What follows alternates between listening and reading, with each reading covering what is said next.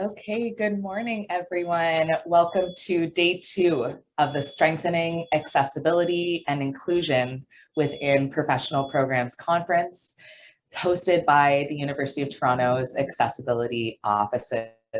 We're really glad that all of you are here today. If you're coming for the first time today, we welcome you to the group and are so happy to have all of you. Okay, so my name is Adina Burden. I'm the other assistant director at Accessibility Services. I am a white woman in my late 30s with straight brown hair. My Zoom background is of the Progress Pride flag.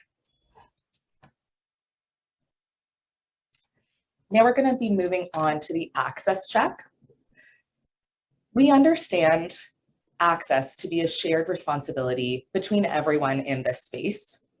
We will strive to create an accessible space that reduces the need for you to disclose a disability or impairment for the purposes of gaining an accommodation.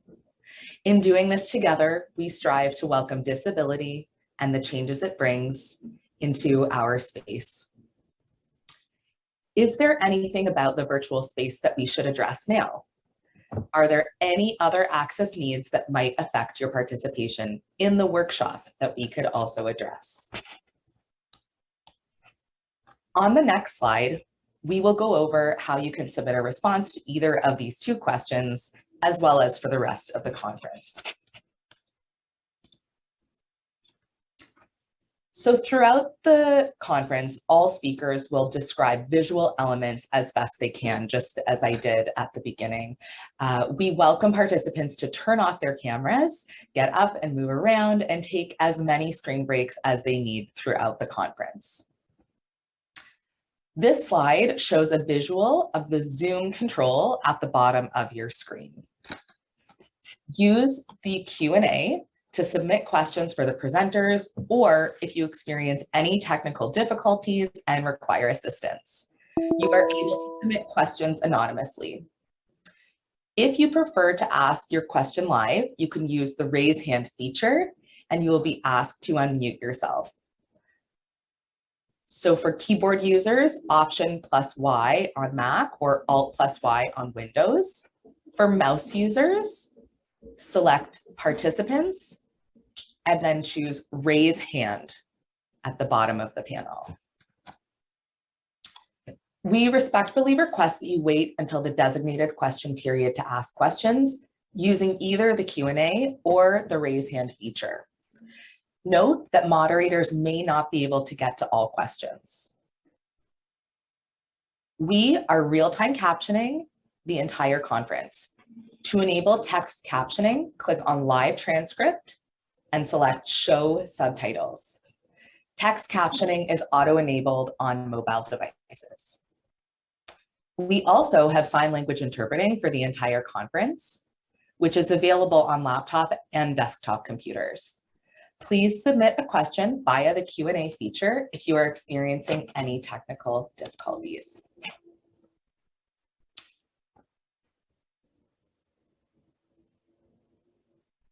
Next slide, please.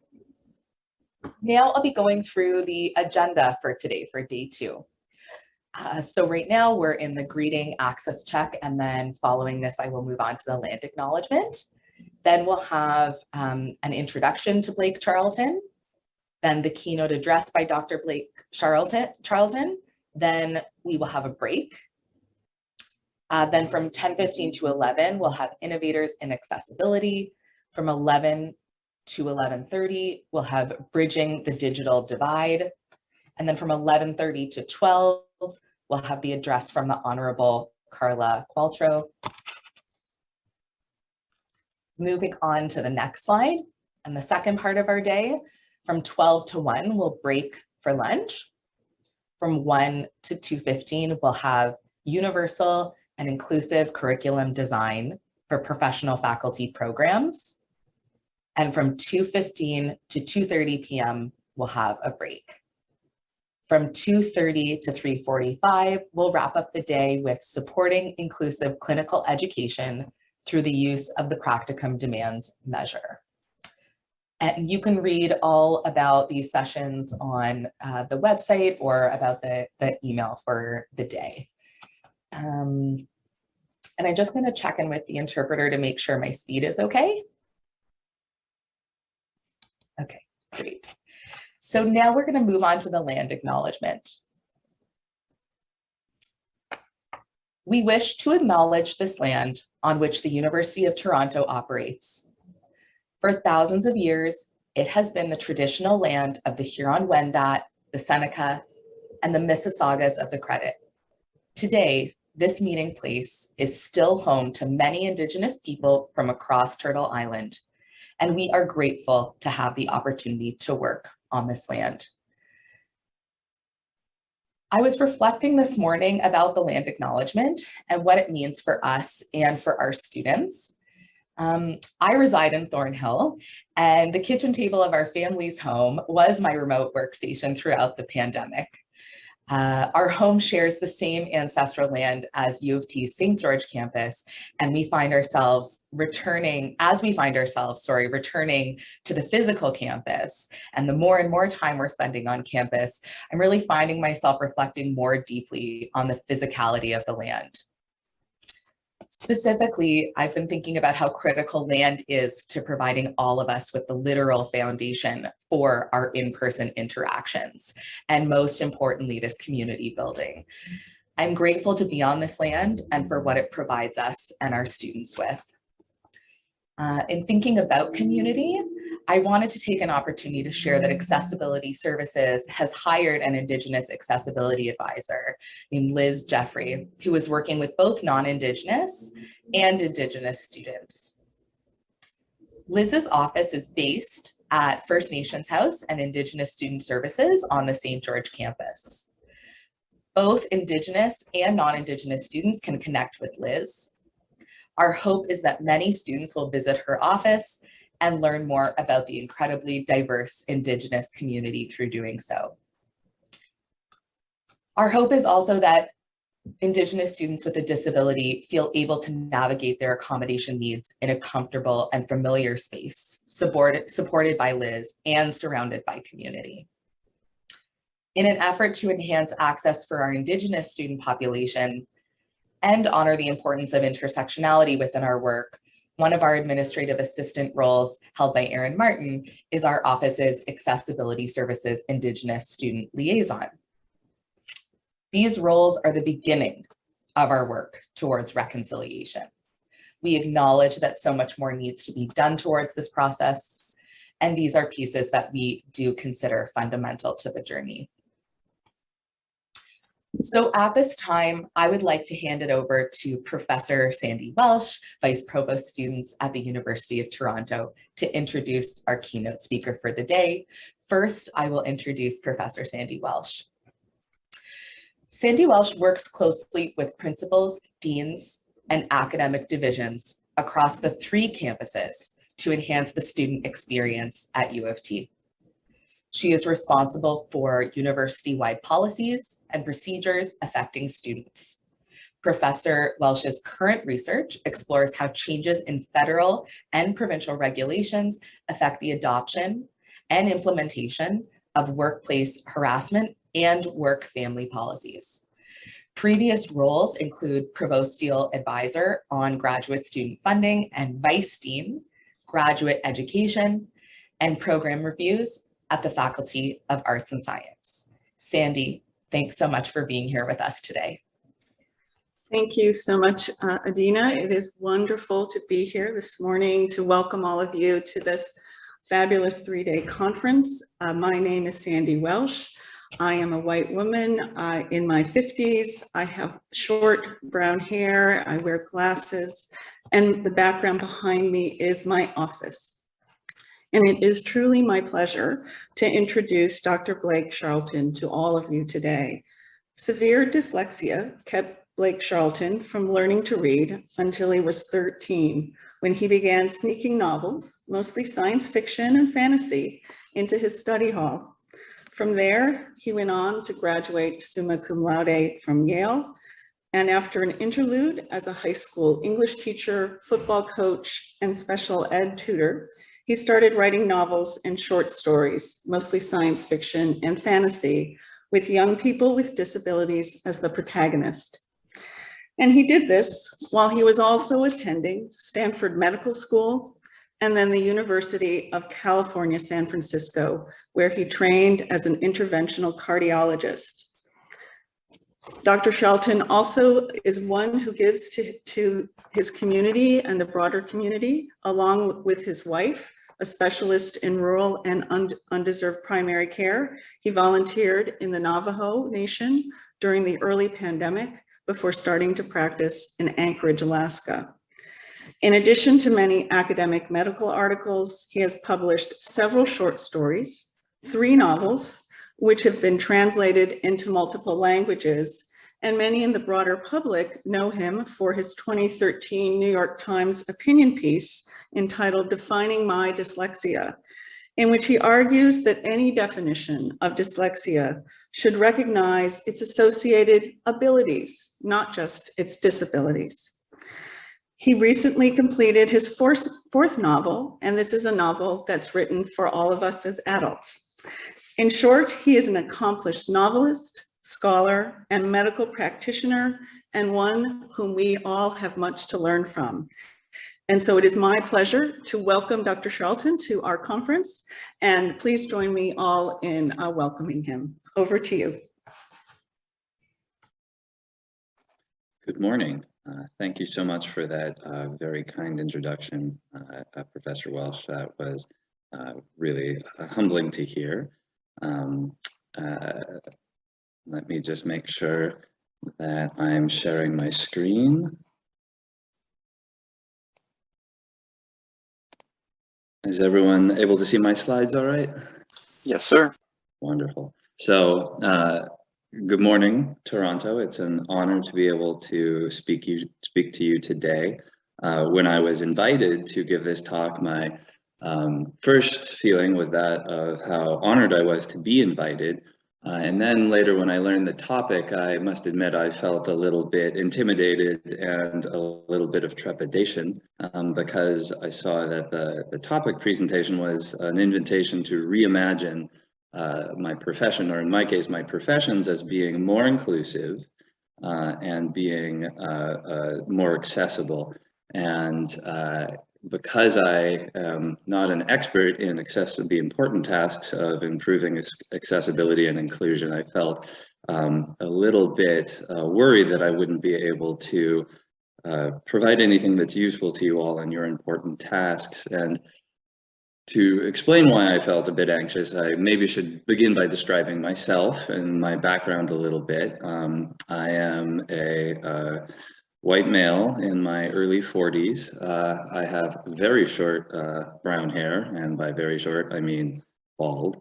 I wear glasses, I have a goatee, and I am a dyslexic interventional cardiologist novelist, and that is a rather unusual string of things to be, none of which, at least on my initial attempts to put together this talk, would suggest that I am an expert on in telling people how they might adjust systemic problems in exclusion and prejudice and adjusting to avoid such things. And just to make sure absolutely sure what all the different aspects of what I deal with on a daily basis are, I'm just going to very quickly define them. The first thing I mentioned is that I'm a dyslexic. I have dyslexia, which, as probably many people on this presentation know, is a neurological condition that results in a learning disability characterized by an unexpected difficulty reading or spelling. And in common parlance, that means I'm a slow reader and a lousy speller.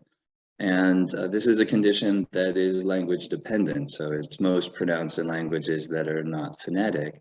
And so if you are a North American, and if you are not fortunate enough to speak Spanish, then you are speaking most likely English or French, and those languages have some of the least phonetically logical spelling, and so you will most likely be finding yourself in a population that has a large proportion of dyslexics because it's more prevalent in those languages. Because I was a dyslexic and because I was born at a time when that was just coming to a kind of general understanding and knowledge, I was the beneficiary of inclusion and the beneficiary of steps taken to make sure accessibility was directed my way. And that has allowed me to become what's called an interventional cardiologist. And that means I spent a very long time in school. And I became a subspecialist within cardiology, which is itself a subspecialty of internal medicine. And what I do all day is I use catheters, which are very small tubes, and minimally invasive operative techniques to treat blockages in the arteries of hearts and dysfunctional heart valves. I have up on the screen an example of a coronary intervention. The first of the two panels, the one towards the middle of the screen, shows a right coronary artery. There is a catheter at the very top of the screen injecting dye into the coronary artery. There is 100% occlusion in the middle of the coronary, indicating this person is having a massive heart attack of the right coronary artery and their life is at risk currently. The next picture over is after an intervention has been done and the flow has been restored to the entirety of the coronary artery, likely saving this person's life. This is not, this is from the public domain, I should mention, this is from Wikipedia.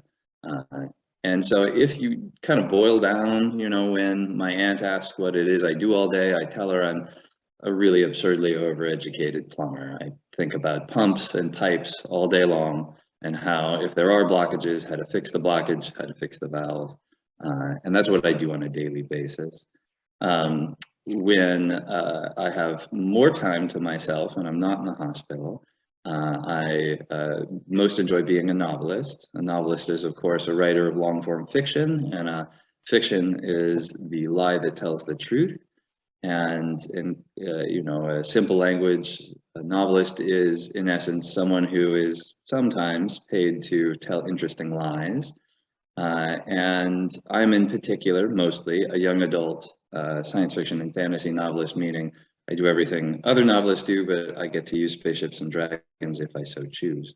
And so when I think about all of these things, and as I address this group that is undertaking the important task of addressing systemic issues regarding accessibility and inclusion, I felt a lot of trepidation because it just seemed to me that if I was being totally honest with myself, any presentation I gave would just be kind of a random collection of thoughts from a crummy spelling, overeducated plumber and semi-professional liar. But the more I thought about it and the more I tried to give myself credit, the more I came back to the phrase and the word and the invitation of reimagining and the importance of reimagining in my life as it relates to my abilities and my disabilities and how not only I was included, but how I was able to reimagine myself. So really, you know, when I thought about this as long and hard as I could, I thought that perhaps this act of reimagining as a novelist, and to some extent as a physician, is really the most important part of things. So I'd like to talk to you today about the importance of reimagining disabilities and people with disabilities as it's related to my life and my career so far, because my life so far supports the hypothesis that reimagining others and oneself is, I believe, the first step towards inclusion and accommodation. And this started for me, this awareness of imagining oneself and being imagined, started for me on the schoolyard. I was diagnosed quite early with dyslexia, a rather severe form. Many people don't know that it's possible to fail kindergarten, and I'm living proof that it's very possible to fail kindergarten. And so from a young age, when I was growing up in San Francisco, California, I was being driven to school in a short bus. I imagine there must be something analogous. And it was really on the schoolyard around other children where I began to realize that I had been placed into a category and I was going to be imagined by others rather aggressively because of my difference from the norm, or perceived difference from the norm. And, you know, it's often said among Americans that but I imagine that 8-year-olds and 7-year-olds on the schoolyard around the world are equally effective at creating a reimagining of perceived difference. And for me, it was really the insults and the slurs that those of us that rode the short bus, and I'm going to be presenting some of those that we were called, really kind of caught my attention and brought, you know, the awareness that I was being imagined by others to fit into a certain box. And some of these, most of them are quite crude, but some of them were really like fiendishly ingenious. I'll never forget the 8-year-old girl who I might have had something of a crush on told me I was the meat in the sandwich of stupid, which, if you think about it, is a phenomenally impressive use of metaphor for an 8-year-old. I, to this day, never quite forgot that phrase. I've used it in several articles and in one of my upcoming books. And I, every once in a while, daydream about finding her and thanking her for calling me that, since it proved such a fruitful thing to latch onto.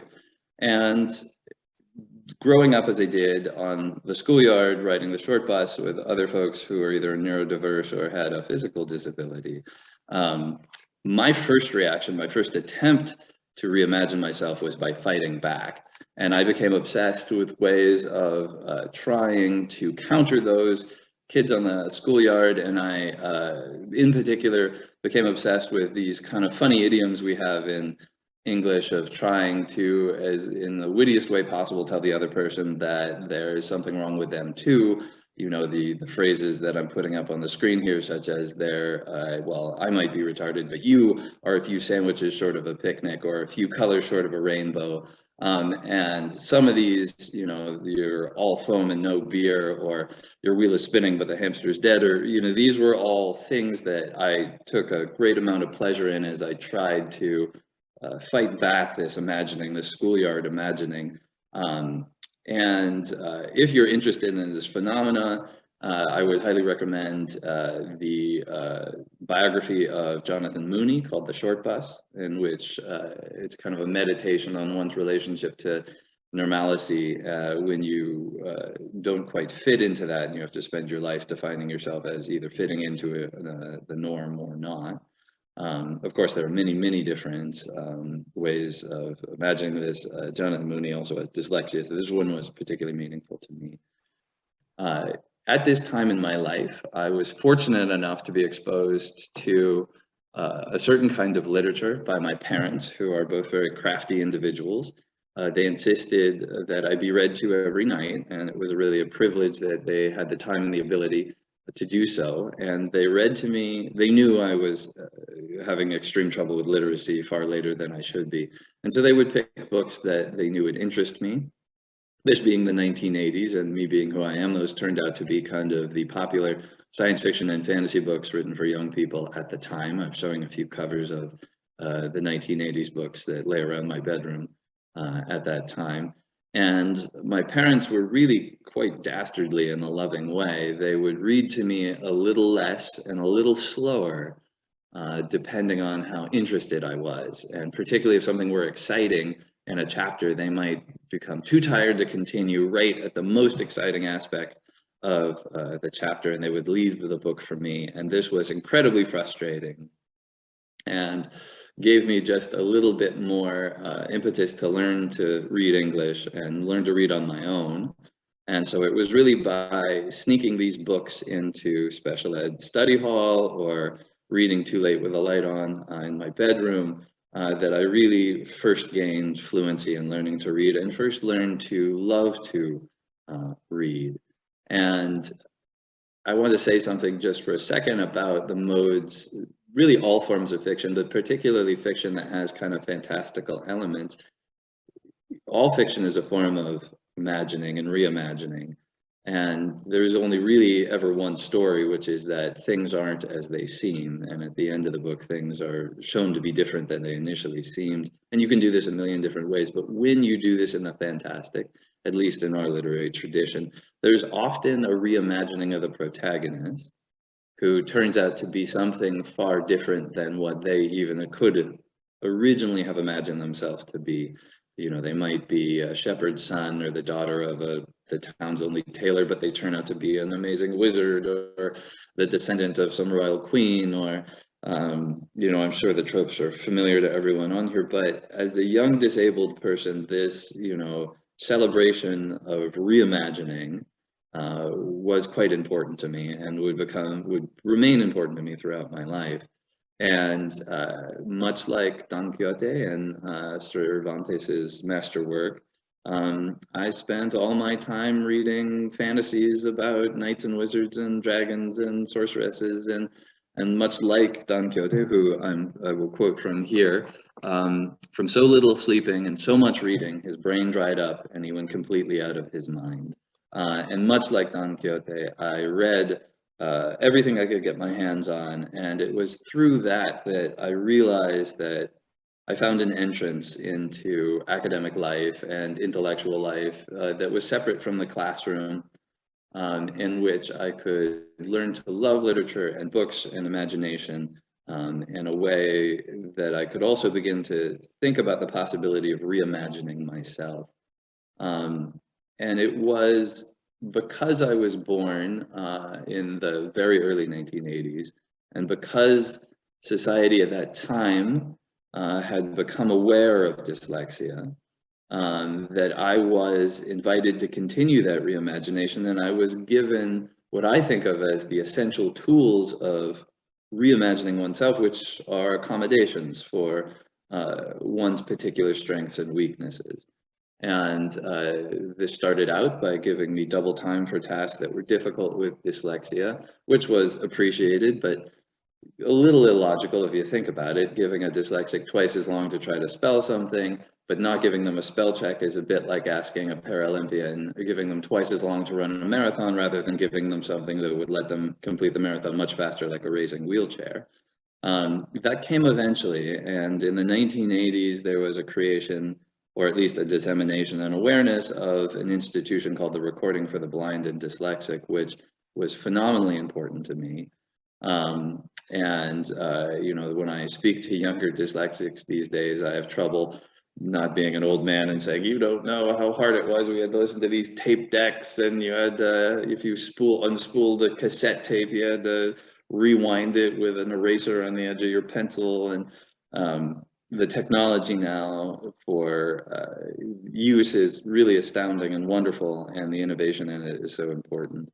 The other things that were given, of course, were a calculator and eventually a spell check, all of which allowed me to really apply myself. There were the tools for reimagining myself as someone who was not defined by the short bus, was not defined by being in special education. And it allowed other people to reimagine me. And I eventually ended up becoming, kind of without really trying, a bit of a Harry Potter story. I became like the boy who lived, even though I gained literacy only really at about 13 years old. I all of a sudden found out that I could test well, which turns out to be a lucky privilege. Not everyone has intelligence that our academic systems are designed to test well, but I turned out to be such. And moving from kind of the most remedial classes to the advanced classes in a matter of years. And then I went on to attend Yale University, which is the pretty building up on the left. And when there, I discovered I had a knack for imagining three-dimensional structures.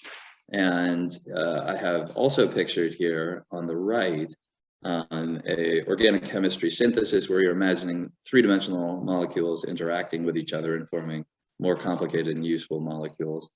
And I would later learn while at Yale that the research had shown that dyslexics had, on average, a improved or higher than average ability to reason spatially and reimagine three-dimensional structures. And no one had ever told this to me before, and I just had kind of stumbled into it. And that particular phenomenon would become very important to my life.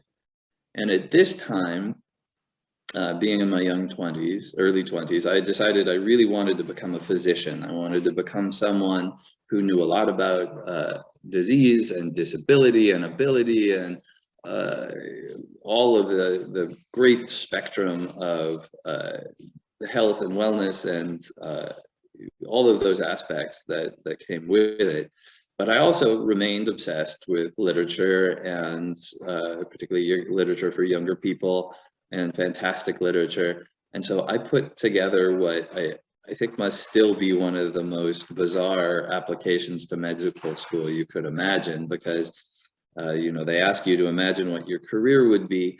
And I said I wanted to be a physician novelist.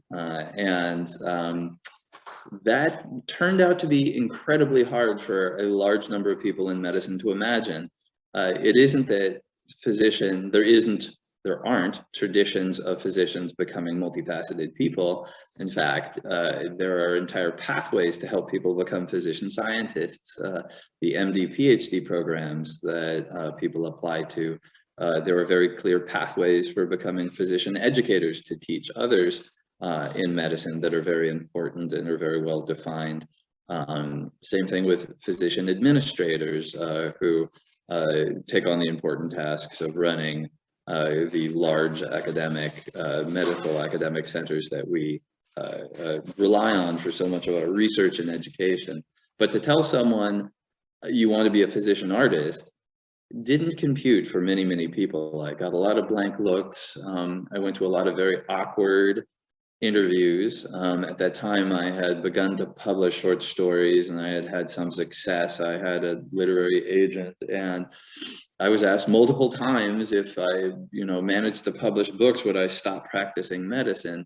Which was a bit of an odd thing, because I don't think you'd ever tell a physician scientist, hey, if if your mouse lab works out and you publish this results of this Western blot, are you going to stop seeing patients? But it was just very difficult to convince people that becoming a physician artist, and in my case, a physician novelist, was a worthwhile thing. And I learned, in part from talking to others who were struggling with disabilities or had some other marginalized status, that if you can convince other people by showing them somebody who doesn't have your particular disability or marginalized status, that it was done before, it helps them reimagine what you might or be able to do. And I found two quotations that were particularly important to me in this regard.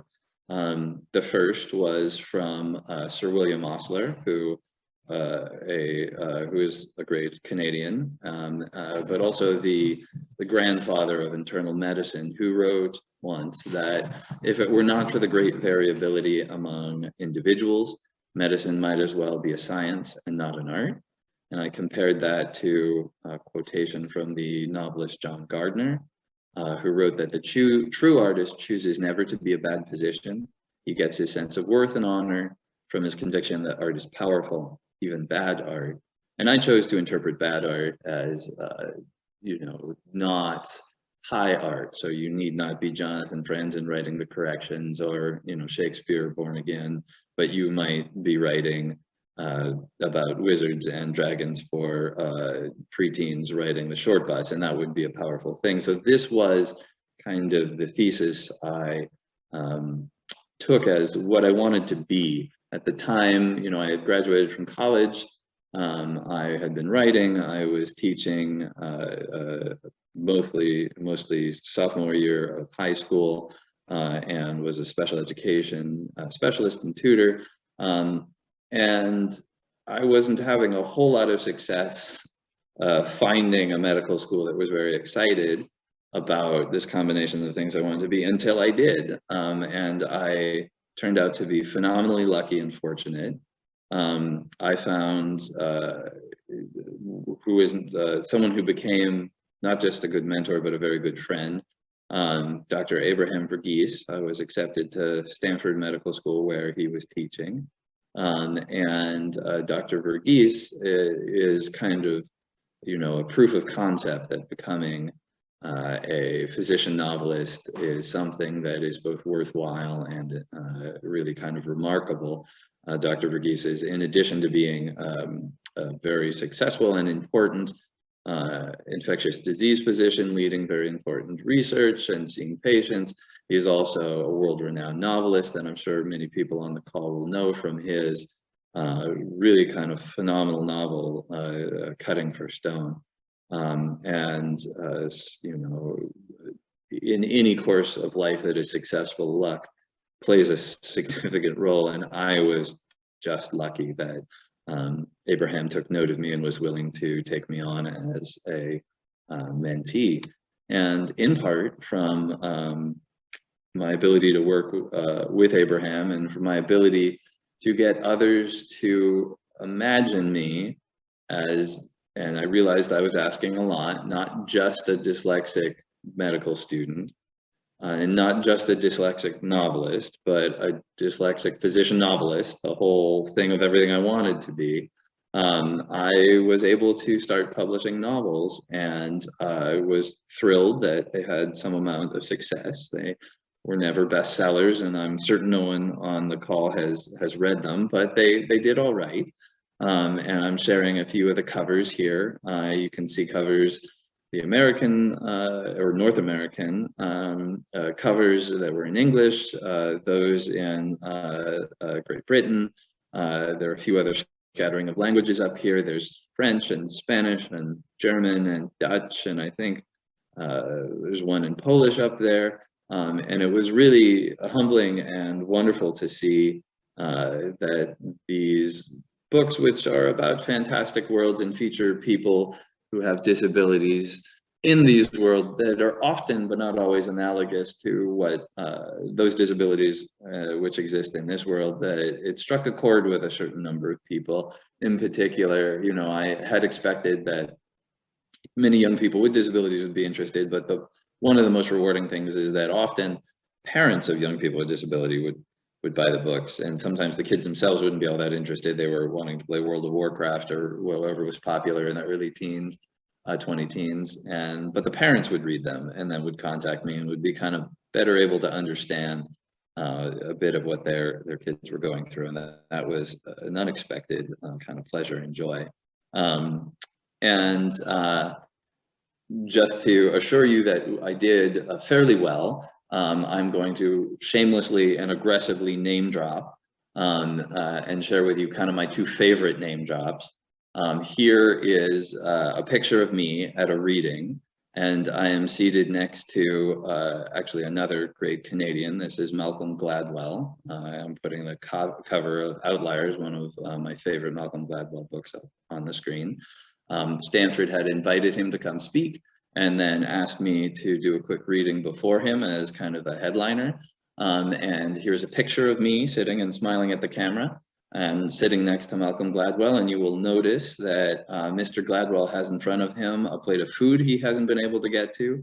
He's furiously working to sign copies of his book, because in front of him there are hundreds of people waiting to sign an autograph. And in front of me, there is no food because I've eaten it all. I've had all the drinks I could drink, and I'm now smiling at my mother, who is the only person who came to have me sign a book. And I in no way acted like a babbling fanboy when Mr. Gladwell would talk to me. And in no way my mother caught this exact picture, which is me being a fat babbling fanboy talking to Mr. Gladwell, who was very kind and a delight to talk to. My other favorite name drop comes in this picture here. This was when I was invited to give a talk at the American Library Association, and I was the frontliner. I read before the gentleman seated to the right of where I'm standing in this picture. He is, in this picture, I believe he's in his 60s. He's wearing a cap and glasses and has kind of a long beard and looks maybe like a grumpy Santa Claus. And I don't think he would contest that. I think that's something he's called himself. And if you recognize this gentleman, you might be as nerdy as I am, because this is George R.R. Martin. He was the creator of the Game of Thrones books that became the movie or TV that became so popular. And I can tell you, if you ever really want to be humbled as a writer because, you know, when I would go on book tour, if there were more than 5 people at the bookstore or library and I wasn't related to more than half of them, I was thrilled. I thought that was an amazing turnout. But when I read Before George, we were in an auditorium with thousands of people dressed up as his characters, reciting the lines that he had written, and it was really kind of amazing to see how much excitement he was able to generate. And he was very nice, and he actually expressed keen interest in, he's always taken interest in characters who have a difference from the norm, and there are a few quotations from his books that I thought were particularly apt to those of us who have disability and enjoy reading the fantastic. In any case, okay, I promise I'll stop name dropping now. During this time when I am wrapping up medical school and writing novels, I was particularly interested in a solid amount of research that was coming out at the time with regard to particular strengths that were associated with dyslexia. There had long been, and probably many people have heard of, the unexpected percentage of successful entrepreneurs who are dyslexic. Charles Schwab, the financial giant, Sir Richard Branson are 2 of the commonly touted examples, but it really spans many different, I guess you would call them markets or specialties, and different populations. One of the things when they were trying to figure out why this might be so, no one satisfactorily answered the question to my mind, but they did do a lot of different testing to try to figure out why the dyslexic brain is different than others. And one of the things they did notice, in addition to the well-known weaknesses, was that there was this propensity for above average spatial reasoning, which may or may not be there, but is more often there in dyslexic people than in the general population. There is also something called an improved gist detection. Gist being the kind of the general idea of something, and this is tested, to my understanding, by presenting the student with a certain amount of information that's not entirely coherent and is a bit discombobulated, and asking the student to kind of put it together. And it turns out dyslexics are fairly good at this. And I don't know if that is dyslexia itself or the fact that you're asking somebody who has a logical mind to try to understand English or French spelling.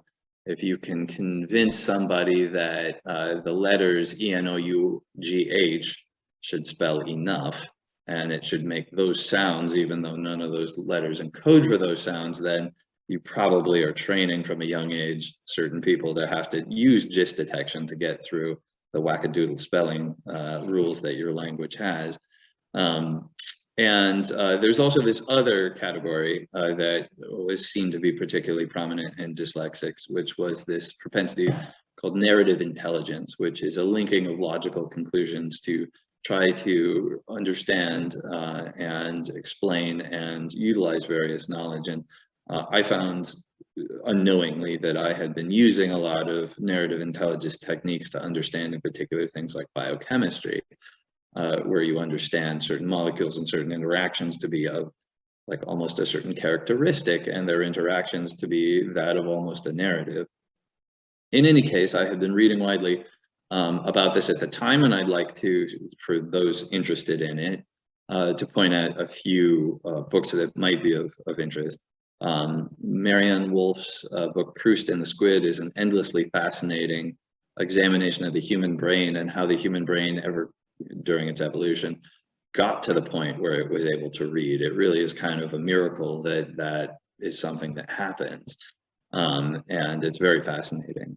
Malcolm Gladwell wrote a book called David and Goliath, about the unexpected, or certain things that have unexpected advantages, or what I think he calls desirable disadvantages. He has an entire chapter on dyslexia in that book. Brock and Frenette Eady wrote a book called The Dyslexic Advantage, looking specifically at those parts of dyslexia or those propensities in dyslexics that tend to be stronger rather than weaker. I was really kind of introduced to this world because Brock really likes to read science fiction and fantasy. And so I read my books, and I'm featured in the chapter on narrative intelligence in there. And then I would be remiss if I didn't mention Dr. Sally Shaywitz at Yale University, who is really one of the giants of dyslexia research, and her book, Overcoming Dyslexia, which is very important. And so while reading all of these things and wondering why it was that only when I was 20 and only when I was in medical school did I become aware that there might be some good parts of being dyslexic or being different, I became very interested in trying to point out to others because I thought it was important that this be so. So I was fortunate enough to have an op-ed piece of mine run in the New York Times, in which I made that argument. I'll quote from myself here, and I wrote that I believe the scientific evidence and social observation will continue to show that defining dyslexia based solely on its weaknesses is inaccurate and unjust, and it places too grim a burden on the young people receiving the diagnosis. A more precise definition of dyslexia would clearly identify the disabilities that go along with it while recognizing the associated abilities as well.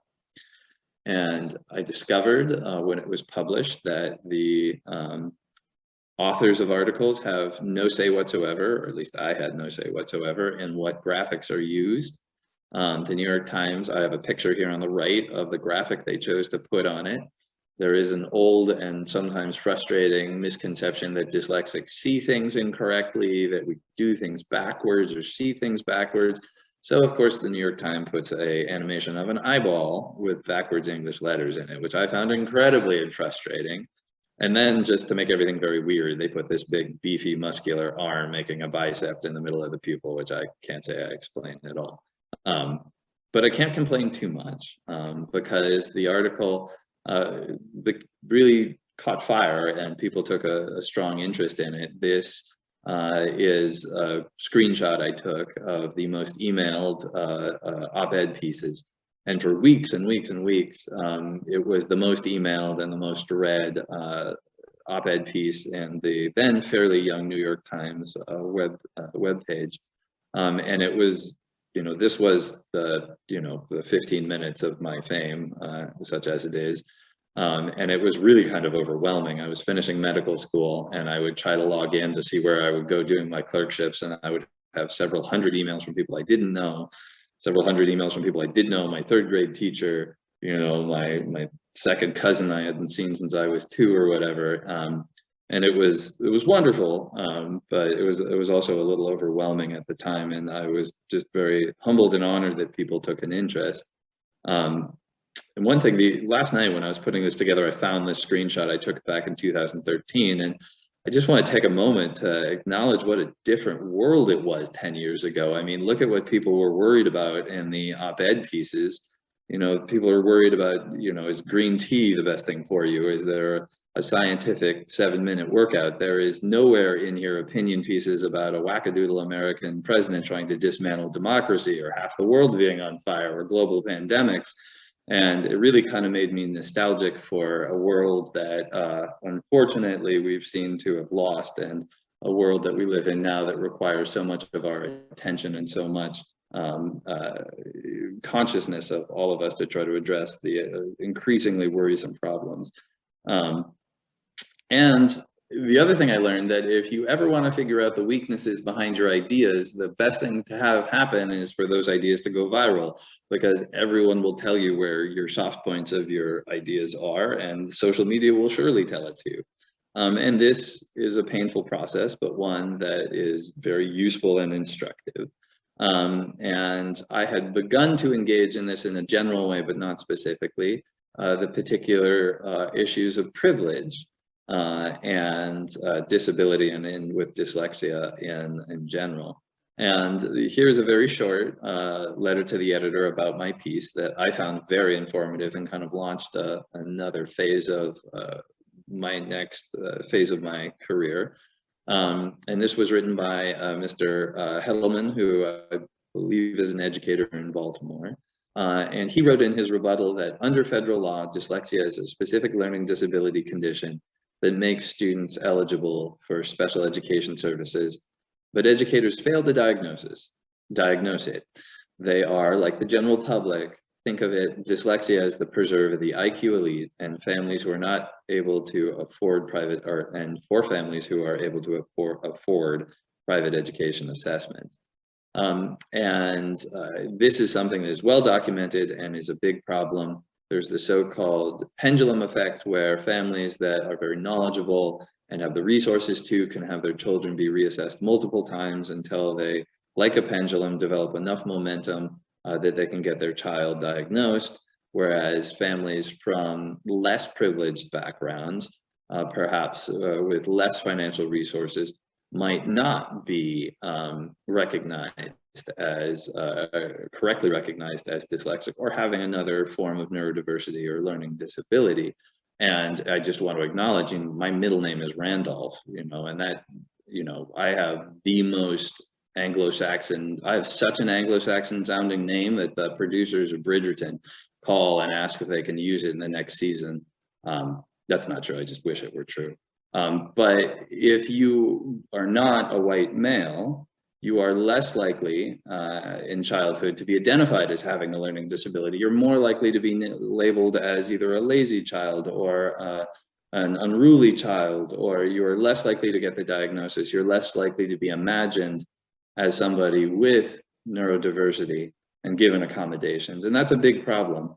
And Mr. Hedelman's point here, and I won't go through it since I'm running a little behind, but Dr. Shaywitz also made a similar point.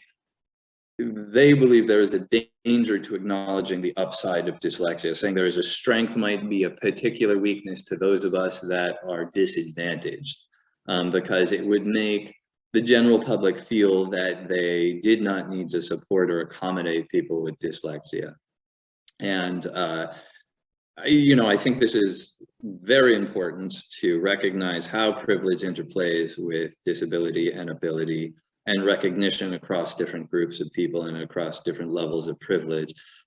But I, to this day, still question if it is fair, if you know that a condition has strengths, to not tell it to everyone that has that condition, particularly if you come from a disadvantaged background. It seems almost cruel to not tell them that this condition you have that makes you different and might be a source of pain now, it is associated with some strong things. There are some good things, there are some things to celebrate about this. But I want to acknowledge it's a very complicated issue, and recognizing the inequities is kind of the first step to dealing with all of that. And that was kind of the brief course of my contribution to the international discussion about dyslexia and disability, at least so far. And it's been my hope, and if people on this presentation, they take away anything specific about dyslexia, I think that's great, particularly if you work with dyslexics. Probably there are people on this presentation that know far more about dyslexia than I do, and if you want to correct me, please do. But my general hope is that if you take away anything from this and the story of kind of my life so far, is that because, and this is how I see myself, because others were willing and able to reimagine me as being successful, not just despite my dyslexia, it's something I overcame like a hurdle, but maybe also because of my dyslexia, because I was different from the norm. That's allowed me, I believe, to contribute far more to society. And I hope that with my course through life, I have in some way, within the realities of privilege and prejudice and dyslexic weakness, helped institutions and people to reimagine dyslexia as not exclusively a bad thing, or not just one thing. Because I still believe that dyslexia, like many forms of neurodiversity and many forms of just being different from the norm in general, can be a very good thing that is worth celebrating. And it really, I want to take a bit of a tangent here. I think I have time, but when someone and when institutions reimagines you and allows you to reimagine yourself, it opens doors and allows you to become a multifaceted human being in a way that it's not possible, in my opinion, unless you are reimagined. And I think I was the beneficiary of that form of privilege, that I was born into a time and place when when institutions were able to reimagine me, and I was able to reimagine myself. Because, you know, after I wrote this article, after medical school, I went on to just become a doctor, which is this overwhelming, wonderful, horrible thing happening at all times of night and day. This is a picture of Moffitt Long Hospital in San Francisco, in the University of California, San Francisco, my hometown, and it was wonderful and overwhelming and all these things that were happening. And one of the satellite hospitals we would rotate through is the picture I'm showing on the right. This is the Veterans Administration Hospital, Fort Miley in San Francisco. Once was a naval base when we were worried someone would sail through San Francisco Bay. Never really happened. And now it's turned into probably the hospital with the best view in the world. There's that famous bridge that you see when you look out the window in this hospital. But something very special happened to me at this hospital that didn't have anything to do with dyslexia, but tangentially and eventually taught me a lot about dyslexia and privilege and inclusion. I was in my final year of internal medicine residency. I was in my final general medicine primary care clinic. As I'm sure everyone on this call knows, doctors are always 30 to 90 minutes late. I was always 30 to 90 minutes late. You're hustling from the first patient to the last, trying to get everything done, trying to give everyone the attention they deserve and deal with all the disasters.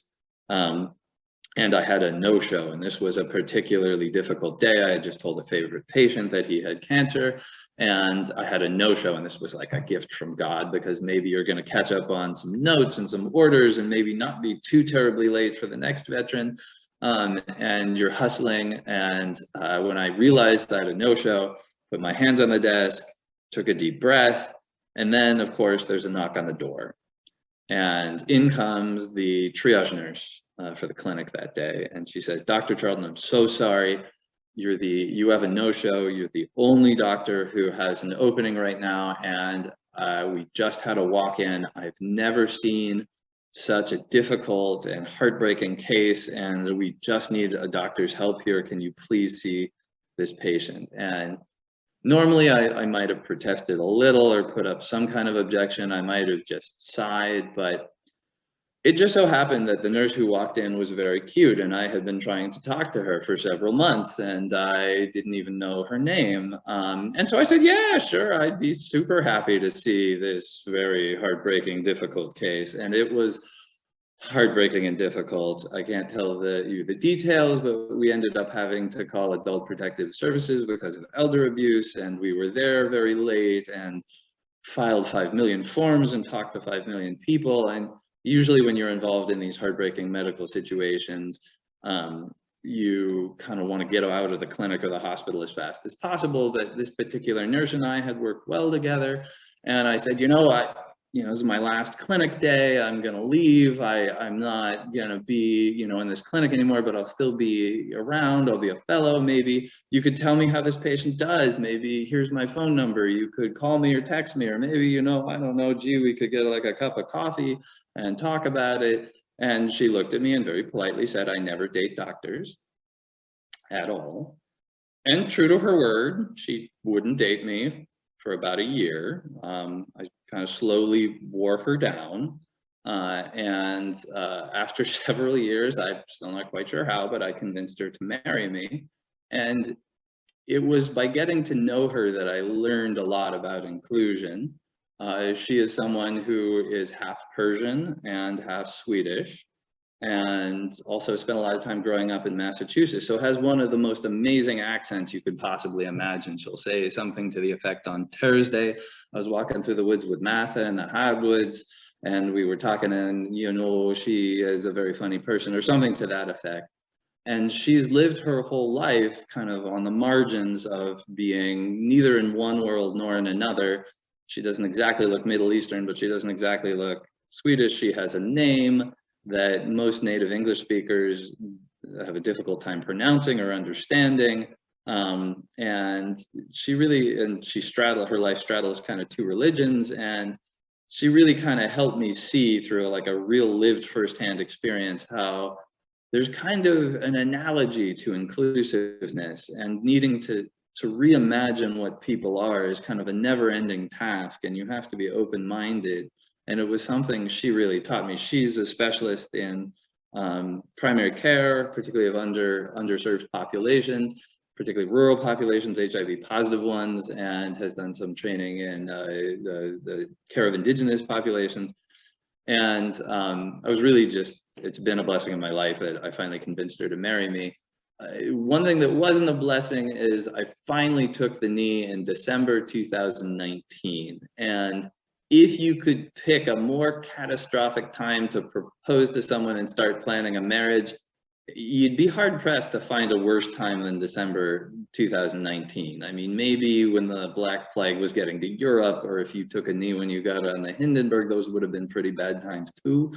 But my poor wife, like, we planned this marriage, we found a venue, 2 continents, you know, 2 families, 2 religions, and then COVID, and it gets canceled. And at first, I don't know if people remember this, but COVID 1.0 was supposed to be over in a few months, right? Like, we were all just gonna stay in our living room and wear masks and it was gonna go away, right? But so we rescheduled a few months later and canceled that wedding too. And we canceled our honeymoon, and here we are graduating into a pandemic, unable to get married.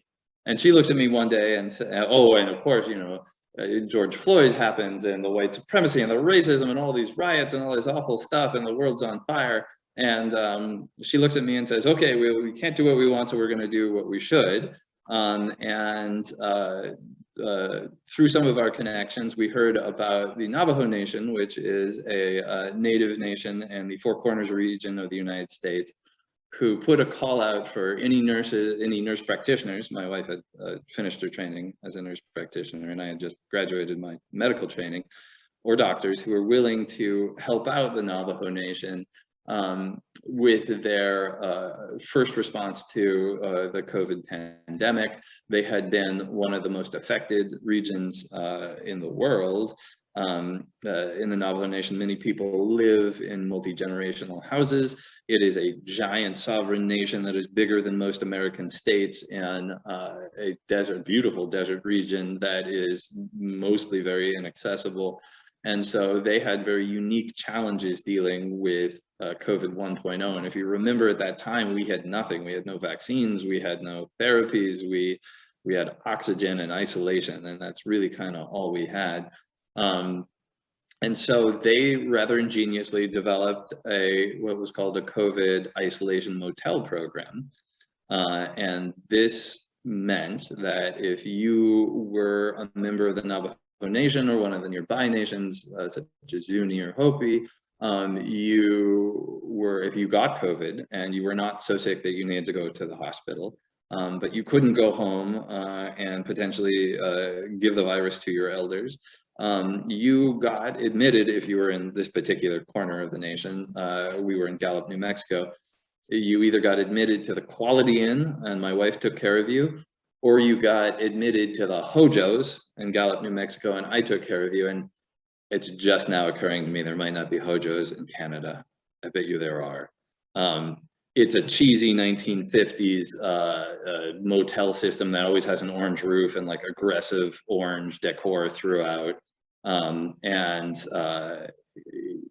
The Hojos in Gallup, New Mexico is really amazing because it too has the aggressive like orange decor, but the guy or gal who ran it had and I don't know if I can explain how weird this is, but they, wonderfully weird, but this person really wanted to create like sculptures from old car parts that were science fictional in nature. So here I was going to an indigenous nation thinking I was going to learn about Navajo culture and art and rugs and night chants, but here I am looking at what's definitely a sculpture of the predator made of spark plugs or a gas can alien that's back there. And this was just kind of phenomenally weird, but also wonderful in learning that, you know, it was just reminding me of the endless importance of needing to reimagine people and places. Like if you go to meet somebody who's different, they might be different, not because they are different, because they want to be different.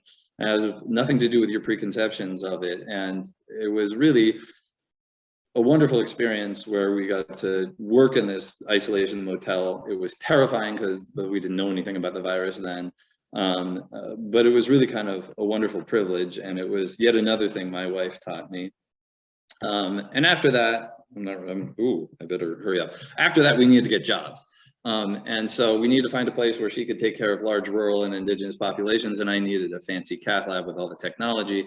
There's not a lot of overlap in those two Venn circles, but it turns out in Anchorage, Alaska, where I have the pleasure of joining you from, which is to acknowledge the land here, the traditional land of the Daina people. We could find these two things. And so in 2020, we got up here.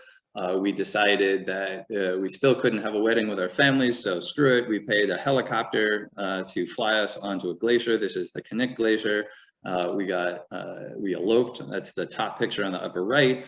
The bottom right is one of our kind of mini honeymoons. We took ice machines out to the Spencer Glacier and wandered around some of the ice caves. And, you know, we have found a way to make it work.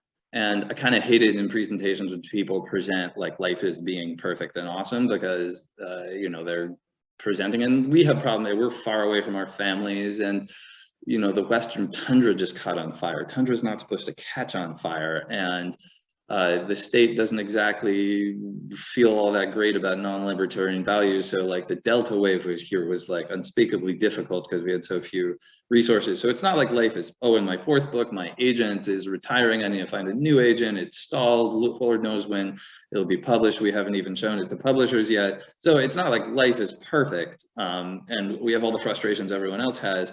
But it's, you know, we've been blessed, and we've been able to put together things in a way that's worked for us.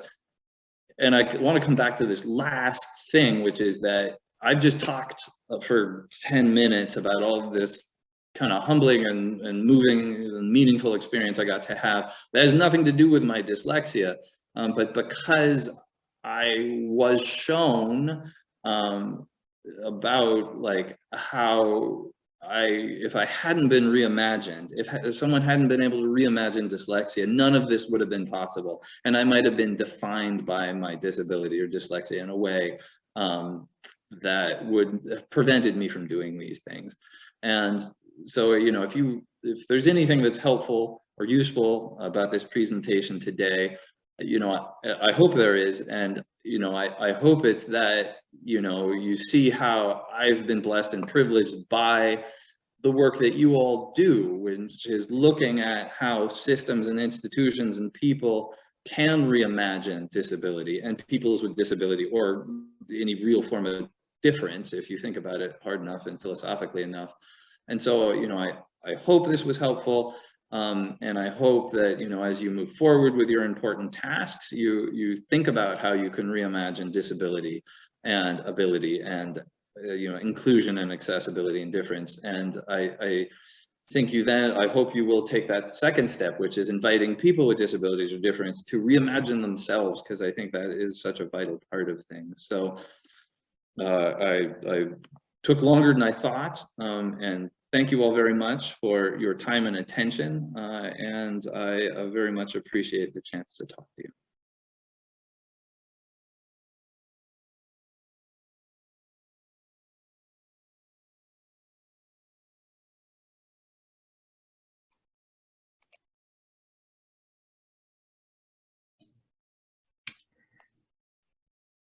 Hi, everyone. So this is Natalie Roach speaking.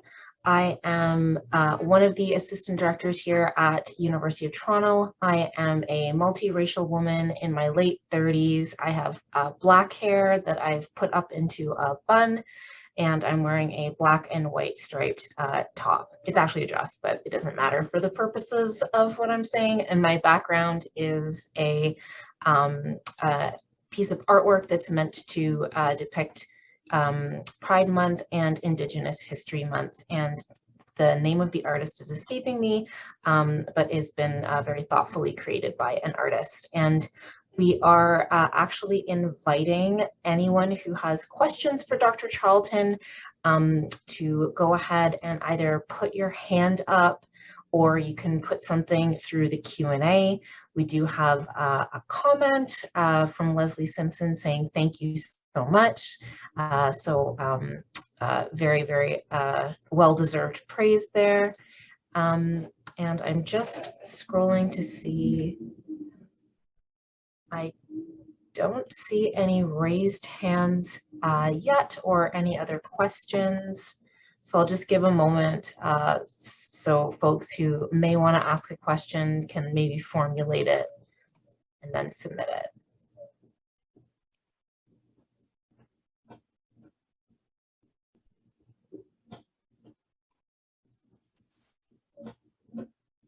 Okay, I see a question in the chat here. Oh, it's another comment. Angelique is saying that it was wonderful to know your experience for all those disabilities. Thank you very much for sharing your journey and that she found it inspiring. So thank you for that. And we have another question here. How do you work within the elementary school system to support neurodiverse students with dyslexia who are from racialized communities? So that is an excellent question that I'm afraid I'm not going to be, I will be both a bit outdated since the last time I tutored special ed was over 15 years ago. And I only ever encountered individual students and didn't have to deal with a very important topic of kind of systemic issues. You know, I think, and this is probably apparent to everyone, but I think step one is recognizing there are major disparities between different populations in terms of who is acknowledged and the ability to get adequate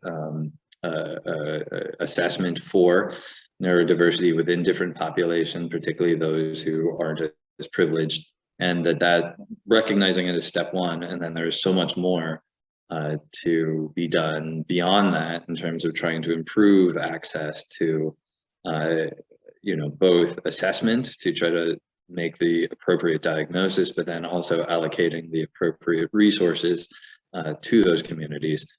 You know, I think those are the most challenging aspects that face us today, and I'm sure there are participants on this conference that know far more about the intricacies of this particular issue than I do. Thank you so much for that, Dr. Charlton. And I do see a raised hand. So Barbara Roberts, a host will unmute you and you can ask your question.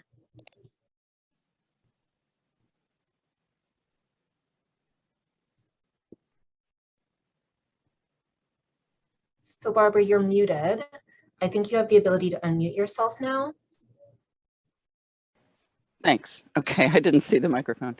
I just think this presentation really deserves enormous thanks and gratitude and cannot go unremarked. And I know sometimes doing a webinar, you sort of deliver the goods and then disappear when you leave the meeting.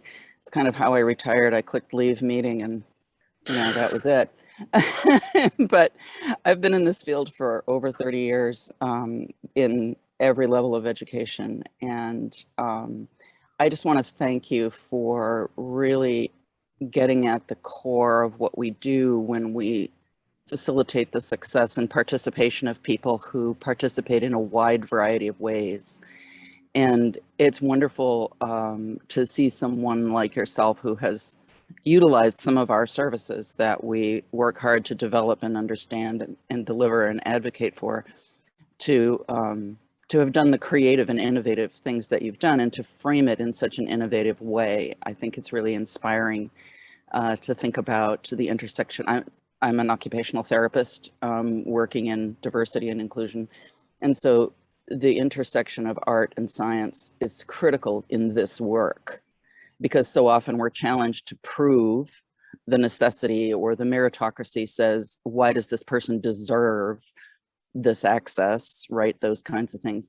And to see that the advocacy for people who participate in so many different ways is really the point, that we all participate in a wide variety of ways, not the narrow ways that society has defined us. And we reimagine not only ourselves, but how we deliver education. Why do we do it that way? Why can't you be a doctor who writes novels or whatever you want to be in a creative way, and everything that we do is aimed at reimagining the world as a more accessible, broadly participatory place with all of us in it. And I think you've really taken that notion and crystallized it into your own vivid example of how much bigger this work is than getting people through another double time exam, right? And sometimes it gets to feel that way when you're on the ground. So I just really want to thank you for giving us this chance to reimagine ourselves too, as folks who open those doors to reimagining. So thank you very much.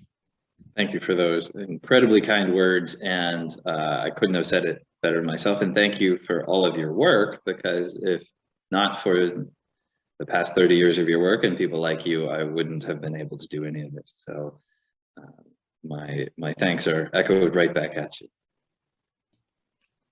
Well, I just wanted to take this moment to say thank you so much, Dr. Charlton. That was, as you have seen from the chat and from the things that have come in, that was in the comments, that was a very powerful and just wonderful keynote address. So thank you so much. And Dr. Charlton was probably too gracious to say this himself, but I will say that it is actually 6 o'clock in the morning his time, and he was on for our pre-live audio check at 4:30 in the morning his time. So an extra thank you to you.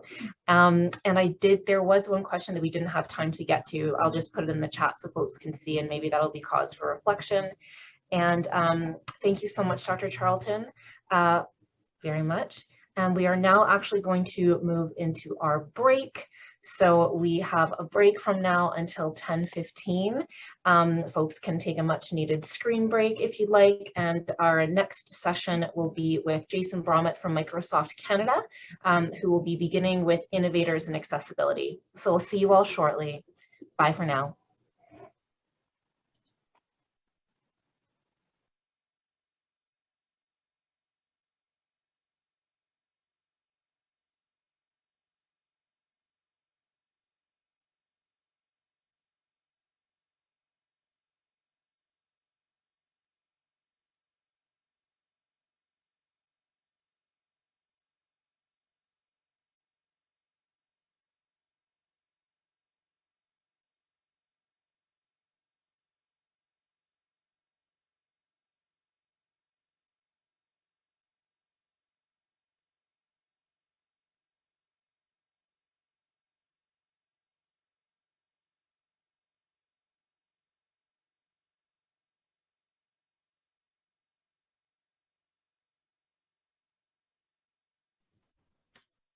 Hi, everyone. Welcome back from break.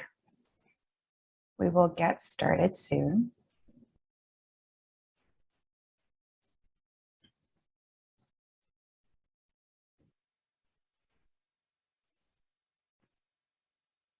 So hello, my name is Vivian Zhang. I am an accessibility advisor at Accessibility Services for the University of Toronto St. George campus. I will be moderating from now to the end of the session with Jason J. Bromett. I am an East Asian woman in my 30s with straight black hair, shoulder length, wearing a plum shirt today.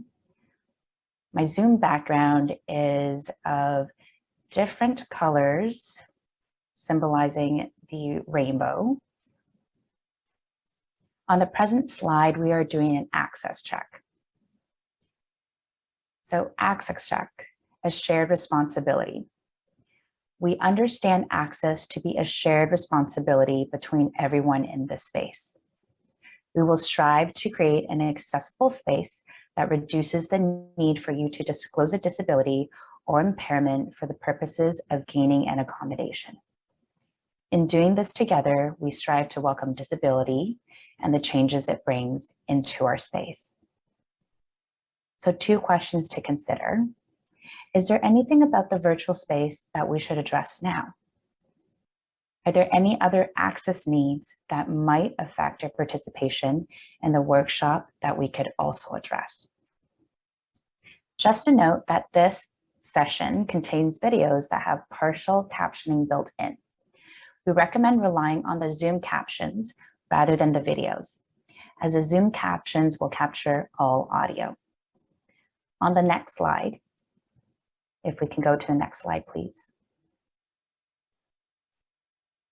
We will go over how you submit a response to either of these questions that we just asked on the previous slide, as well as for the rest of the conference. Through the conference, all speakers will describe visual elements as best as they can. We welcome participants to turn off the camera, get up and move around, and take as many screen breaks as they need throughout the conference. This slide shows a visual of the Zoom control at the bottom of your screen. Use the Q&A button to submit questions for the presenter, or if you experience any technical difficulties and require assistance. You're able to submit questions anonymously. If you prefer to ask your question live, you can use the raise hand feature at the bottom of your screen, and you will be asked to unmute yourself. For keyboard users, choose Option plus Y on Mac or Alt plus Y on Windows. For mouse users, select Participants, choose Raise Hand at the bottom of your panel. We respectfully request that you wait until the designated question period at the end of the session to ask questions, using either the Q&A or Raise Hand feature. Note that moderators may not be able to answer or get to all questions, although we do appreciate you asking it. To enable text captioning, click on the live transcript and select Show Subtitles. Text captioning is auto-enabled on mobile devices. We also have sign language interpreting for the entire conference, which is available on laptop and desktop computers. Please submit a question via the Q&A feature if you're experiencing any technical difficulties. Now, if we go to the next slide, please.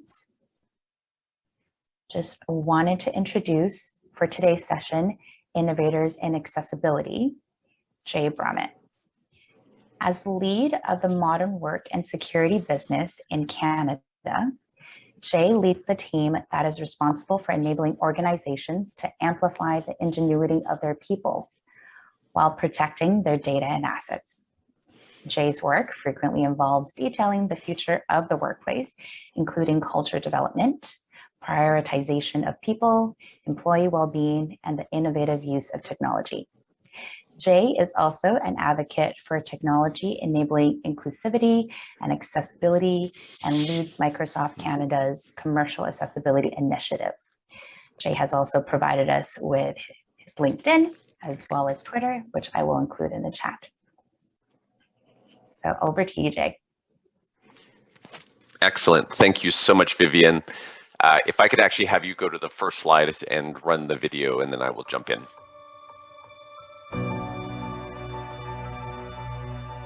We have so many pupils who are non-verbal, but still have so much to say. I want the exact same information that my hearing friends have. There are barriers to communication everywhere, but I think it's time we look at the barriers as opportunities to reach out to everyone. Soundscape fills in a lot of the mental map as you move. Approaching intersection. You can just put it in your pocket and go. With ALS, you become locked in. But we see technology as a way to give back what ALS has taken away. There's no better feeling than to hear a child say something that they've wanted to say and the look on their face after they've been able to say it. When it's reading, I see spaces between the words, and it's easy to focus on. Anjay realized that here was something that could change his life.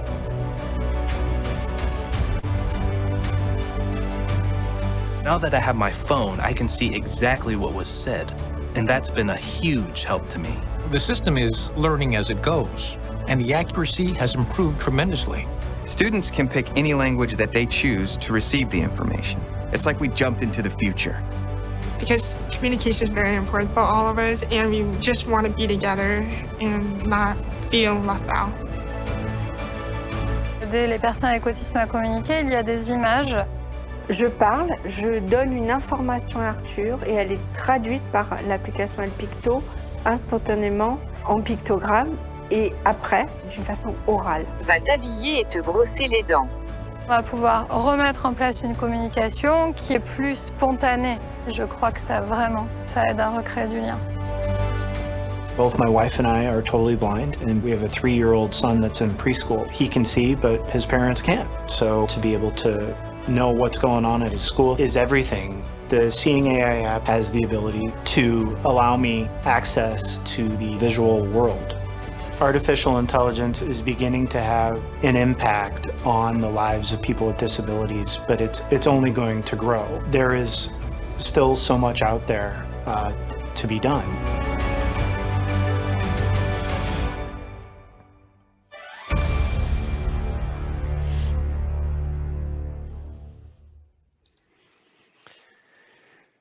Vivian, thank you for the introduction. As she had said, my name is Jason Bromett, and I lead the Commercial Accessibility Initiative here at Microsoft, in addition to leading our modern work and security business. Today, I'm joining you from my home in Richmond Hill. I am a middle-aged white male with salt and pepper hair. Today, I'm wearing blue glasses and a red shirt, and just humbled to be here representing Microsoft in this important discussion. Vivian, if you can go to the next slide. Today is really an opportunity for us as Microsoft to share a little bit about our experiences, our learnings, and the journey that we're on as a company. We do not see this as a destination. This is a journey that we are very much on and will continue to be on, frankly, for the future. But what is also inevitably true is I engage with customers across the commercial businesses or private sector in Canada, all the way through to the federal government, to whom I do spend a great deal of time. What's inevitably true, and what today is all about, is one, how do we create amazing moments for all of us to be innovators in accessibility? But it also gets back to this fundamental reality, which says accessibility is actually an everyone issue, not just a disability issue. And so hopefully I'll share a little bit of our perspective on that today. If you can go to the next slide. So let's talk a little bit about what is accessibility. I'm often asked the question, which is, what does this really mean, and how do you think about it as Microsoft? And it can mean so many different things to so many different people. When some people think of accessibility, they think about it as designing buildings and structures with accessibility in mind, or making sure that we're following compliance standards. But you might also think about this as digital accessibility, ensuring that people are connected to other people and information, which frankly, in the last 28 months, couldn't have been more important. And that they have user interfaces that are customizable and adaptive to their needs. But really, accessibility is about enabling people to achieve whatever it is that they want to achieve. It's about letting people fully participate and contribute. It's about creating experiences that ultimately are better for everyone. And as you saw in that video, as technology continues to evolve and artificial intelligence plays a more prevalent role in our lives, the opportunities in many ways are endless. If you can go to the next slide. For us as Microsoft, as a simple grounding, we have a bold mission as a company, and this is a global statement that equally applies here in Canada. I am a born and raised Canadian, and so carry this proudly as a 20-year employee of Microsoft, which is this idea that says, how do we empower every person and every organization on the planet to achieve more? Those words are very bold, almost independent of one another, but when you stitch them all together, it's become a platform of inspiration for our employees, but also how we engage with our customers, our educators, and frankly, consumers alike. But as you think of it in the context of this discussion today, and Vivian, if you can go to the next slide, is this simple idea of every person empowered in every context. And back to that idea, which says we really want to be able to create environments where with the right tools, everybody can do anything. And that's why this matters so much for us. So flip to the next slide, Vivian. This is a great dialogue that I often have, again, the opportunity to engage with all kinds of organizations, from individuals, governments, private sector, which is, how do we really think about disability? And the reality of it is, for so much of the 20th century, disability was defined as a result of an individual's condition. The problem was with the person. But disability actually happens at this point of interaction between an individual and their environment. physical, cognitive, and social exclusion are the result of a mismatch between what a person wants to achieve and an environment that frankly just doesn't support it. This definition was, I'll say, originally from first adopted by the World Health Organization. But what's really amazing in this is it presents a solvable design, business, and social problem. And to the illustration that I showed at the beginning, which is disability is an everyone opportunity and problem, that's really what today is about, which is what are the roles that each of us can play, simple behaviors that can be empowered by technology. And so hopefully I'll share a little bit of that through the course of today. So moving to the next slide. Here's the simple reality and what I try to inspire in all conversations that I have, especially over the last 28 months. And I'll be the first to admit it, having the responsibility and opportunity to lead the business that's responsible for technologies like Teams, Microsoft Teams. We've been living in a 2x2 video grid for the last 28 months for so much of what we do, whether that's connecting with family, connecting with friends, connecting with educators, with students, with customers. And in doing so, it creates this simple reality, which is, while yes, we've been able to get a lens into people's lives and their personal well-being and health and things that are important to them, we've all had cats and dogs sort of prance across the screen, but it also can create this reality that says we have biases, that says, well, I didn't include it in my visual introduction this morning, I may be in a wheelchair, and those that are on the call today may have no ability to understand that. And it gets to the simple reality that says 70% of disabilities, Vivian, if you jump to the next slide, are invisible. And as we think about the world in which we have lived for the last 28 months, this new world of hybrid work that we will continue to live in for the foreseeable future, at least that's my belief and my hope, is we need to be thoughtful about this. We need to change our mindsets. We need to think about our own individual behaviors. And a big piece of this is checking for those biases. We make assumptions. It's who we are as human beings. It's natively in how we were built, how we operate, and there's just a great opportunity for us to reframe our lens and our thinking. And so as you flip to the next slide, there is this simple reality that says we are all different. And disabilities can run a very wide continuum, from permanent to temporary to situational to personal preference. Some simple examples, and what's been really interesting over the last little while is a lot of research for particularly looking at, I'll say, the millennial generation. I am a father of a 19-year-old, and so I know this well. Earlier or younger individuals actually now we are seeing a preference to consume content in different ways that we would have historically thought about being an accessibility solution. Great example, captioning. For those that may be Netflix consumers, you've probably started to notice that captions come on by default. And again, that is an acknowledgement that individuals are starting to have preferred ways to consume content, but that capability is actually built and there to serve a wide range of individuals. Back to my opening comment of how do we actually create great experiences for everyone, no matter what they are trying to go do. And so as we think about it, there is a simple reality. While yes, 70% of disabilities are invisible, I'll say grossly amplified by the pandemic that we've lived through over the last 28 months. But there is also this reality that says each of us at some point in our lives will experience a disability. Again, permanent, temporary, or situational. It could be as simple as having our child in one hand and a cup of coffee in the second. Great situational environments where we know that we have limited ability. So as we move forward, if you can drop into the next slide. At the end of the day, or at a highest level, as Microsoft, we think about accessibility on two paradigms. The first, it's a responsibility that each and every one of us need to carry. With over 1 billion people in the world, 5 million or so in Canada with disabilities, it's a massive population that in many ways are not empowered to fully participate, whether that be in life, in education, or in work. And it is that reality that I framed, which is disability can affect us at any single point in time. What's also true is they are enabled to be able to access the products and services that they need, and also experience, I'll say, a higher rate of unemployment. If you flip to the next slide. What's also true is when we look at it in the context of education, and one of the areas where we as Microsoft are deeply focused is inclusive ed. which is if we aren't able to create great environments for individuals early in life, how do we continue to sort of create capability as we move forward? And in a country like Canada and many of our peers around the world, we have a fundamental skills gap. We just do. We simply are not skilling enough people with the skills that are going to be required of the workforce of the future. In a hybrid reality, talent is everywhere. And so it creates this great moment in time to say, how do we actually unlock that human capability? How do we empower them with tools and technology that enable them to fully participate in learning, in life, and then ultimately in work?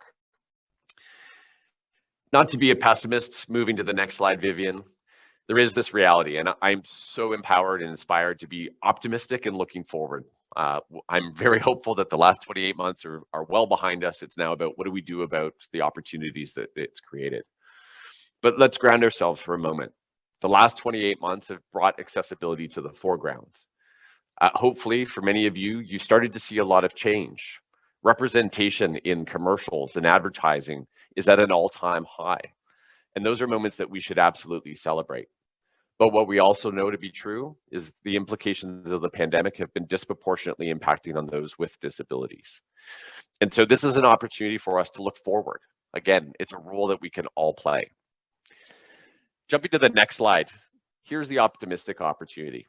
It's also not just a responsibility that each of us need to embrace and own, it's also an opportunity. For any leaders of organizations, whether in the education sector or the private sector, data proves this out. Those organizations that are more inclusive outperform their peers on no matter what dimension you want to look at, whether it be higher revenue, net income, and more importantly right now, around talent. How we protect and retain the talent that we have in our organizations, but more importantly is using it as a platform to attract new talent to fill those critical skills and role gaps that we all are experiencing.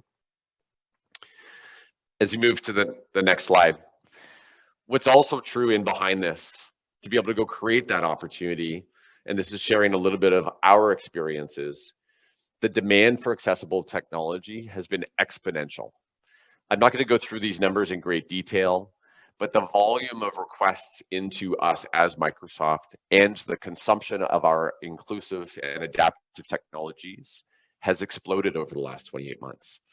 And so for us as an organization that does empower so many individuals and organizations here in Canada and around the world, this is both the responsibility that we feel that we owe and own, but also the opportunity as innovators in accessibility to do what we can to be the most inclusive in how we operate.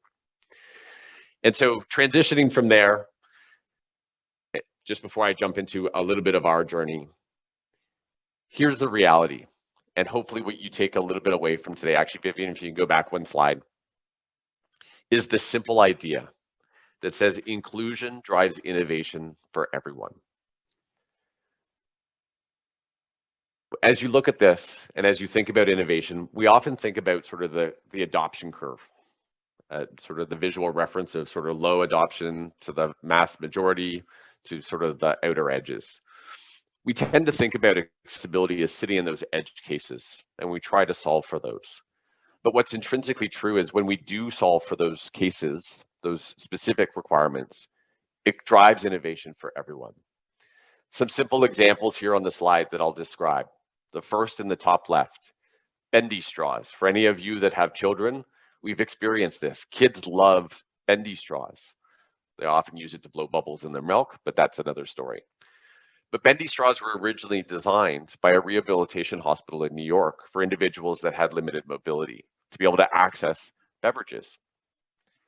Moving to the top right, OXO Good Grips kitchen utensils. I'm sure each of us have at least one of these in our kitchen. More comfortable gel-based grips designed by a father and son watching their mother struggle with rheumatoid arthritis, but now commonplace in all of our kitchens. Moving to the bottom left, the individual looking at the TV, and you can just see in the background the closed captioning, right? Originally designed for those that may have been hard of hearing, but now commonplace. Whether you're in an airport and you can't necessarily hear a phone call that you're on, the ability to follow captions in platforms like this meeting today, to being in a bar or a restaurant environment where the ambient noise is too high, but you want to be able to follow the headlines. To my earlier comments about millennials actually preferring to consume their content this way. Again, innovation for a few became innovation for all. And then the very last in the bottom right, the individual, the young male holding his phone, voice, a more natural way for us to interact with technology that is now pervasive in everything that we do, from our computers to our phones to our cars. We are now interacting with technology in amazing new ways, but again, originally designed to solve for individuals or create experiences that empowered individuals with limited mobility to navigate that technical environment that they may live in. So let's jump in, Vivian, to the next slides, and you can kind of maybe go forward too. I wanted to share a little bit today about our journey at Microsoft, and to my opening comments, we do not have all of the answers nor the silver bullets. This is a journey that we are on. We learn every single day. I'll share a great example of that momentarily. Vivian, if you can go to the next slide. For us, fundamentally, and this is, I'll say, my encouragement to all of you, how do we start to operate with this lens that says accessibility built in, not bolted on? And so as you think about whether it's curriculum design, it's physical space design, for us as Microsoft, it's technology. Anytime that we think about creating new experiences, new environments, how do we embed accessibility from the outset? So many of the conversations that I have with our customers are questions that come around, hey, this accessibility thing, we get it, it's important, but it's expensive. And one of my immediate questions back, and I'll say try to be challenging, not to be difficult, but to inspire a different frame of thinking is, but if you built it in from the outset versus trying to retrofit what it is that you're doing, would it have been as expensive? And in most cases, the answer is no. But it also forces us to think differently about that design process. And so this idea that becomes so central in everything that we do is, how do we really wire this in to everything that we do and everything that we are? And so Vivian, if you can jump to the next slide. For us as Microsoft, and again, I'm not going to go through this in great detail, but I'm happy to field questions. You can use my LinkedIn information to reach out to me. For us is really this idea that says, how do we take an integrated approach to inclusion across the entirety of the organization? I'm sure most of you know Microsoft, but what you may not know is we operate in almost 200 countries around the world with just over, I think now, 200,000 employees. And so that's a pretty daunting challenge for a global organization with that footprint. And so we've really looked at it in sort of these four buckets. First, culture. It needs to be embedded in who we are. Simple story on this one. We have what we call the company hackathon. It is today still the single largest private hackathon that is run anywhere in the world. We actually repurposed what used to be our company meeting to be this global hackathon. We provide every single one of our employees around the world a week in the course of the year, a designated week, to go hack on something that they think is broken, something that there is an opportunity that we can innovate to make better. Today, 10 years later, after first creating the company hackathon, almost 50% of the projects and ideas that emerge from the hackathon that have become part of our core products have been centered around accessibility and inclusion. And that is not by edict, that is not by leadership quota or direction. That is about the culture of the organization being inspired to make a difference in the world in which we operate and creating great experiences for those that rely on and use our technology every single day. The second big focus area is systems. It needs to be wired in who we are, but most importantly, how we operate. So things like product review cycles and how do we embed accessibility, again, early into the design process, the review process, and the testing process. Because if we wait till the end, it's going to be expensive. We're going to have to rewrite and rebuild code. And so we've really thought about how do we wire this into how the company operates. Number three is an obvious one. We are a product company. And so for us, accessibility needs to be built in, not bolted on. And so you will see, hopefully, in all of the software that we provide and more of the work that we're doing that I will share, I'll say, between the two sessions today, this is really front and center for us. Windows 11, our next operating system, will be the single most accessible operating system we've built in the company's history. And we're doing amazing work in a whole bunch of other categories, some of which I will share today. And then the third is, how do we think about the future? What are the disruptive innovations? What are the partnerships that we can go build with industry, with academia, to change the world for the better? And we do view it as a global responsibility. Our mission transcends every country that we work in, including Canada. So how do we make that integrated approach real? If you can jump to the next slide. We internally, again, and I'm sharing this more as a frame of reference, not to say that it's perfect and not to say that it is the right fit for each of you and your organizations, but it's just a way to think about it.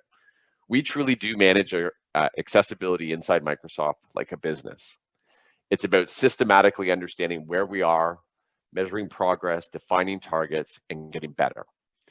We spent a lot of time looking at maturity models across the industry, from Carnegie Mellon to Level Access, and then we ultimately built our own.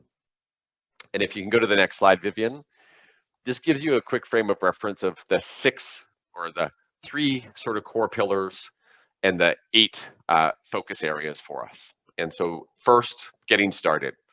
I touched on culture, but it's also about people. It's about ensuring that our organization, our product design teams, best represent the customers that we serve. And so where we can, we are deeply focused on increasing representation of individuals with disabilities in our workforce, but we also really think deeply about this on how do we connect to the community so that we can get the broadest set of inputs and perspectives on our product strategy and feedback on things that may not be working. The second big focus is the vision and the strategy and the engagement. And this is really about having that core strategy designed in the organization, painting a picture of a North Star, and getting people involved. And then the last, yes, it does require investment. Again, for us as an organization, engineering centric, we had to build the systems, the tools, and the processes, but also the training. One of the things that I will touch on before I wrap, I'll say on between the 2 sessions, we have something that we call the Accessibility in Action Badge. Every employee around the world is inspired and will soon be required to take that training. If you go follow any or have any friends that are Microsoft employees, you'll probably see them showing these badges off with pride on their LinkedIn profiles. This is about all of us playing an active role in understanding accessibility, but also understanding how we can take small steps to operate in a more inclusive mindset. The second big pillar is this idea that says, great, we've got the fundamentals, now how do we go build momentum inside the organization? Things like standards, continuing to push forward on training, support, and tools to enable our people, but then also stretching ourselves further and looking at things like procurement, and I'll touch on this in more detail, to say, how do we actually build this into how we operate? And so we actually have principles in our procurement policies around accessibility requirements of our suppliers, but we also work with our suppliers to ensure that they too are adopting opportunities to be more inclusive and more accessible and creating great opportunities. And then the last big pillar for us that's been, I'll say, more of a focus over the last number of years, which is really this idea of being innovators in accessibility. As a global technology organization, with that bold mission that I'd shared, we view it as our opportunity, but also our responsibility to lead. From partnerships with the Valuable 500 to some of the TV commercials that you've seen, one of which I will show shortly, we have an opportunity to talk about accessibility and be a leader in the industry on how we can empower everyone to fully participate, whether that be in work, in life, or in school. So let me jump into a couple of examples, and I'm going to go through this relatively quickly. Vivian, if you can jump to the next slide, and you can actually go one more. So let me first talk about how we think about creating accessible employee experiences. And again, acknowledging that hopefully these are some tips and tricks, some insights that each of you can take into your organizations. Inside our work around creating an accessible employee experience, we generally have these 4 work streams that you can see on the slide. The first is this idea around buying. And so again, as an organization that works with a broad ecosystem to support the work that we do, it gives us, I'll say, a point of leverage. The second is our buildings and our infrastructure. We operate a pretty sizable real estate footprint globally. And so the built environments that our employees come into, our customers and our partners, need to represent all of the capabilities that we would ultimately want to enable. 3, you're hearing a system or a consistent theme here around systems and tools. And then the 4th around people and culture. So let's jump into buying first. And again, I'm not going to spend great detail, but I'm happy to answer questions at the end. Vivian, if you go to the first slide. How we think about the technology that we purchase for our employees, to the work that we do with the suppliers that support the work that we do. We've wired accessibility inclusion into everything that we do. Our own accessibility policy requires that all supplier deliverables, goods, and services are accessible. As we think about our suppliers, we have requirements in our purchasing policies for accessibility, but we also work very closely with our suppliers, as I previously alluded to create inclusive hiring experiences. For those that are internal, is making sure that we are training our teams to be able to assess accessibility in all that we do. Moving to the next slide and talking about buildings. At Microsoft, we strive to build an environment that makes everyone feel welcome and inspired to do their best work. In this new hybrid reality, it introduces all kinds of new opportunities for organizations. It's probably one of the most common conversations that I have. We recognize the importance between human performance, well-being, creativity, and the environment that is around them. In 2020, as a quick frame of reference, and so prior to pandemic, we conducted a global accessibility assessment of 428 buildings owned and or leased by Microsoft. And in that, finding the legal standards and the opportunities to innovate and push the bar forward. We have over 80 projects in flight today across our global real estate footprint to be able to continue to make our spaces more adaptive and more inclusive for everyone. As we jump to systems and tools, the next slide, Vivian, our employee-facing tools, sites, and any other accessibility inaccessible technology assets ultimately present barriers for employees with disabilities. Our commitment to accessible technology that is embedded in that mission and then supported by policy extends to the technology environment we create for our employees as well as our products. We often think about ourselves as customer zero. If we can't deliver great inclusive experiences for our own employees, we will fail in doing so for our customers. And so all of our internal tools are designed, reviewed, and tested to align to our accessibility standards, whether they are built in-house or procured from an external supplier. And then moving to the last one, I won't spend a lot of time here, is people and culture. We know culture is shaped by a myriad of factors, including leadership, workplace practices, policies, vision, values, and communications. The adoption and awareness workstream in our overall sort of employee experience looks to cultivate the capabilities, the mindsets, and the representation needed to ensure an inclusive culture for all of our employees with disabilities. Alongside so many of our core functions, we augment this with our enterprise or our employee resource group. As a frame of reference, we started about 5 years ago with 1 ability ERG. We now have 9 diverse ability ERGs based on and aligned to individual abilities. We then use those ERGs to shape who we are and how we operate, to be a source of feedback on the work that we're doing and the work that we are yet to go do.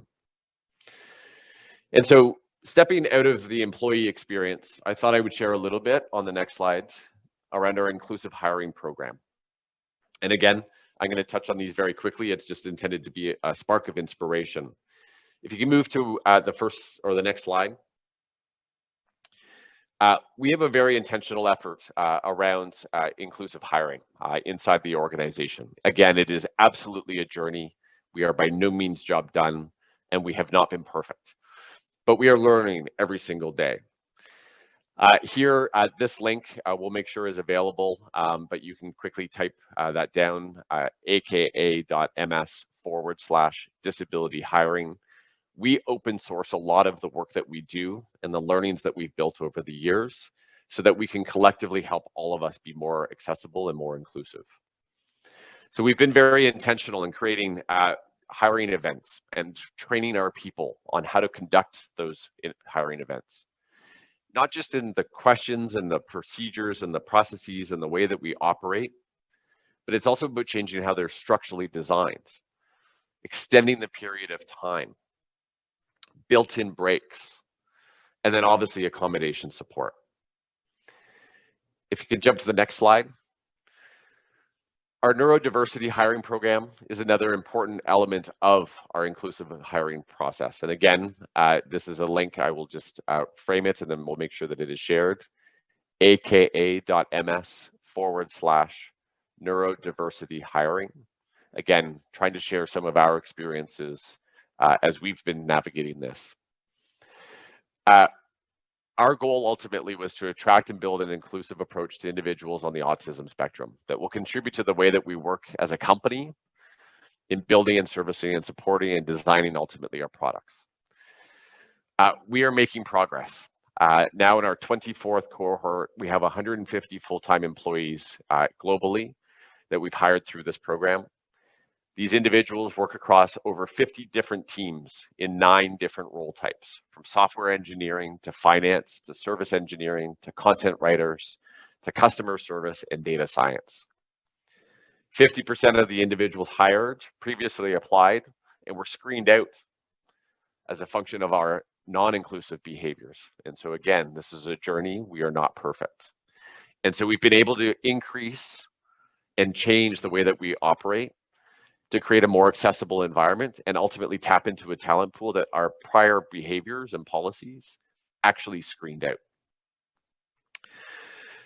So if we can jump forward to 2 slides, Vivian, the next one has a number of links. We'll make sure again that these are available, but I'm just keeping an eye on time. I wanted to talk a little bit about inclusive design. Obviously, as Microsoft, we build products. It's who we are. More importantly, we build services as the world is transformed to cloud services. Ultimately, inclusive design for us at Microsoft is a design methodology born out of digital environments that really is there to enable and draw on the full range of human diversity. But most importantly, it means including and learning from people with a range of perspectives. If you can flip to the next slide. This is an amazing quote from Susan Goldsman, who was an inspiring professor out of Berkeley and created inclusive spaces. She said this: inclusive design doesn't mean you're designing one thing for all people. You're designing a diversity of things so that everyone can find a way to participate. It anchors back to my opening and earlier comments, which is inclusive design and innovation drives inclusion for everyone. As I shared, moving to the next slide, this idea of accessibility for few becomes usability for many. Go back to the examples that I shared: bendy straws, OXO kitchen grips, captioning on TVs, voice command and control on PCs and phones. If we only look at the average, we really miss the true innovation opportunity. And so this idea that says, how do we actually think about the accessibility for few as really a platform to drive innovation for all of us? For us as Microsoft, on the next slide, we've got 3 principles of our inclusive design approach.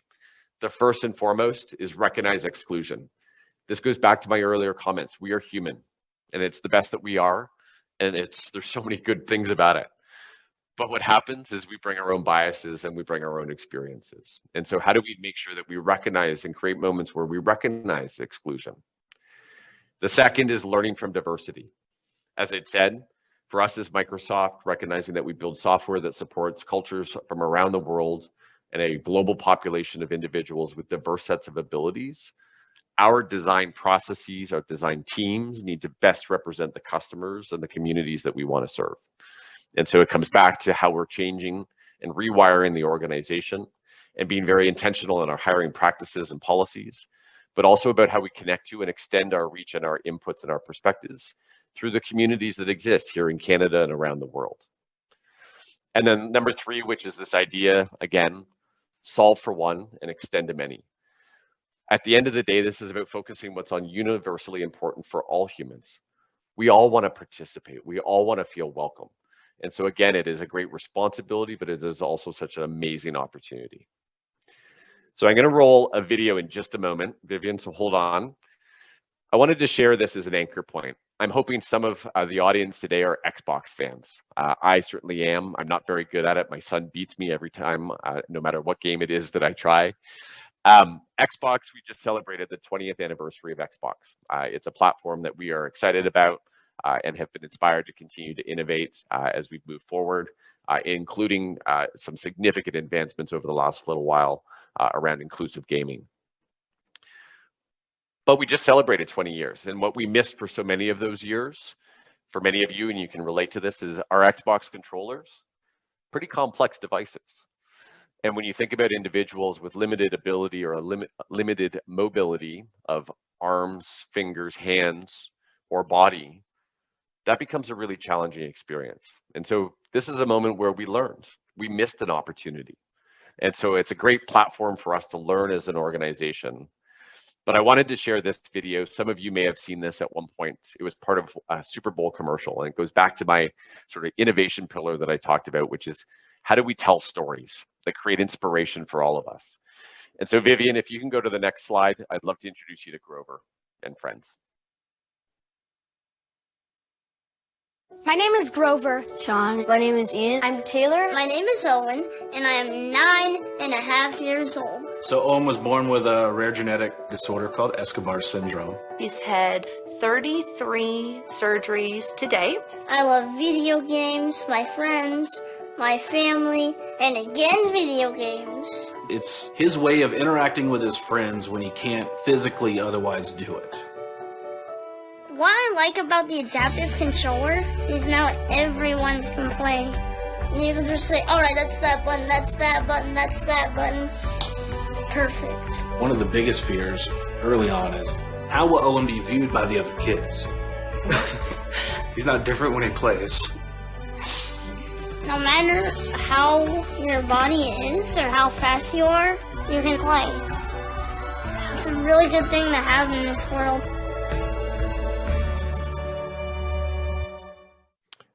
So a learning moment for us as an organization, which is we missed that opportunity early on, but that innovation actually was sparked out of that company hackathon that I talked about. A group of our individuals in our gaming teams realized that we were not creating inclusive experiences to enable every person, child, teenager, or adult, to fully participate and enjoy and participate in the pleasures that come from gaming. And so that simple reality, which is when we all play, we all win, is really what today is all about, is the role that we can play through behaviors, through design processes, to think about more inclusive environments. And so the last piece that I'll touch on our big learning journey, and again, sharing sparks, hopefully, of innovation or inspiration for those that are listening, is we've also fundamentally changed the way that we deliver support.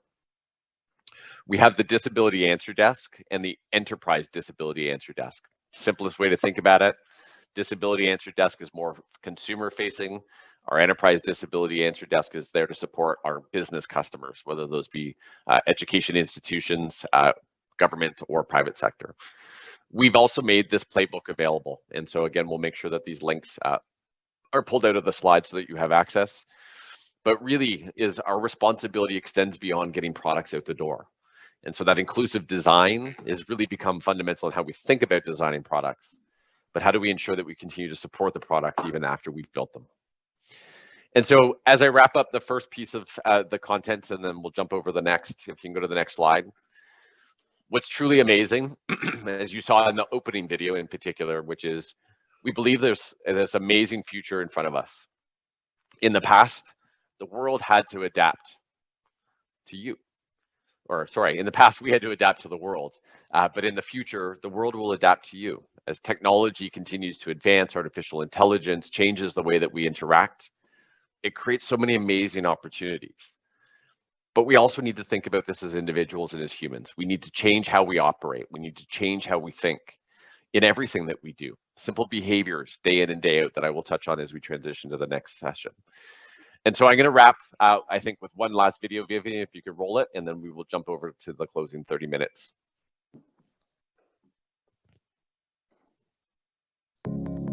Technology can make things easier, but it can also make things possible.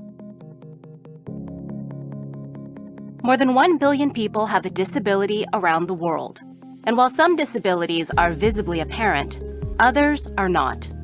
Today, many report experiencing mental health conditions for the first time. The truth is, most of us will experience disability at some point in our lives, temporarily or permanently. Still, people with disabilities face higher unemployment rates, more than twice that of people without. And only 1 in 10 have access to the assistive devices they need to be active in their communities. The COVID-19 pandemic has only exacerbated this disability divide, with many experiencing symptoms that are lasting for weeks or months after diagnosis. Here at Microsoft, we've been on a journey to design technology with and by people with disabilities. We're learning every day, and people with disabilities are leading the way. Office features now make it easier for millions to create and send accessible, inclusive communications. More opportunities for improving digital skills and learning are available than ever before, and people with disabilities are preparing for an increasingly digital job market. As the world changes, our approach to accessibility is changing too. That's why we're upping our ambition over the next 5 years. Not only do we want to scale accessible and affordable technology, we're investing in skilling opportunities and talent development and doubling down on our promise to build and model inclusive workplaces. But we can't close the disability divide alone. As communities around the world prepare for post-pandemic life, we want others to join this global cause to make society more inclusive. Disability is a strength, and society is stronger when it's accessible to everyone. And while technology can make things possible, people make things amazing.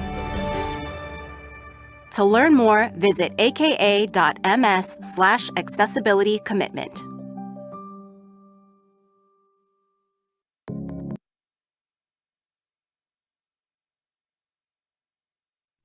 Jason, your mic is on mute. See, that's what happens when you take a drink of water in between. You got to make sure you take your mic off mute. Here's my email address for those that want to reach out. I'm happy to field questions and emails at any point in time. But using that video as a quick transition, we all can play an incredible role. It is my ask of each of you, while we as Microsoft continue on our journey, and I do personally, this is a moment for all of us to engage in the conversation, ask the hard questions, and participate. But as I transition to the closing, I'll say 25 minutes, 30 minutes of content, which is really about providing some practical tips. This is a moment for each of us. As you think about the ways in which we operate and interact with everyone in life and work, in school, are we doing so with a lens to inclusion in the broadest frame of reference? And are we checking some of those, I'll say, exclusionary behaviors that are so naturally a part of who we are as humans? It's not easy, it requires work, but it's an amazing opportunity, but it's also a responsibility. And so, Vivian, if you can just transfer over to the next slides, I think it was sitting right in behind. I'm going to change the altitude a little bit from, I'll say, the experiences, the journey that we've been on as Microsoft, how we think about the work that we do and the responsibility we have, to sharing a little bit of, I'll call it the practical tips, which is great, Jay. Thanks for all of this goodness. Hopefully I gave you a little bit of inspiration, but help me just with some practical guidance on what are the things that I can do as those small behaviors. How do I use tools and technology? And so, Vivian, if you can go to the next slide, this was touched on in the video, which is more and more the case is becoming true, which is for most people, technology makes things easier. For people with disabilities, technology makes things possible. As you've seen in the videos that I've shared, and I'll share one more in just a moment, individuals with ALS who are limited in mobility to almost only their eyes, we've now been able to use technology to create ways that those individuals can participate. They can send emails, they can order food. That didn't exist without the help of technology. And so we've got such an amazing opportunity as we look forward. And so I wanted to start first with a video so that you can see where some of the work starts as we think about capabilities that we build into our products. And so Vivian, if you can roll that first video.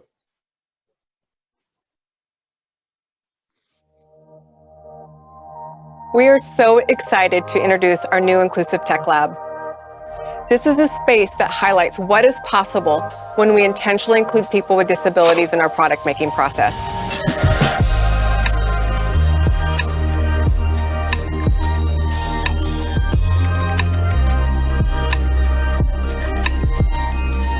The Inclusive Tech Lab represents Microsoft's commitment to inclusive design. We realized we had to be very intentional with the environment because a lot of people are incredibly sensitive to their surroundings. The textures, the colors, the way it feels, the flooring, the acoustics were all designed with this in mind. We host introductory tours, collaborative workshops, and inclusive design sprints with teams and studios to inspire and facilitate inclusion in their work. People don't use assistive tools one at a time, they layer them. The lab is where we show Microsoft and our partners' accessibility-focused products working together. We have filled the space with all kinds of assistive technologies alongside the best that Microsoft and our partners have to offer. The goal of what we're trying to do here is take the ideas that you've learned from people with disabilities that they inspired you to kind of do, and to create some plans that you might be able to take back to your teams to get them included in future versions of the products that you work on. The lab is a place where we have the freedom to explore what an ideal accessible world looks like. The products and features that we design and incubate here can affect millions, if not billions of people. Creating an accessible product is simply not enough. We want to make sure it's a great and empowering experience. Storytelling is key to what we do. Members of the disability community share their lived experiences with us. We bring partners to hear those stories so they can make a genuine emotional connection with people who use their products. This helps us drive inclusive thinking in design. When it comes to inclusive design, be intentional. Go and learn, but make sure you're also involving the community in the work that you're doing. We're still learning ourselves, but we're committed to keep learning, engaging the community, and growing this space.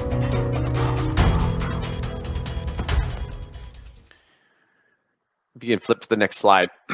So I wanted to start there to give you a bit of a framing on, well, I talked a lot about how we've tooled the organization. The Inclusive Lab is really where a lot of the ideas come from. That is the most recent, we just announced that about 3 weeks ago, which is we've just gone through a massive retrofit, rebuild, expansion of that lab, but it's existed for a good number of years. And so before I drop into some of the tools and the technology and the practical tips, I wanted to just use that as a frame of reference to where do we get the inspiration from? How do we collect the inputs and the feedbacks, in addition to obviously from our own employees? But a big piece of this is the ecosystem. We can't do this alone.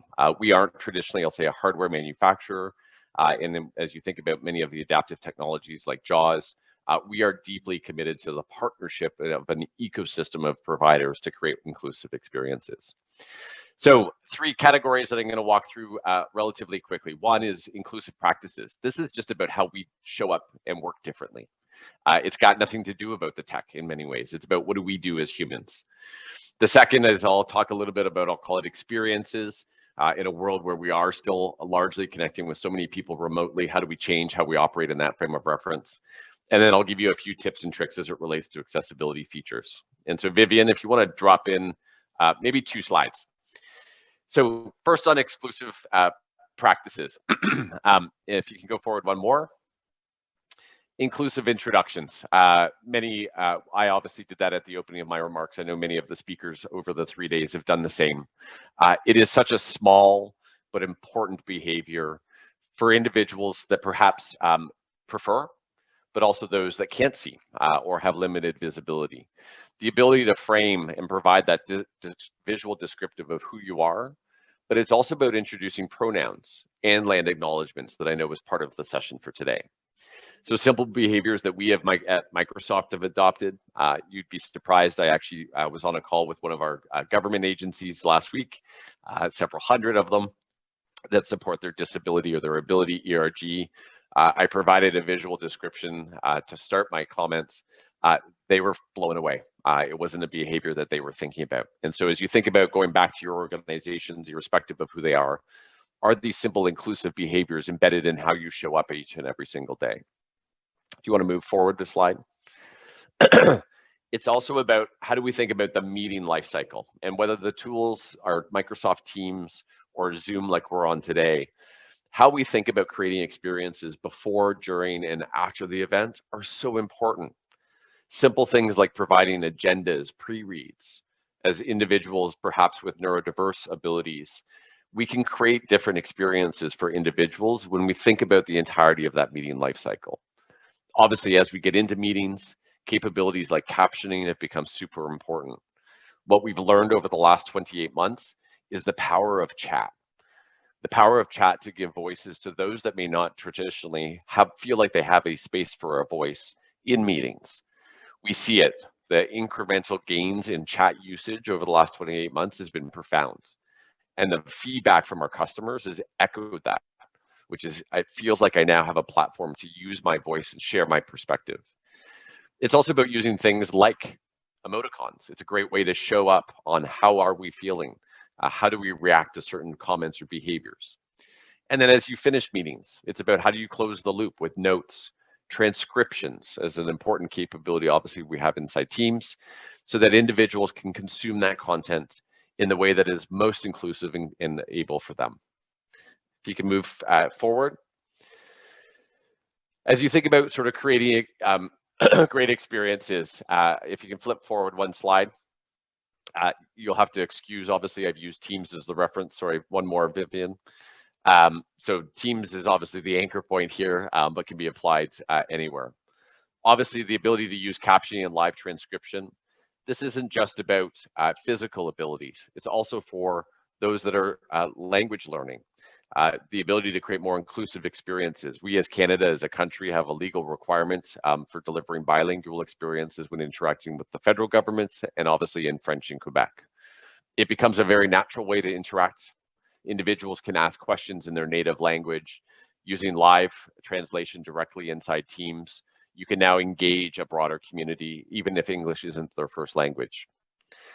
Obviously, the ability to connect to human cart captioners to provide real-time captioning, the ability to toggle between cart captioning and built-in live captioning, but then also, as I talked about, is at the end of the meeting, the ability to have access to auto-generated, searchable, and editable meeting transcripts to be able to connect and enable people to learn both synchronously, but also asynchronously. If you can go to the next slide. It's also about creating experiences, and some of these you may say, Jay, these are super simple. It's not really about accessibility, but it is absolutely about inclusion. The ability to raise hands, giving everybody a platform to have a voice. And a lot of this feedback has come into us through the pandemic as we all had to adapt to new ways of working and learning. We now obviously have hand raise in Teams for those that are Teams users, but the next piece of feedback was, I can't keep track of who raised their hands first, and now you actually have those stack ranked. But it's about providing platforms for individuals to identify when they're ready to participate. Obviously, it's about creating experiences for enabling people to feel comfortable speaking up, but using alternative mechanisms. Chat, I talked about, but also surveys, quizzes, and polls. How do we create more inclusive experiences and behaviors in everything that we do? If you can jump forward to the next slide. It's also about bringing teams together in what I'll call a comfortable meeting environment. Things like Together Mode, a piece of technology, or I'll call it innovation, that we did, I'll say, embed or ship into Teams during the pandemic, which not only creates, I'll say, more inclusive and immersive experiences for us versus the 2x2 video screen, but it's also about mental strain and cognitive load. The requirement for each of us to focus on 2x2 screens versus being able to have a more natural layout supports mental health and well-being, which we know has become critically important. But it's also be able to do things like Spotlight, to be able to adapt sort of the views to best suit capabilities, but it's also about preferences. And so jumping maybe to the next slide, and I'm going to go through these relatively quick, but we'll make sure that you have access to links for various tips and tricks. Let me walk you through some of the other capabilities. And again, this is about small behaviors that each of us can do each and every single day as we interact with our coworkers, our classmates, or our friends. If you can move forward one more. So first, how do we create just more accessible content for inclusive collaboration? It's actually one of the topics I get a lot of questions on, in particular working with the public sector in Canada, which is we produce a lot of content. We're not really doing a very good job of making sure that that's accessible. Inside Office, again, I am using Microsoft anchor points for obvious reasons. The accessibility checker, whether it be an Outlook and you're authoring an email, to documents inside PowerPoint or Word, we will do and provide that AI infused capability to say, are you producing accessible content? Again, going back to my earlier comments in the opening session, our own biases on assuming who may be the recipient of that content, we don't always know. Inside organizations, we're building capabilities where individuals can denote their preference for accessible content, and that will deliver nudges to the sender or the creator. But until we know that definitively, we should just assume that everybody prefers more accessible content. And why not? And use things like the accessibility checker. Obviously, things like auto-generated alt text, getting a lot of coverage right now in sort of social circles, frankly, for overuse. Alt text should be very pragmatic and descriptive of exactly what is in the image. It shouldn't have a lot of extra content around it. But we still don't see enough, I'll say, content where alt text is included. And so as you think about emails, you think about PowerPoint presentations, again, artificial intelligence is helping to nudge us as humans, remind us how important it is to include alt text and providing auto-generated options that we can then override as humans and be able to make it more personal or perhaps more descriptive, because computers aren't always right. It's also about being able to interact in different ways. It's not just about type, being able to do things like digital ink.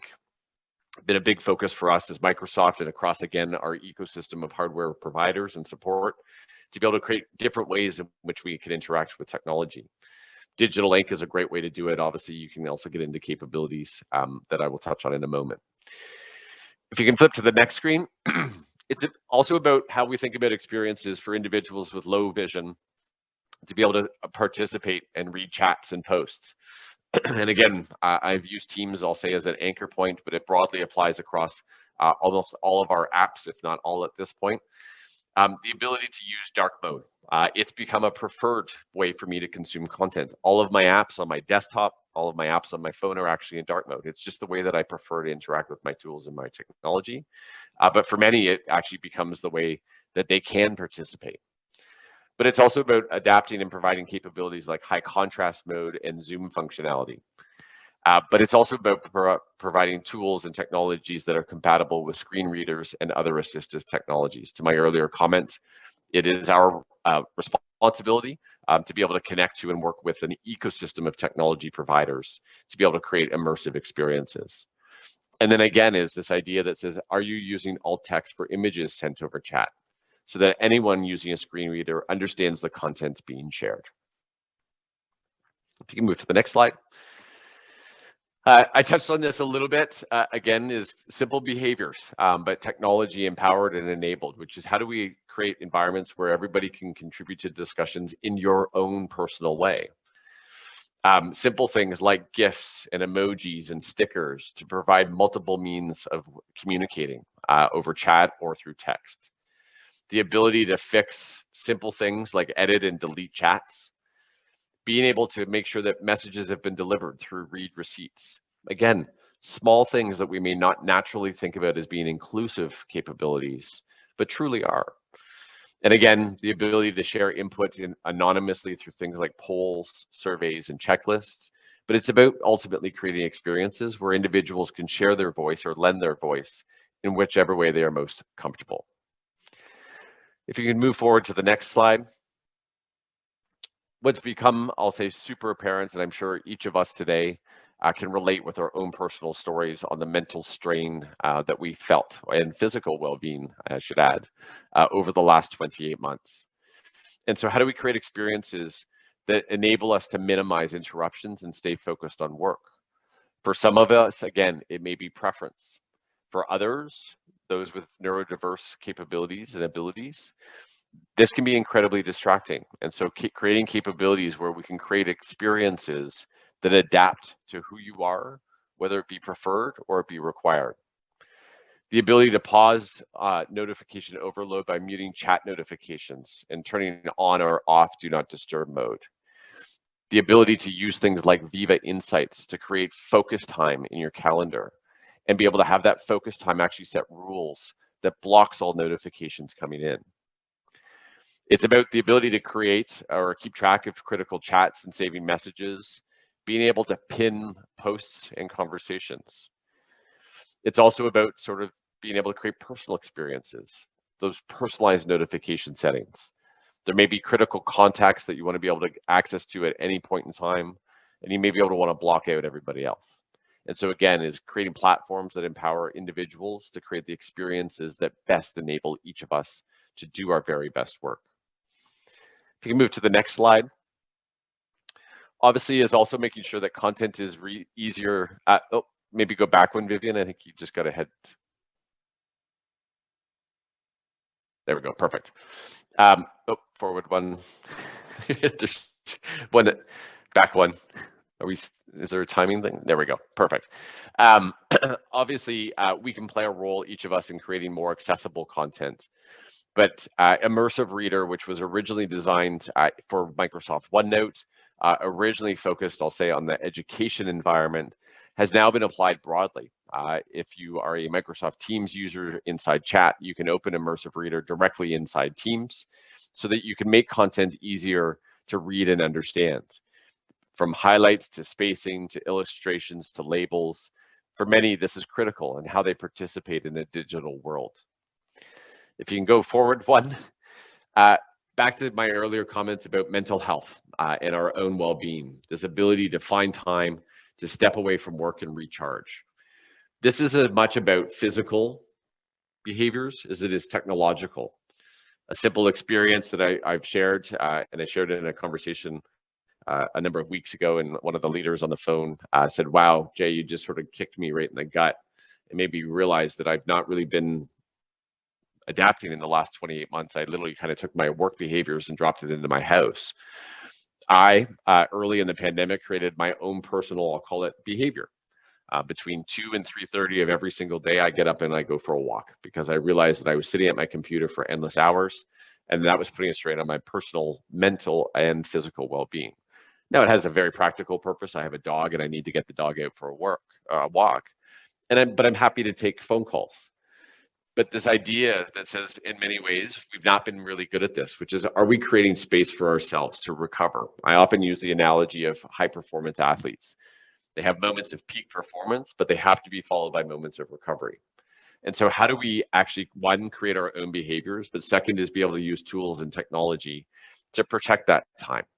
As I referred to, things like Viva Insights inside Teams, the ability to use it to create platforms to create focus blocks in your day. The ability to create guided meditation experiences directly in the flow of work.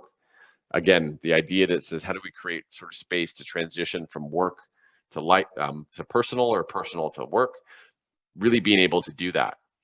But it's also things like being considerate of time zones. We've always had delayed send in Outlook, but now powered by Viva Insights, we actually understand the work behaviors and the work patterns and schedules of our coworkers. And so we can adjust based on their contact card and delaying delivery for messages. So that, again, we aren't creating behaviors where we are encouraging people to work after hours. We're trying to respect those boundaries that an individual may set. Next quick slide, and then we'll wrap up. Obviously, a big piece of this, as I had alluded to in my opening comments, is voice plays an amazing role in how we interact with technology, from our computers to our phones to our cars, and just about everything else in between. Speech to text capabilities, obviously here shown inside Teams, again, broadly available across Windows and all of the Office apps, provides a more natural way to interact with tools and technology. I had a chance to sit with a leader of one of our largest banks here in Canada a number of months ago. She happens to suffer and has for a long number of years a severe case of rheumatoid arthritis. I showed her very quickly how you can use voice embedded in Windows and in Office. And her jaw, I'll say in many ways, hit the table, because nobody had taken the time for her or to show her how she could use voice to control the technology capabilities that she had at her fingertip to dramatically reduce the strain on her hands. And so creating space and time to go explore, but also knowing that we have amazing new ways in which we can adapt and integrate and interact with technology.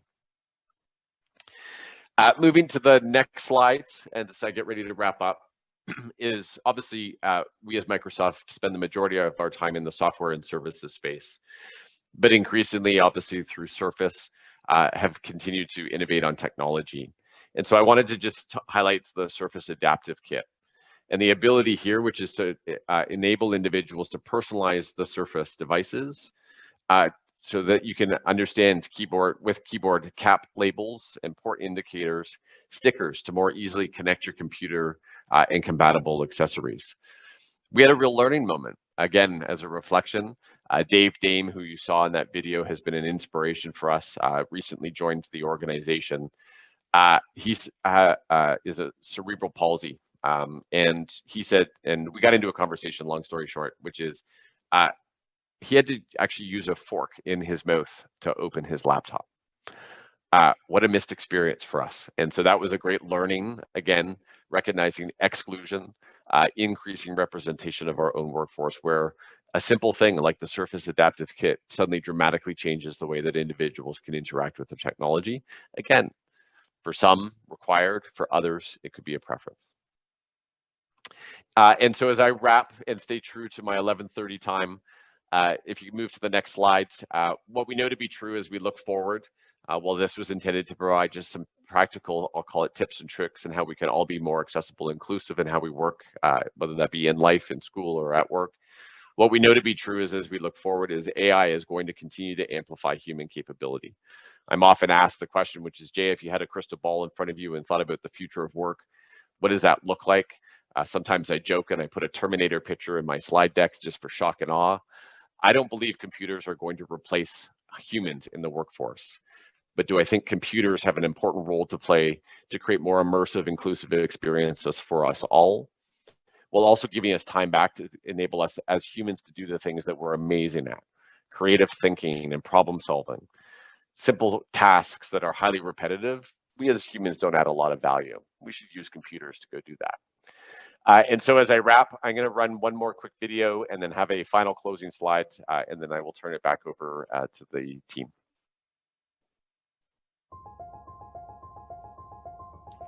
A close-up of an older man wearing headphones. My name is Gerald James. I live in Reading. I've lived here for 25 years. Now standing in a busy street with a guide dog. I think the biggest problems when I'm going into Reading, navigating through the streets, is finding a particular shop. I only use the shops I know, really, and very often I have to ask people. The man walks down a busy street, past obstacles. One of the big problems is lots of street furniture. Bike rack, about 5 meters. It told me all the different shops on either side of the road, but it also told me the names of the streets and also the compass directions. Man presses button on wearable device. Chain Street entrance, about 50 meters. He walks down a busy alleyway with the guide dog. When you're using your device, it does paint a picture of the town. The man approaches a churchyard. St. Mary's Church, otherwise known as Reading Minster, is the oldest ecclesiastical foundation in the English Bills, about 20 meters. He walks into a cafe. I just think it gives you sort of greater freedom, really, and gives you more independence. Drinking coffee. I think this technology could be used by everybody in the future, because we'd have a sat-nav for walking around city centre. A young male tourist crosses a bridge. As a tourist, if you want to see some landmarks, we need to do some very detailed plan before we visit the city. I think the thing most scaring me is that to communicate with people in a foreign language, but if we have some translator like that, they'll bring more confidence to us. The man taps his phone. 在都城的四周是2个男人与2条巨龙激烈。 Life will be much easier, and the process of getting into the new city will be more friendly and more faster. The man is in a gallery, looking at stone relics.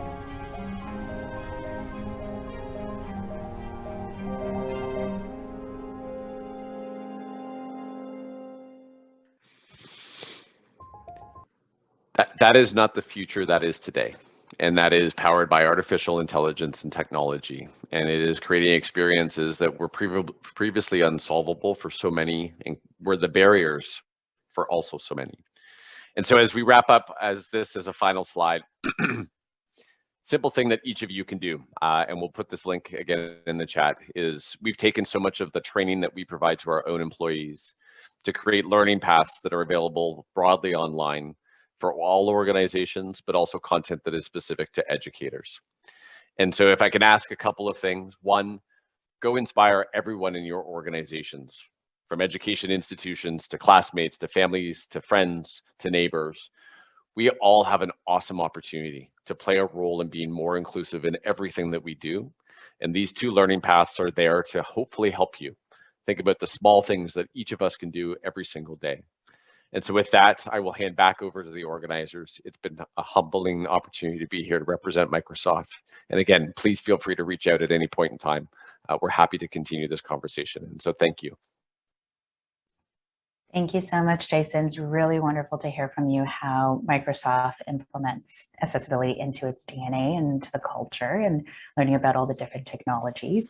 I know there were quite a few questions, and a lot of people were echoing how thankful they are to hear from you as well. So if you have any direct questions, please direct them to Jason. The email is in the chat, as we do have to move on to our next session. Thank you again, everyone.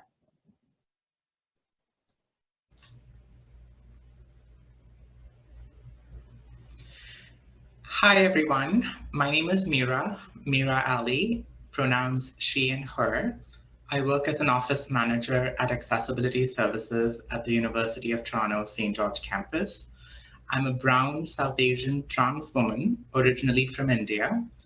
In my early 30s, I have long dark brown hair tied in a bun. I'm wearing a floral shirt with a black blazer, and I'm also wearing a small nose stud. At the moment, I'm sitting in my office at Accessibility Services in downtown Toronto. I will now introduce the Honorable Carla Qualtrough. The Honorable Carla Qualtrough was first elected as the Member of the Parliament for Delta in 2015. She has served as Minister of Employment, Workforce Development, and Disability Inclusion since 2019. Minister Qualtrough has previously served as Minister of Accessibility, Minister of Public Services and Procurement, and Minister of Sport and Persons with Disabilities. A successful lawyer, dedicated volunteer, and Paralympic swimmer, Minister Qualtrough is a strong advocate for Delta with a commitment to addressing inequality and championing diversity. Committed to equity and inclusion, Minister Qualtrough has practiced human rights law at the federal and provincial levels. She chaired the Ministers' Council on Employment and Accessibility in British Columbia and was an adjudicator with the Workers' Compensation Appeals Tribunal. Minister Qualtrough has been visually impaired since birth. Passionate about the power of sport and physical activity to change lives, Minister Qualtrough has volunteered locally, nationally, and internationally, including with the International Paralympic Committee and for the Toronto 2015 Pan and Parapan American Games. She has been president of the Canadian Paralympic Committee and chair of the Sport Dispute Resolution Centre of Canada. She was also on the board of the Canadian Centre for Ethics in Sport and was vice chair of the Delta Gymnastics Society. As an athlete, Minister Qualtrough won 3 Paralympic and 4 World Championship medals. Minister Qualtrough has degrees in political science from the University of Ottawa and in law from the University of Victoria. Among many awards for her work, she has been named one of Canada's most influential women in sport numerous times and received a Queen Elizabeth II Diamond Jubilee Medal in 2012. Note that the following video address has captions embedded in it. In order to avoid overlapping captioning, we are turning off the Zoom captioning for the duration of the video. It will be turned back on at the conclusion of the video.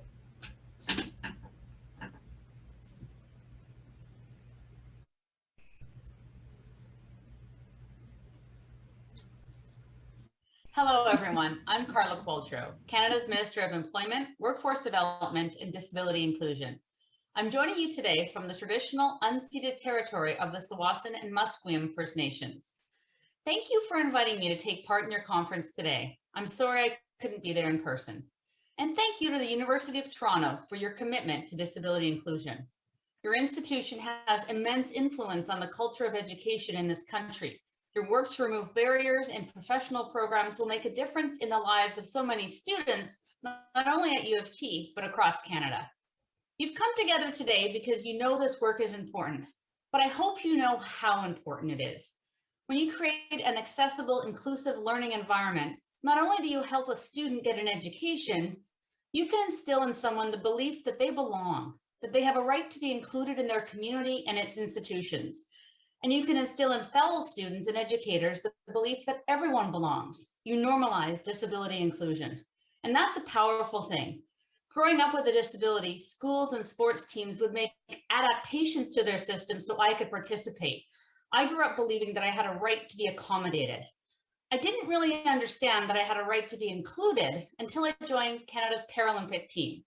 At the Paralympics, the playing field was leveled from the start. I was surrounded by people just like me.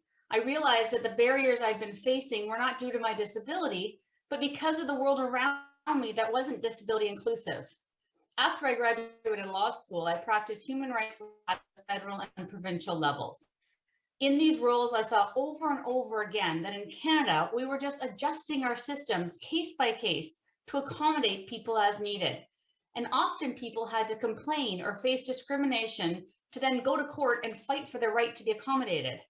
I never thought I would enter politics. It wasn't part of the plan. But I saw how difficult it was to move the needle on disability inclusion from the outside. So I wanted to get in and be where I thought I could affect the most change. What I'd learned as a Paralympian, as a lawyer, and as a member of parliament, and now as a minister, is that we need to do better than just remove barriers. As institutions, we need to design systems that are inclusive from the beginning. And we're getting there. We laid the foundation for disability inclusion with the Accessible Canada Act. This act became law in 2019 and set Canada on a path to become barrier-free by 2040. We established Accessible Standards Canada and have published its first set of regulations. We put into law a broad and inclusive definition of disability based on the definition from the United Nations Convention on the Rights of Persons with Disabilities. We set up the Canadian Human Rights Commission as a monitoring body for the UN Convention on the Rights of Persons with Disabilities. We put into law a set of guiding principles meant to inform future law and policymakers. When it comes to students with disabilities, we're making education more affordable and more inclusive. We're taking action to provide grants, study supports, and specialized repayment assistance on loans for students with disabilities. We also increased the cap on the Canada Student Grant for Services and Equipment for students with permanent disabilities, and we doubled the value of non-repayable Canada Student Grants for full and part-time students and for students with disabilities. But the work isn't done. Until disability inclusion is a lived reality in Canada, we have to stay focused on the next barrier, the next solution, the next milestone. And that's what I'm focused on. On June 2nd, I retabled legislation to create a new federal Canada Disability Benefit. This benefit would be an income supplement for working age persons with disabilities. It has the potential to greatly reduce poverty and improve the financial security of working age persons with disabilities and help hundreds of thousands of people. With this benefit, we have a chance to correct the long-standing social and economic exclusion that is a lived experience of far too many persons with disabilities. Additionally, as I speak to you now, we're preparing to release Canada's first ever Disability Inclusion Action Plan. This action plan will challenge our government and the networks and systems we operate in to do better. It will challenge Canada to do better. This is not a box we need to check off a list. It's a roadmap for how we consider persons with disabilities in all aspects of our society going forward. The action plan has 4 foundational pillars of action: financial security, employment, accessible and inclusive communities, and a modern approach to disability. In keeping with the principle of nothing without us, we're working with the disability community to design an action plan that is informed by lived experience. All these actions are the right thing to do. Above all, persons with disabilities have the right to be included in every aspect of our society. But these investments and policies are also the smart things to do. For example, persons with disabilities are underemployed in Canada, even in a time of labor shortages. If our workplaces were fully inclusive of Canadians with disabilities who can work, we could see a bump in our GDP by nearly 2%. And we know that inclusive, diverse workplaces are more innovative and adaptive. That makes sense. Persons with disabilities are the most creative people I know. We spend our entire lives problem solving. 1 in 5 Canadians have a disability. Imagine how much stronger our institutions would be and how much richer our country will be when every single person has a chance to participate in them. We need your partnership in this. As you gather with other members of the University of Toronto community to discuss accessibility, remember that the work of disability inclusion is an imperative, but also it's an investment. We'll be amazed at who and what we become as a nation when every single person has a chance to participate. Push yourselves to always think beyond accommodation and making aspects of your institution accessible. Consider persons with disabilities in every decision and strive to be inclusive from the beginning. Thank you for taking up this work. It's with communities and networks like yours that change will occur. I wish you all a productive and exciting conference. Hello, everyone.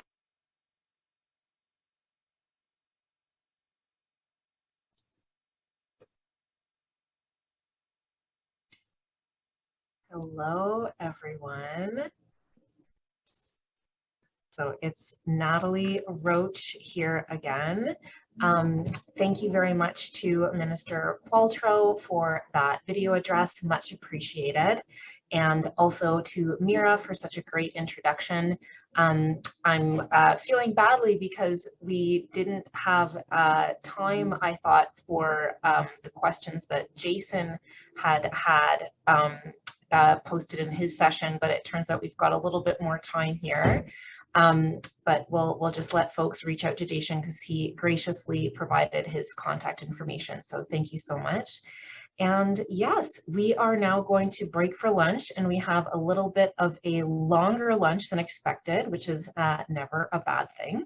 So we will see folks back here at 1 p.m. after the lunch break, and our first session after the break is going to be on universal and inclusive curriculum design for professional faculty programs. Very excited for that session. And we will see you all back here at 1 p.m. Bye for now and enjoy your lunch.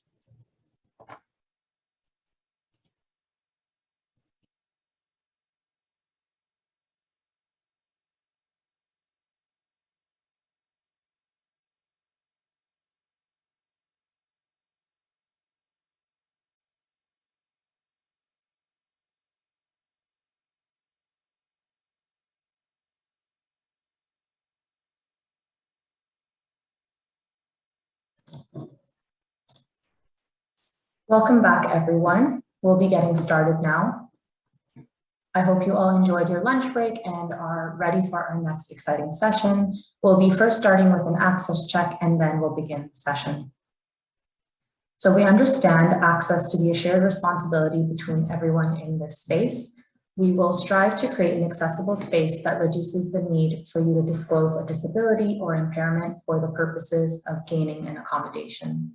In doing this together, we strive to welcome disability and the changes it brings into our space.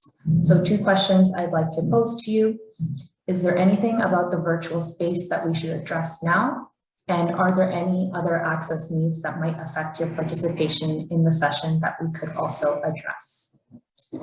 So on the next slide, we will go over how you can submit a response to either of these 2 questions, as well as in general for the rest of the conference.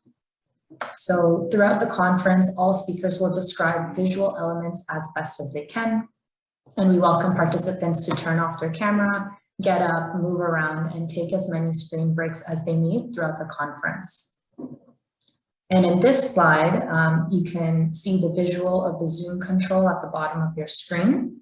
So you can use the Q&A to submit questions for presenters, or if you experience any technical difficulties and require assistance. And you're also able to submit questions anonymously through this. If you prefer to ask your questions live, you can also use the raise hand feature and you'll be asked to unmute yourself. And for the raise hand feature, so for keyboard users, if you're using a Mac, it's the Option key and the letter Y. And for Windows, it's Alt key and the letter Y. For mouse users, you can click Select Participants, choose Raise Hand at the bottom of the panel. So we respectfully request that you wait until the designated question period to ask questions using either the Q&A or the Raise Hand feature. And note that we may not be able to get to all of the questions today. To enable text captioning, click on Live Transcript and select Show Subtitles. Text captioning is auto-enabled on mobile devices. We also have sign language interpreting for the entire conference, which is available on laptop and desktop computers. Please submit a question via the Q&A feature if you're experiencing any difficulties with this. So now just getting started with the session. So I'm Bisma Khalid. I use she, her pronouns. I'm an accessibility advisor at Accessibility Services for the St. George campus. I am a South Asian woman with olive skin and dark brown wavy hair that goes just past my shoulders. And today I'm wearing a black button up top and a gold colored necklace. My Zoom background is an office space with white walls and a brown bulletin board with a whiteboard on the walls. So I'll be moderating from now until the end of the next session. So I'm very excited to introduce our next session called Universal and Inclusive Curriculum Design for Professional Faculty Programs. This next session will be facilitated by 7 incredible speakers who I will now introduce. So first we have Ben Poynton. Ben Poynton is the AODA officer for the University of Toronto and was drawn to his work by an interest in the philosophical underpinnings of human rights and how they support social justice. He promotes compliance to the Accessibility for Ontarians with Disabilities Act, seeking ultimately to lead the university beyond compliance. Dr. Claire Battershill is an assistant professor cross-appointed in the Faculty of Information and the Department of English. She researches and teaches in the areas of feminist approaches to book history, digital humanities, and creative writing. Joanna Lau is currently an educational developer within the Faculty of Information at the University of Toronto and has worked in higher education for over 15 years. In her role, she's committed to working with instructors and staff to increase UDL and accessibility practices within course design and student services. Next, we have Milena Bernstein. So Milena directs the Faculty of Information's Learning Hub. In this role, she coordinates programs that support student and instructor learning and well-being. She earned her PhD and MA in the Learning Sciences at Northwestern University, where she studied literacies, resource pedagogies, and teacher identity. Next, we have Michael Kasperzak. Michael is an assistant director at the Center for Teaching Support and Innovation, CTSI, for the Teaching Assistance Training Program, TATP. He provides pedagogical support to faculty and teaching assistants who want to integrate effective educational approaches into their teaching. Next, we have Stephanie Rose. So Stephanie Rose recently left UofT for the role of Director of Program Management at the Professional Engineers of Ontario. Throughout her career in higher education, Stephanie created programs and services primarily focused on addressing the needs of students. And lastly, we have Dr. Wendy Duff. Dr. Wendy Duff is a professor and dean in the Faculty of Information, where she teaches courses in the areas of archival access and community archives.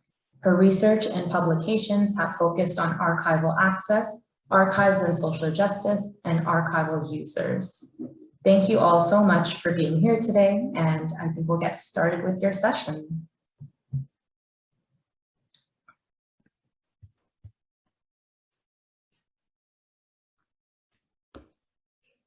Okay. Thank you for that introduction, Bisma. Can I just have a confirmation that you can see my slides, please? Yes, we All right. can. Thumbs up across the board, so that's great. Okay. So hello, everyone. My name is Joanna Lau. I'm the educational developer at the Faculty of Information. I'm a Chinese woman in my 40s. I have long black hair that goes past my shoulders, and I have big silver headphones on. I'm wearing a short sleeve yellow shirt with pink and white flowers and green leaves.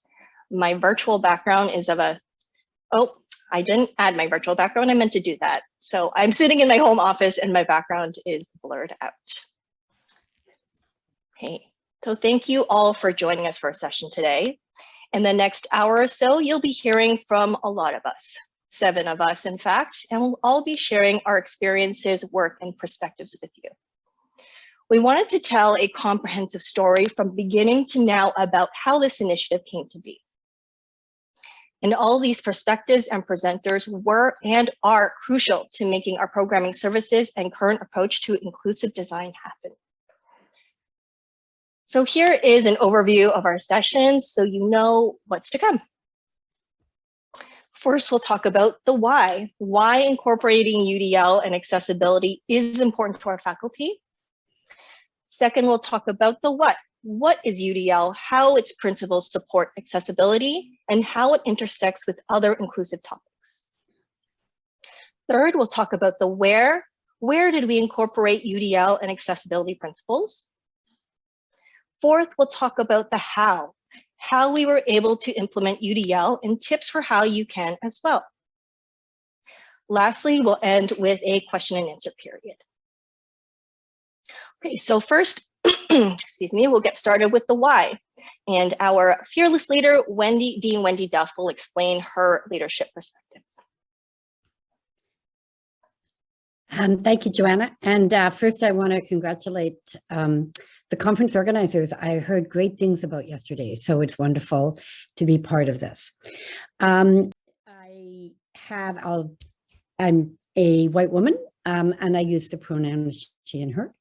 I have white hair, and it's sort of COVID hair in that it's just grown and grown and grown, and I've never found the time or the safety to go to a hairdresser yet.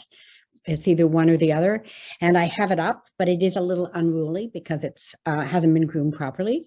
I have glasses that are blue, dark blue, black. I have on a pink top that is both an over jacket and a matching top part. And my backup, I'm actually sitting in my office. And for those, there is a photograph on my wall, which happens to be my granddaughter reaching up to books at my mother's bookstore. Anyway, so that is me. I want to talk just a little bit about both being a dean and how I came to understand the deep importance of UDL. So, you know, being a dean has some benefits and many challenges, but the greatest benefit you get as a dean is you have a gift, which is to support things you really believe in. And I believe deeply in accessibility. I believe in accessibility because I believe that a diverse world is more interesting. I believe different ways of knowing and different ways of learning and different ways of being make for a much more interesting world than one where we all think and learn the same way. And so accessibility, I think, allows us to create that world and open doors that when I went through school were not. And that gray hair, I've earned this gray hair by the many years that I've lived. So I also believe deeply in accessibility for 2 personal reasons. One is when I was in grade 4, I had always been a really good at math, sort of adding and dividing and subtracting. And then when I was in grade 4, the teacher wrote all the tests on the board and I would have to write down the questions. But though I was good at math, I couldn't really see. And so one of the things I kept doing was writing down the wrong question. And when you write down the wrong question, you get the wrong answer. And so I found myself failing at math until, voila, I got a pair of glasses. And so to me, that idea that there is something there that can be fixed is much ingrained. And it's interesting, I was telling the story to someone, one of our faculty members, and she told me that the same thing had happened to her, not in math, but in English. And she was writing down and couldn't see the board. The other reason I believe strongly in this is I have a grandson who, like probably every grandmother's grandson, is brilliant and clever and smart and loving and funny. And he is actually perfect in every single way in my eyes. And he was really struggling in grade 2. His parents happened to be doctors, and my daughter is a psychiatrist. And she said, I think he's got, ADHD. And so she had him tested, and sure enough, he did. And then they started to be able to deal with his ADHD. And he's now like one of the top students in the class, but unaided and undiagnosed and without the right structures, he would not. And, I just want every other grandmothers, grandsons, and granddaughters to have the same supports that, I got glasses and my grandson got help. However, though I've been a big believer in accessibility for a long time, I knew nothing about UDL until I had some conversations with the people that are on this panel. So that's all I'm going to say, because really you want to hear from them. But you are in for what I hope you will find a very interesting and exciting journey. So hello, I believe that hands it over to me, and my name is Stephanie Rose. As mentioned, I recently left the University of Toronto for a role with the Professional Engineers of Ontario, and I worked with Wendy and many of my esteemed colleagues on the call for a number of years. Just to give you an introduction, I am a Caucasian woman in my mid-40s, blondish brown hair and glasses, a blue shirt, and a fairly plain background. With some shadows because the lighting's not amazing. So to give Wendy a little bit more credit in all of this, not only is her own interests and desires in supporting the learning and well-being of all individuals in the classroom and in that learning process, it also happened to do with supporting one of the initiatives within our Faculty of Information, which at the time was our Students Accessibility Interest Working Group. We have a very active graduate program. Students that really want to get involved and support one another. In particular, there was interest in accessibility. So when coming to the dean, there were questions around accessibility supports and what was available through the institution, as well as what they thought would be in the best interest of them and their peers when learning in the classroom. At the time, we really weren't into that online world, or we had just jumped into the online world. And so we were really looking at a variety of options. So in addressing those concerns and questions, Wendy and I had a conversation, and I was the assistant dean at the time, working on the registrarial and student services file. So looking at ways in which we could support the students, their learning, and the experience in the faculty. Wendy was exceptionally open when I recommended that we bring in the big guns and the experts from accessibility services in an attempt to effectively address the concerns and needs of our students, as well as give some support, guidance, and direction to the work and the interests that they had in regards to accessibility services, accessibility within the classroom, and supports that could be provided from specifically the Faculty of Information. At that time, it was a groundswell of change, and energy was in the air. It was around the time of the Black Lives Matters movement hitting its prime and really being in the forefront of need for change. Additionally, that was a time in which, again, our students in the Accessibility Working Group were really trying to advocate for change within the learning environment. So seeing that that was kind of the perfect storm as far as making sure we were actually being respectful and responsive, we then met with the group from Accessibility Services to ensure what we were hearing and what we were understanding was reflective of what services were available and where those gaps might be. So a little bit of history about me. I had worked as a learning strategist in accessibility services at the former Ryerson University, and that gave me a little bit more insight and knowledge into what universal design for learning was. And at the time, I brought that up to the dean, as well as discussed that concept with the students involved. So not only was the timing right, the people were there, the interest was there. At that time, we thought, we have a lot of faculty that are exceptionally interested in providing the appropriate learning environment for our students. Why don't we discuss with them how we can provide them with tools and resources to engage in especially engagement with UDL within their classrooms, universal design for learning, such that we're addressing the needs of the entire group and benefiting every student in that class with multiple modalities with learning, multiple methods of delivering curriculum, and then reflecting on what is the essential learning outcomes that they're actually trying to engage with. So from there, we identified the position that now Joanna Lau holds, which is in support of universal design for learning within the faculty.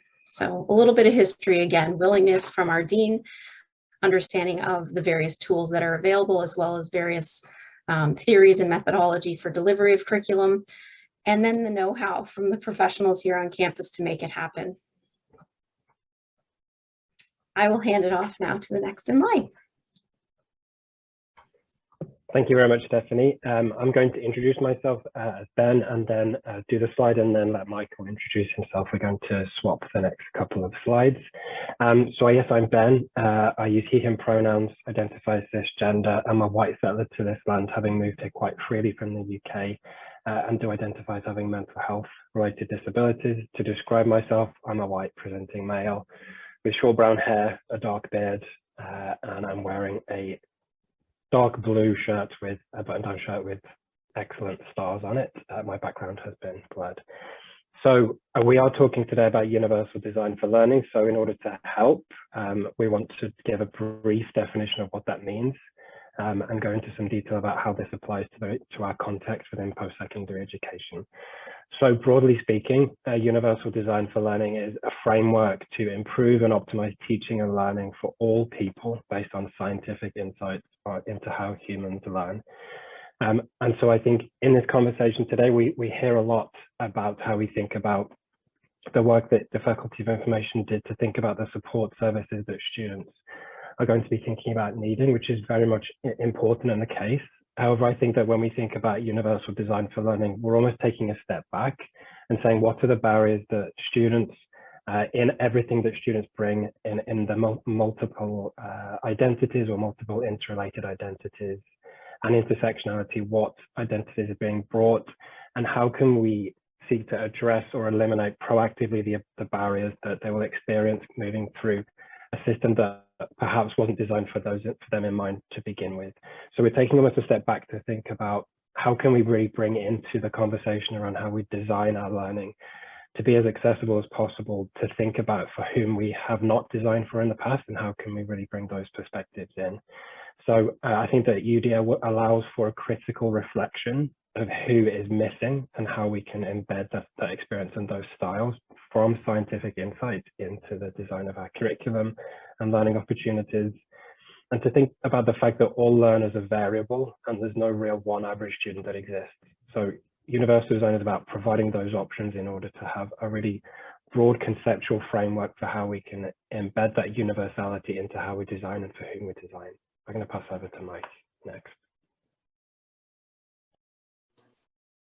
Fantastic. Thanks, Ben. Hi, folks. My name is Mike Kasperzak.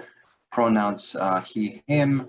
I am a white man in mid-40s. I'm wearing a light blue polo shirt. I'm greeting you from my home office, the lens of the Mississaugas of the credit.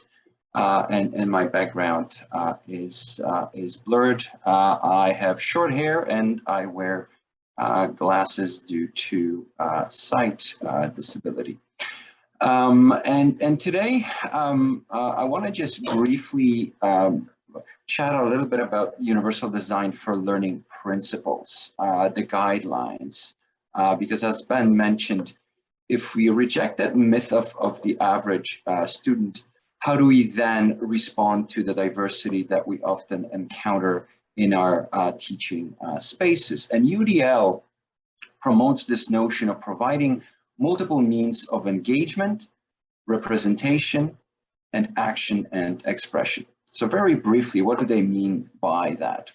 In terms of engagement, it's about how we motivate students by engaging them in multiple ways in order to stimulate that learner interest and motivation. After all, if we hope that our students become self-regulated learners, that they learn to learn, it's really important for us to engage them in that learning in a range of ways. Secondly, it's about multiple means of representation, because quite often students will ask us, what are you teaching? And so this is about representing information, providing that information, that content in a range of different ways in order to really respond to students' diverse learning preferences but really to guide that information processing that happens throughout learning. And then thirdly, it's about providing multiple means of action and expression. So this is about really engaging students in these conversations about how to use the information, the learning that happens in our courses. And so this is about allowing students to demonstrate that what they have learned, what we intended them to learn, has actually happened, and that they can demonstrate this learning in a range of different ways. So this is about differentiating the ways in which students can express and demonstrate what they know. All right, back to you, Ben.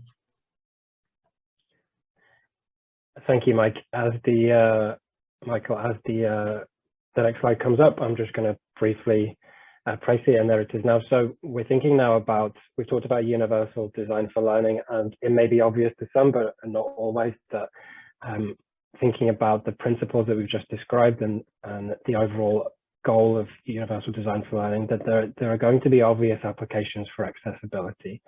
And I will caveat the next slide with just mentioning that even though we think about embedding universal design for learning into our, we'll just go back to the previous slide.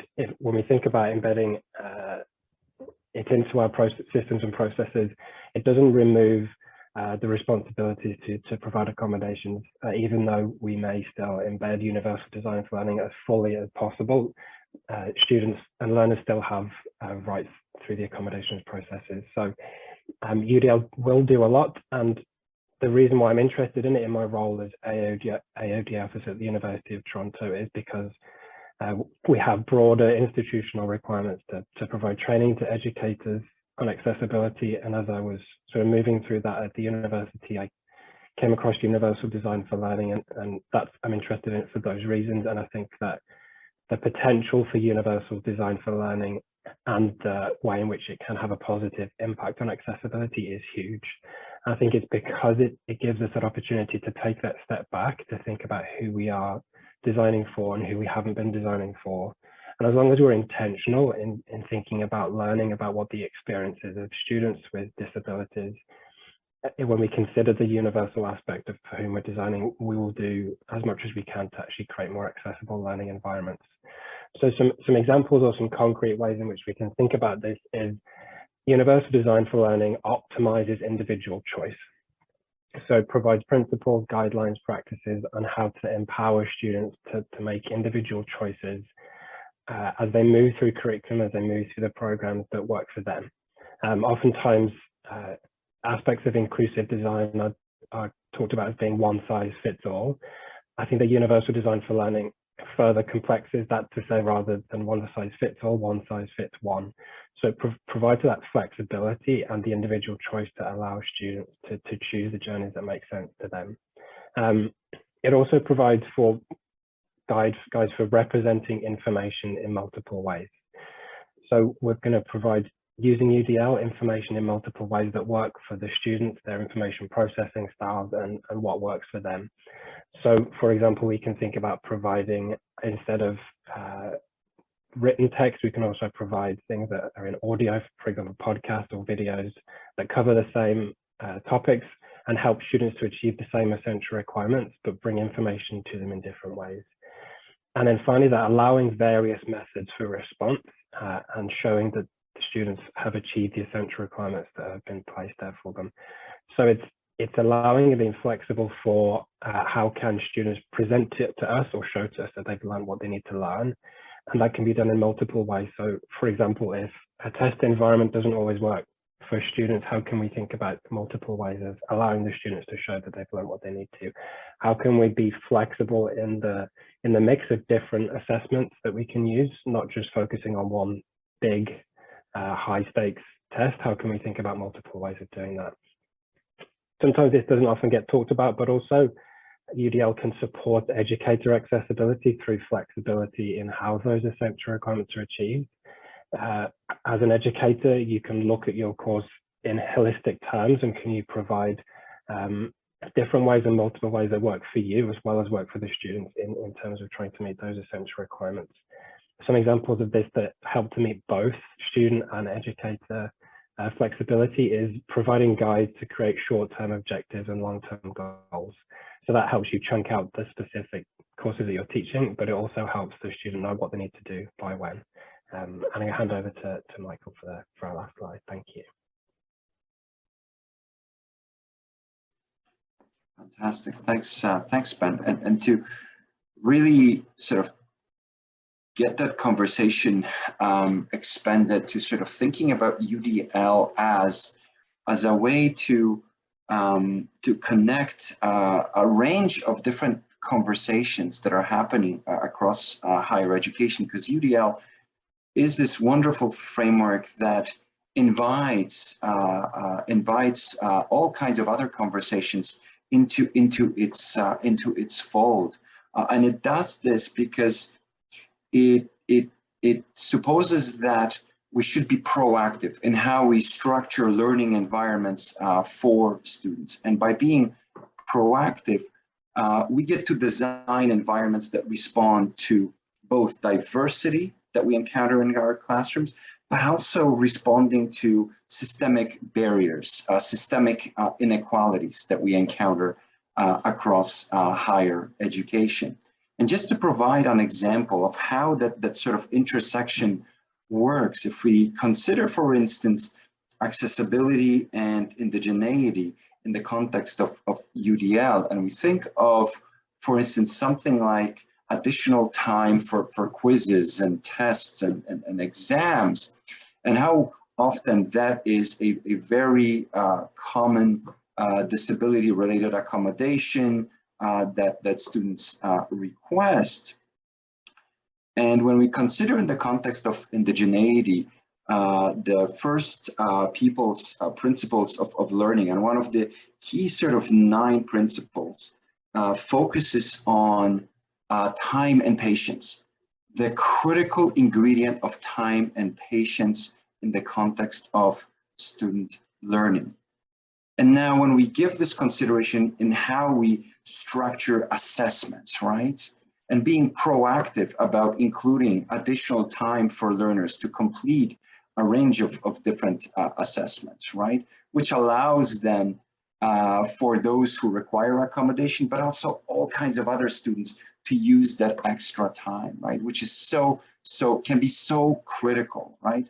In reducing anxiety related to these time pressures, right? It creates a far more supportive evaluative process, right? It doesn't turn assessments into just high risks evaluative performance tasks, but rather get students to reflect on the learning that is happening, right? So thinking of those intersections is really, really important. Another example that sort of cross between wellness and accessibility in terms of pedagogy of kindness and how important it is for instructors, for instance, to engage in this conversation about normalizing the use of supports and resources, doing check-ins as we saw at the beginning of our talk today, right? Small pieces, right? But having tremendous impact, right? And so UDL in many ways fosters those intersections of various areas that are so critical to student learning. Thanks.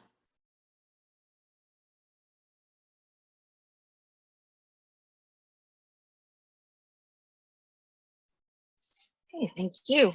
And I realize I do have my virtual background on, so I'll just describe it quickly. It is a plain cream background, and I have the iSchool mosaic on it as well as the iSchool or Faculty of Information logo in the upper left-hand corner.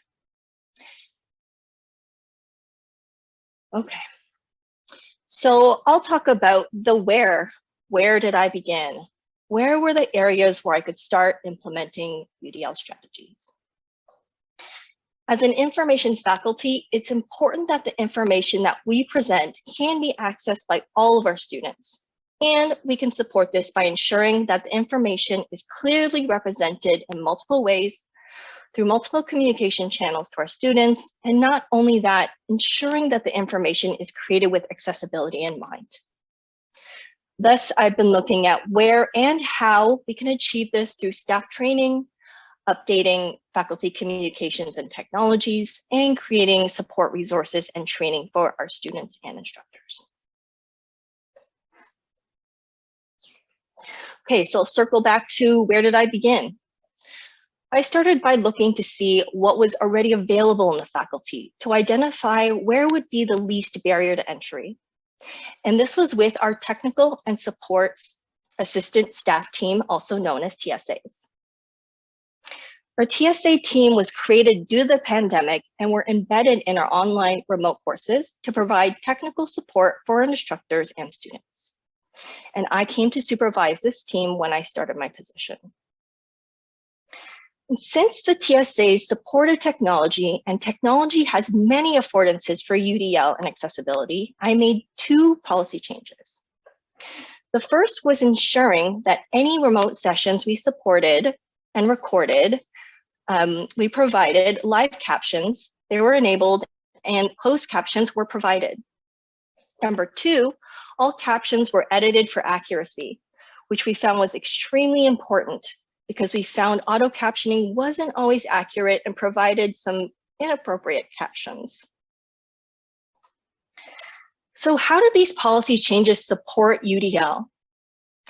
These changes align with providing multiple means of representation, where information is presented in different ways, in both video and text. They also support UDL because captions benefit all users, including non-native speakers, viewers watching videos on low bandwidth or who are in noisy or quiet environments, or students learning new terminology. And all users can use the captions to improve comprehension, information processing, and retention. In addition to these policy changes, I also wanted to enhance the type of support our TSAs could offer. So they were provided training through CTSI's UDL and Quirkus webinar series, which was developed by Michael Kaspersak and CTSI, and also Anna Lamani. And they were also provided training through our own accessibility for remote sessions training that we created in collaboration with AIWG. And as the semesters continued, we realized that having TSAs embedded in classes offered us unique insight into courses and provided us with an informal evaluation of where we could extend our services. And so we saw that we could extend the accessibility support of this group. And so I worked with Milena to transition the group to become our technical and accessibility support assistants, also known as our TASAs. And they've been provided with accessibility training, but will be provided with more training on how to create accessible content, which is important for another service offering that I'll talk about a bit later.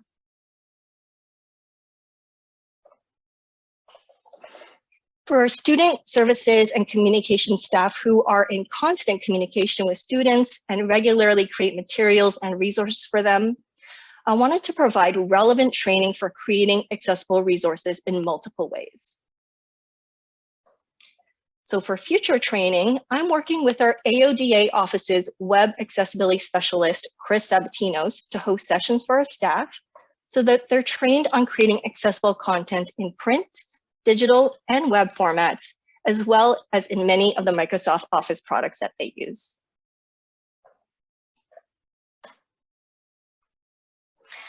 Moving along to our next where for staff support.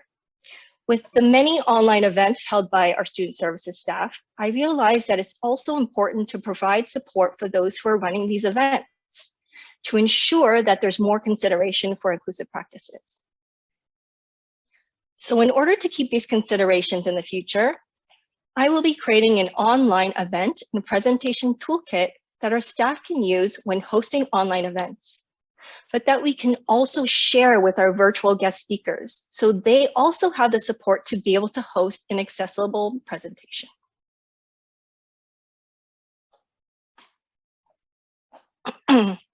Moving on to faculty support.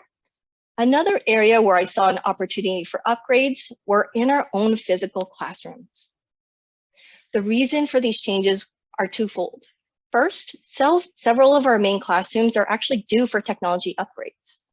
And secondly, after having many conversations with instructors who are supporting their own students' accommodations, I knew that we could be proactive about what technology we install to support reducing accommodation requests, and also helping to ensure any accommodation requests that require support are tended to quickly.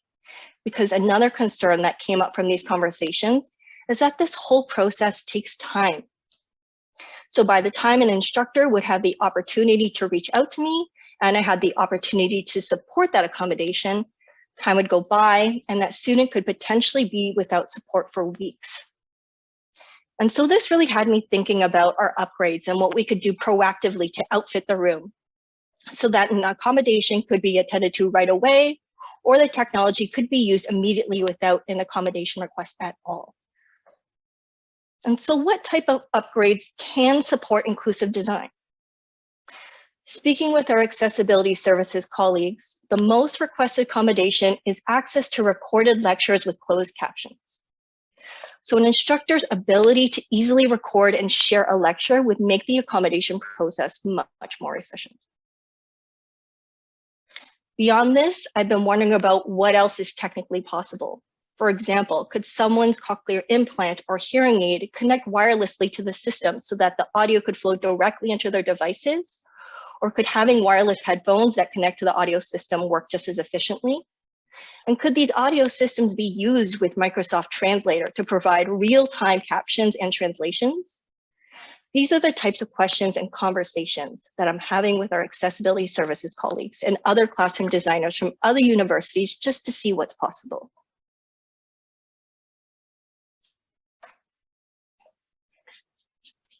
For other implementations in our faculty, another area I wanted to focus on was where our students and future students access information about our faculty. And this is through our own website. So I started with an accessibility audit of our site, focusing on the student services area, and provided recommendations on how the content should be updated for accessibility, and then worked with our instructional support coordinator to complete those updates. Looking to the future, we do have a new website on the horizon, and being on the website revitalization committee, I've provided the recommendation and requested that our new website is developed at a higher WCAG compliance level. And WCAG stands for Web Content Accessibility Guidelines, so that our website is future-proofed for accessibility standards in the future. And so how does having a higher WCAG level further support accessibility? Well, first I'll say that the Web Content Accessibility Guidelines are a set of technical standards to make digital assets like websites or apps more accessible to persons with disabilities. Currently, the legal WCAG standards for designated public sector organizations is level 2.0 AA. And I've requested that our website have a higher compliance level at 2.1 AA. And this means that there are additional accessibility guidelines that we will meet. And when our new website is finally created, those on our team will have that would have had that web accessibility training and will be ready to work on the site with best practices in mind.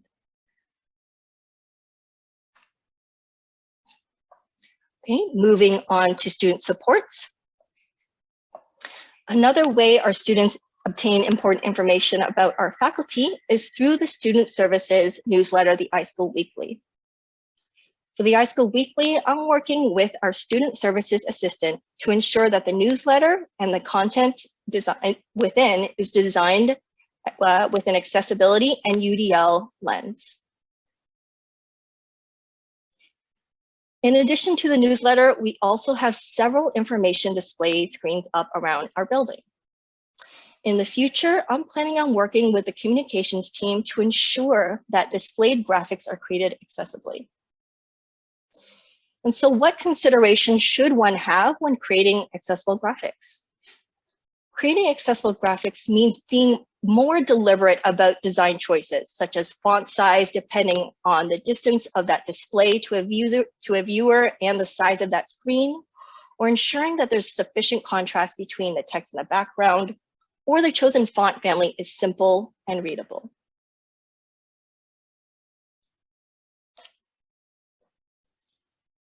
So far, I've been reviewing how our faculty has increased access to multiple means of representation of information. And so the next couple of examples of student support demonstrate multiple means of engagement. For this particular resource, I was very much inspired by the faculty's Museum Studies Research Guide, which has very comprehensive sections on related associations and other organizations, as well as equity, diversity, and inclusion resources. And this was developed by the director of that program and the library liaison.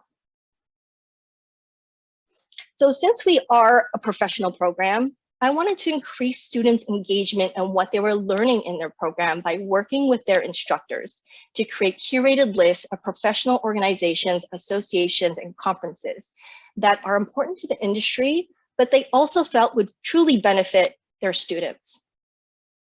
And similar to the research guide, these lists will also include connections to professional groups that have EDIA initiatives and relevant resources. And my future goal is to have a curated list for each program and their concentrations.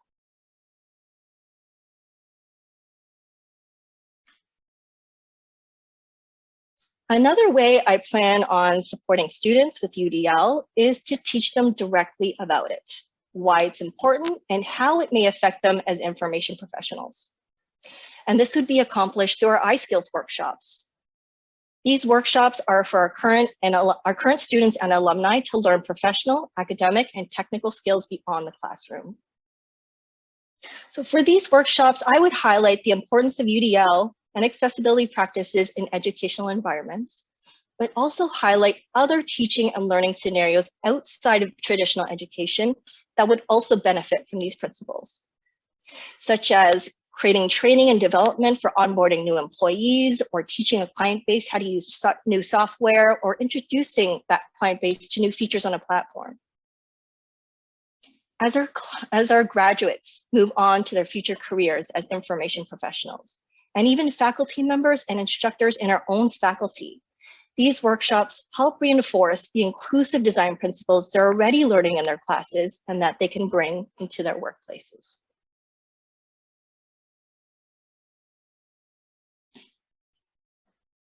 And our last where is with our faculty members and instructors.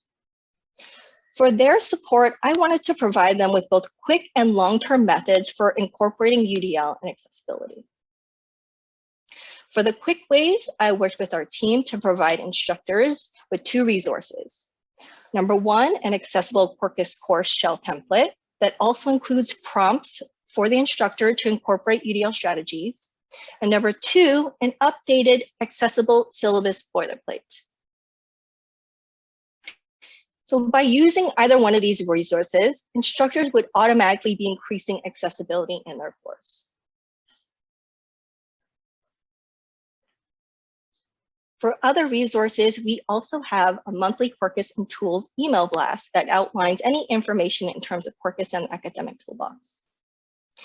For this email, I've included a new section called Universal Design for Learning and Accessibility Quick Tips, where I include information about a UDL recommendation and then provide a way that instructors can try it out in their own Quarkus course.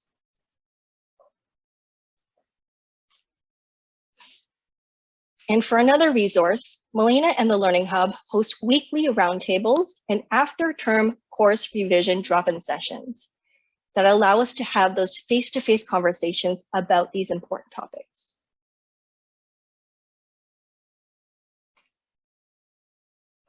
For long-term methods, I was very much inspired by CTSI's Quarkus course reviews and introduced a similar service that would allow me to review an instructor course shell and syllabus so that I could provide direct feedback on how they could incorporate UDL and accessibility in their courses, as well as being able to have those important discussions around why these principles are needed.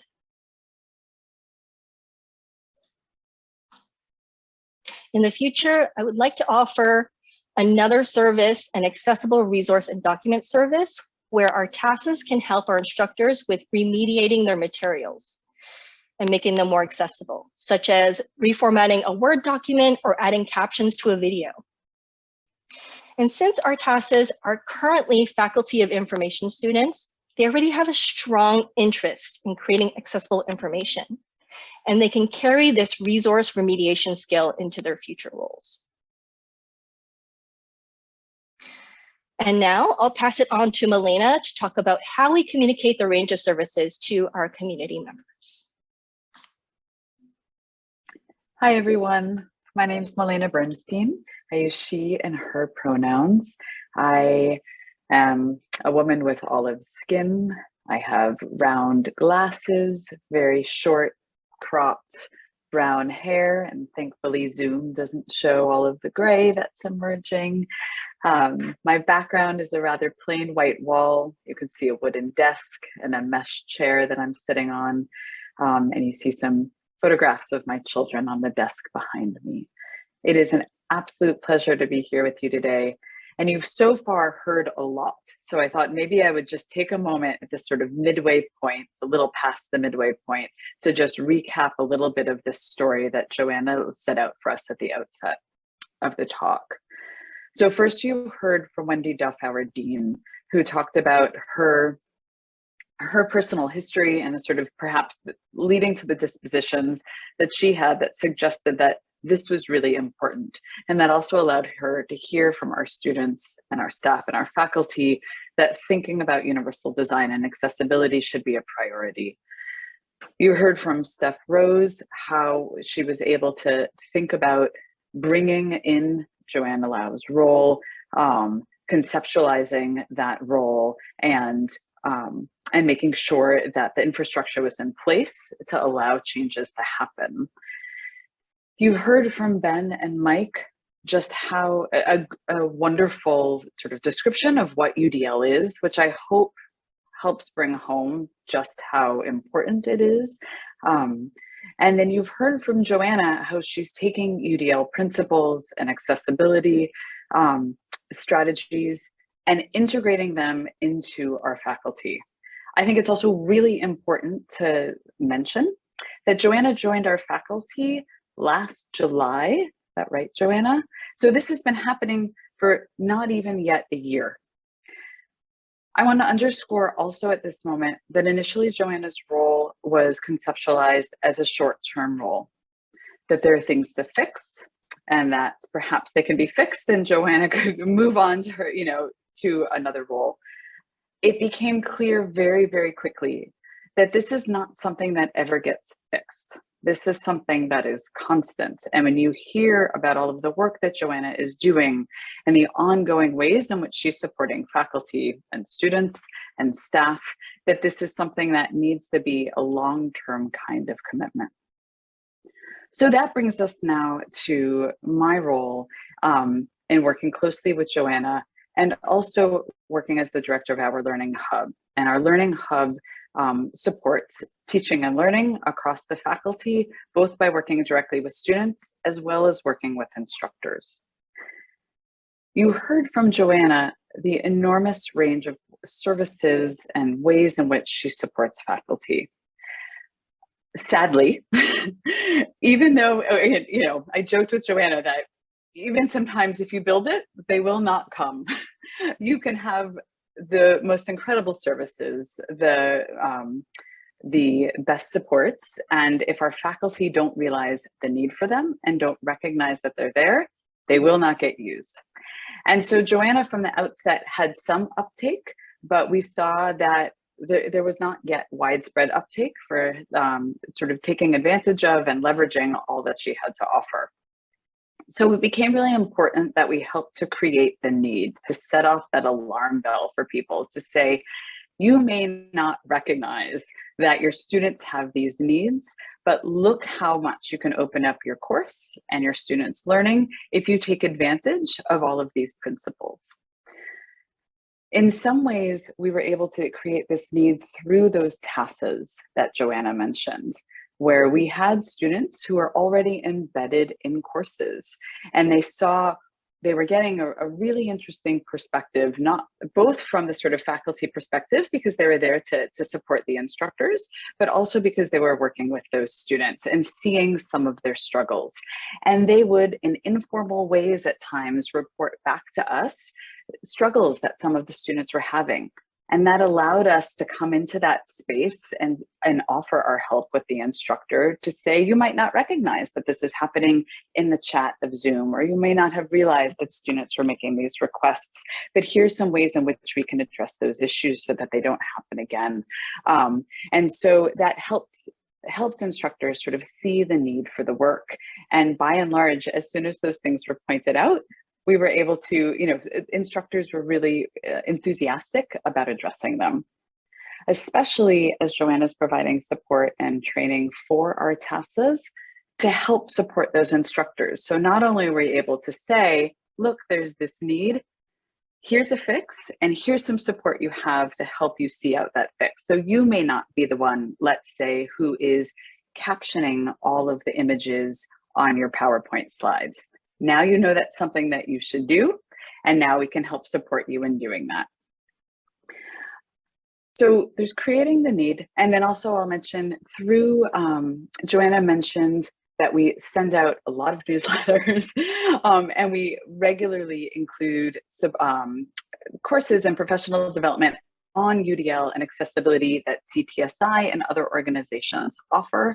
And so that, again, we're hoping that our instructors become more and more informed, recognize the need for this, and then take us up on our offers to help support them in addressing these needs. So how do we convey these approaches to support? One, as Joanna's mentioned, we have a lot of newsletters. We have a support site online as a Quirkus site, that as soon as an instructor is registered as an instructor, they're invited to become part of this Quirkus site. And on this Quirkus site, we explicate all of the range of supports that we offer, as well as general inquiry pathways. So if anyone has questions, they're there to, they're able to reach out to us directly. We also, as Joanna mentioned, have these weekly roundtables that we've created as really deliberately as informal spaces where people can come just chat about teaching and learning. And this is where we often hear about those concerns or those problems that we may not have necessarily heard about at a formal presentation like this. And hearing about those concerns allows us to either say, here's something that we can help, a way that we can help, or we need to think of developing a new service to support you. And so we've got the online services, we've got our regular meetings together, and then we've got all of our sort of blasts. Another piece that we've realized over the course of the year that we've been working together is that we need to be really, really flexible so that we can respond to instructors' needs, because what instructors need are not always things that we recognize. So we need to have regular bi-directional communication, not just sending out those blasts, but making sure there are lots of pathways for folks to get in touch with us.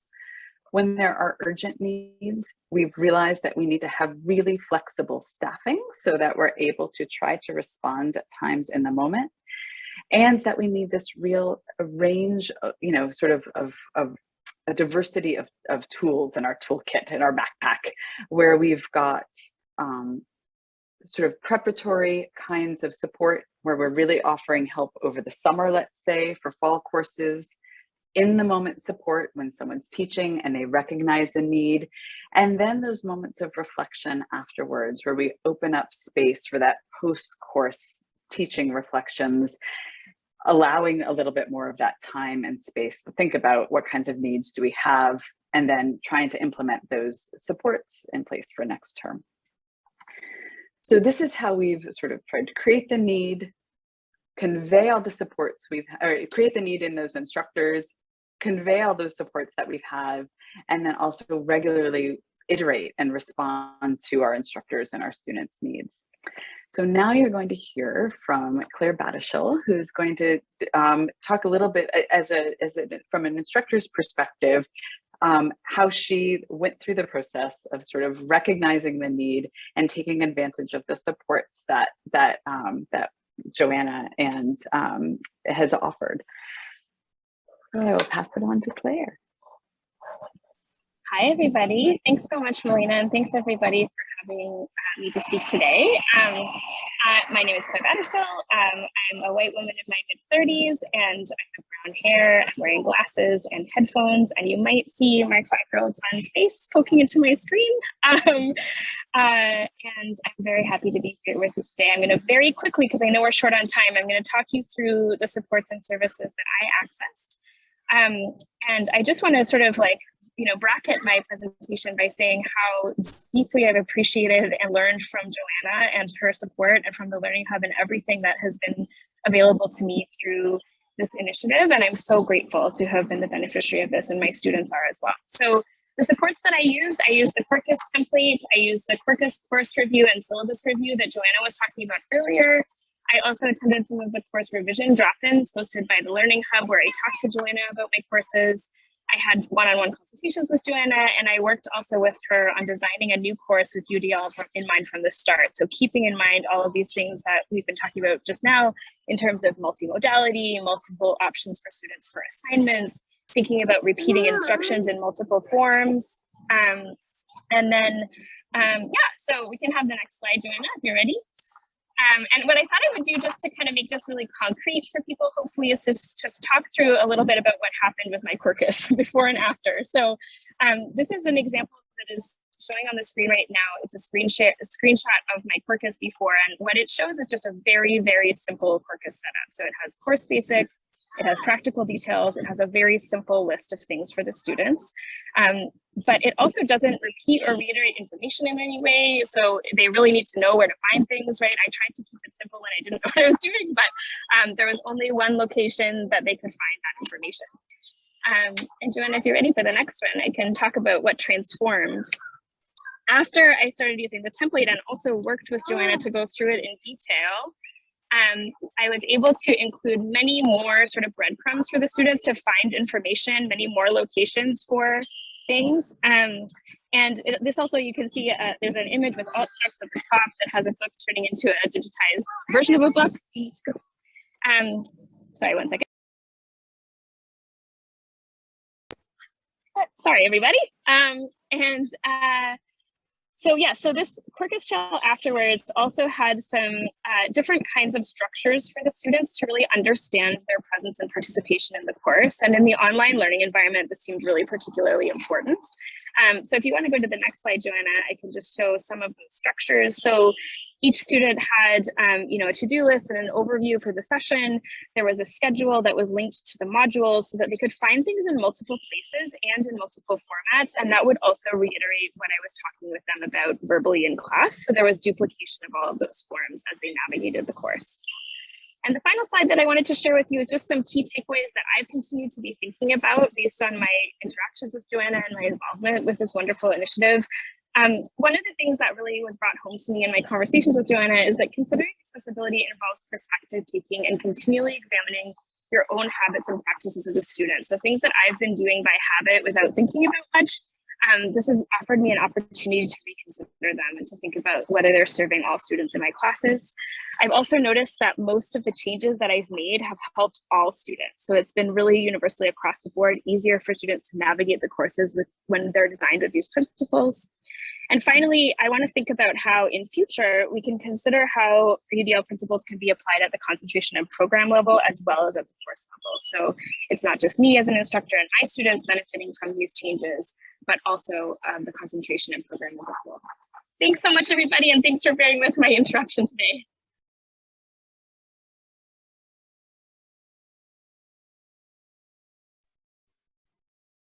Okay, thanks so much, Claire. I just wanted to add on top of that, it's just been truly wonderful working with Claire on our course. We've had many discussions and conversations, and it's really opened my mind to other areas that we can look at, such as accessibility in field trips or accessibility in marking and providing feedback. All of these are important and should be considered as well. So these discussions have become instrumental in me understanding instructor needs as well as student needs. Okay, so moving on to the final step. How do I encourage and support the implementation of UDL? First, I'll talk about our instructors. One thing that we all know is that our instructors are very busy, and almost always the main barrier is time. And because of this lack of time, they can feel overwhelmed by the idea of implementing these principles because they feel it takes an immediate overhaul of their course. And so when they're feeling this way, I introduce the +1 mindset. So what is the +1 mindset? The +1 mindset has the instructor focusing on adding just one interaction between the learner and something. So the learner and the instructor, the learner and the material, the learner and another learner, and then providing one additional option for that interaction to provide that extra flexibility and clarity. So when instructors are looking for their +1, we can help guide them by helping them realize the pain points of where their students always ask questions or always get things wrong. And then asking the instructor follow-up questions such as, what's one more way you can keep your learners on track? Or what's one more way to provide them with information? Or what's just one more way that students can express what they've learned? Introducing the +1 mindset allows instructors to think and act on the small ways they can that they can update their course. And so eventually, all of these +1s become +10, and the small wins become long-term growth. Because the next time that instructor is reworking a syllabus or is creating a new course from scratch, they will have already had an open mind to incorporating UDL and accessibility principles.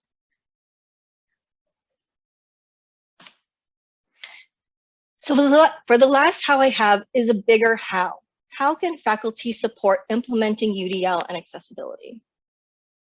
Well, I would also tell them they can also start small and utilize the many resources offered from CTSI and our own AODA office. So for example, a faculty could ask their staff who's interested in inclusive design, and then allow these staff members to take the time to learn from these resources, such as joining CTSI's UDL and lunchtime series, or visiting our web accessibility specialist during his weekly document and web accessibility sessions. We have so many great resources and sessions at UofT that it's really easy to take part and get started.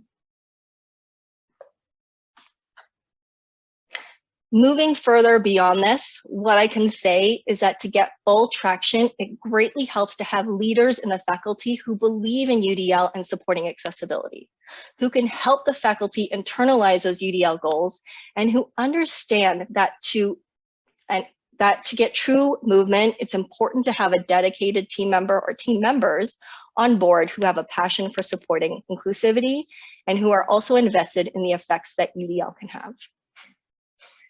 This team member would be embedded in the faculty and can scan your environment and identify areas where support is needed.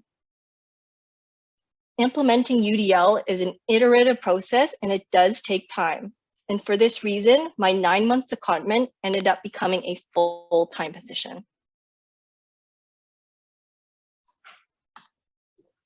And so I do have a list of resources here that I've depended on to help me in my role, including the ones I've mentioned so far.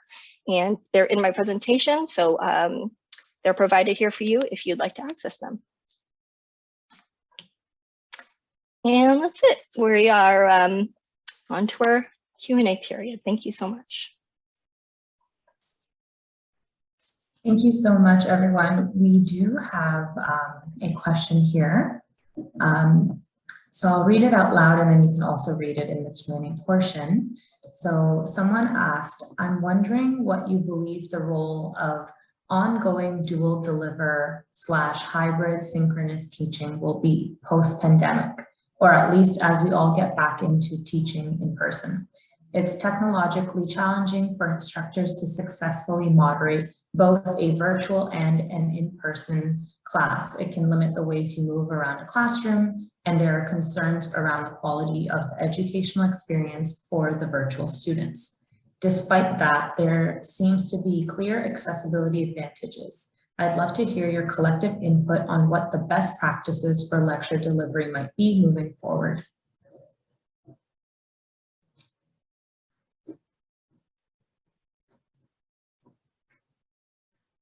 And let me know if you need me to repeat any of that too.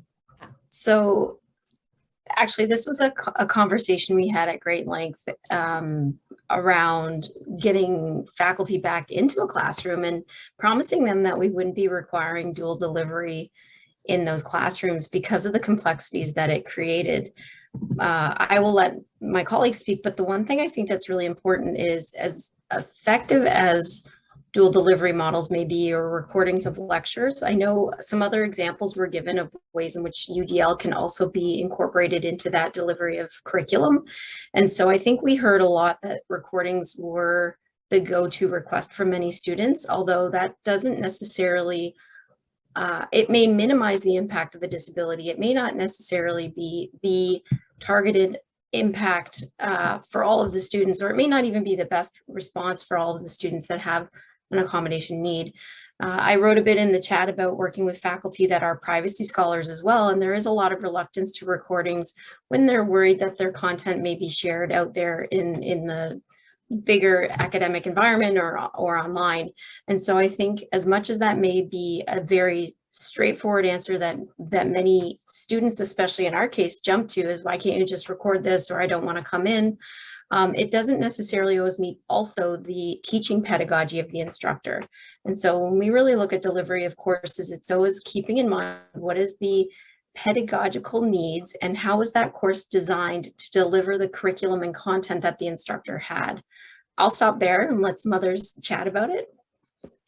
Thanks, Steph. I would add that we had, when we started in September, there were a couple of faculty that thought that a hybrid would be wonderful. One of them is the most amazing teacher, and in fact has won the University Teaching Award for Excellence. And halfway through, he said, this is not working. We actually had these tasks in the classroom to help with hybrid. So we had, extra staff and support and a brilliant teacher. We also found that it actually wasn't the online students that minded as much as the on-site, that felt that they had come in and half the time the attention of the instructor was actually trying to focus on the people external. So we did make the decision at the request of people who were very much in favor. That doesn't say you still can't record, but one of the things also that happened when we knew we were going online, they made sure that the recordings that were available were behind the Quirkus site that could not be copied, because there is great fear for instructors that teach issues around justice or issues that are very controversial, that a student will copy that and put it on the internet, and then you will get trolled. So, but there is a way to lock that down. And so I think that it doesn't have to be hybrid to be recorded. And yes, we do have issues around making sure that recordings are protected. And we are not able to insist that an instructor does record, but we can encourage and we can set up an infrastructure that makes it safer.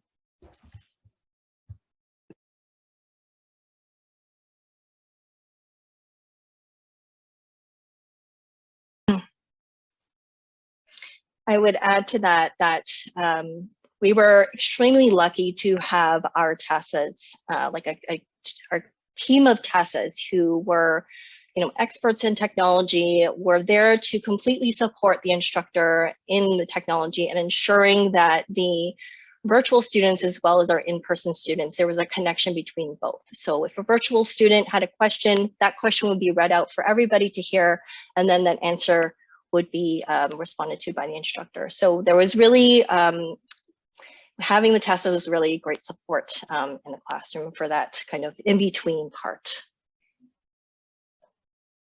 But I would say that it's to support both sides, it's really important to have any resources and materials up ahead of time in your purpose course, so both sides have the opportunity to see what's going to be happening in your upcoming class, and they both can be prepared and have everything ready to be able to join your class, whether they're joining virtually or in person.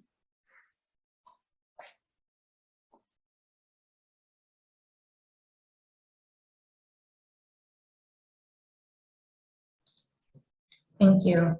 And someone did make a comment saying that they have similar experiences in their division as well. It's difficult to balance the interests of online and in-person students. So you folks also graciously answered a couple of questions that were asked over text. So I'm wondering if, since we have a couple of minutes, we go for break at 2:15, if we wanted to just go over some of them. Just so everyone else can also hear the answers that you provided, since some of those questions were really good. So there was a question, sorry, there were quite a few. So there was a question about why do you think that institutions are refusing UDL options such as virtual or recordings, and how do we work around this barrier? Universities are particularly oppositional to this, and I think it relates to infrastructure, buildings, etc. And Stephanie, I'm not sure if you wanted to read out your answer that you had written there. So I see that Ben has his hand up. He might be able, were you going to comment on this, Ben? I was, yes, but please go ahead. I'll just from the sort of university context, it's a great question, and thank you for asking it. I think the way I thought of it and answering that particular question is that I'm not sure that institutions have taken a sort of conceptual leap to regard these pieces as part of a broader universal design for learning construction or idea. I think that there's been a lot of focus on remote learning.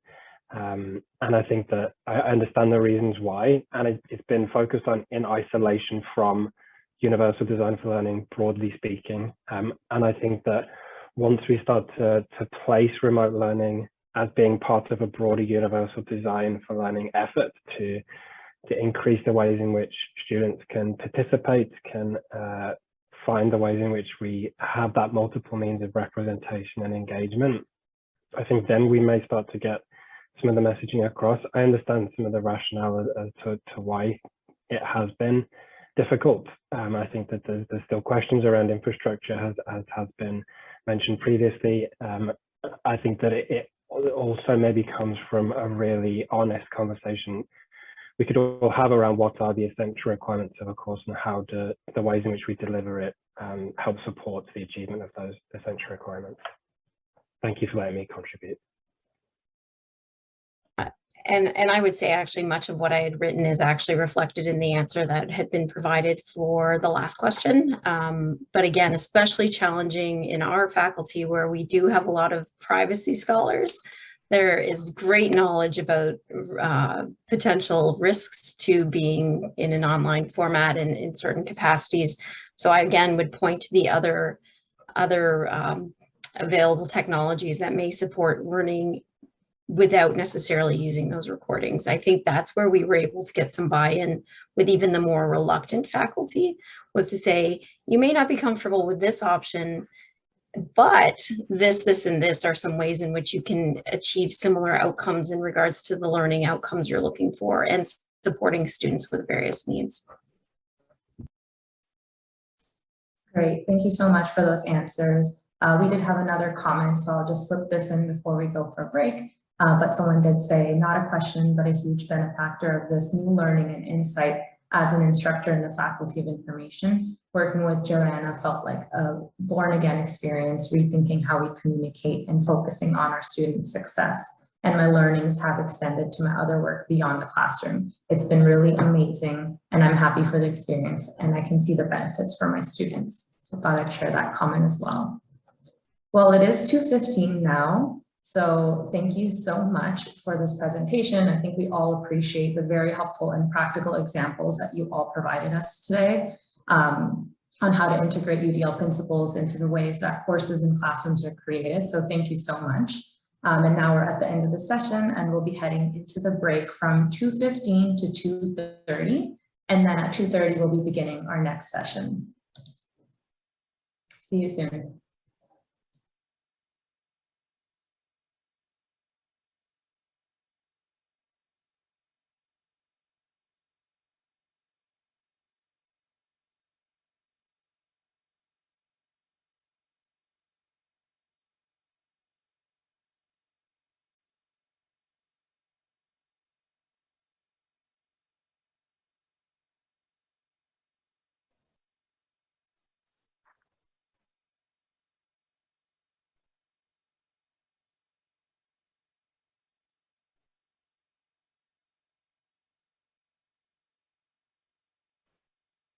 Hi, everyone. Welcome back. I hope you all had a good break. We're going to go ahead and get started for our last session of today. I'm going to go ahead and complete the access check first. So we understand access to be a shared responsibility between everyone in this space. We will strive to create an accessible space that reduces the need for you to disclose a disability or impairment for the purposes of gaining an accommodation. In doing this together, we strive to welcome disability and the changes it brings into our space. I'd like to ask, is there anything about the virtual space that we should address now? Are there any other access needs that might affect your participation in the workshop that we could also address? On the next slide, we will go over how you can submit a response to either of these two questions, as well as the rest of the conference. Throughout the conference, all speakers will describe visual elements as best they can. We welcome participants to turn off their camera, get up and move around, and take as many screen breaks as they can throughout the conference. This slide shows a visual of the Zoom control at the bottom of your screen. Use the Q&A to submit questions for the presenters, or if you experience any technical difficulties and require assistance. You are able to submit questions anonymously. If you prefer to ask your question live, you can use the raise hand feature and you will be asked to unmute yourself. For keyboard users, you're welcome to click on Option and the Y letter on Mac, or Alt and the letter Y on Windows. Keyboard users are welcome to select participants and choose the raise hand feature at the bottom of the panel. We respectfully request that you wait until the end or until the designated question period to ask questions using either the Q&A or raise hand feature.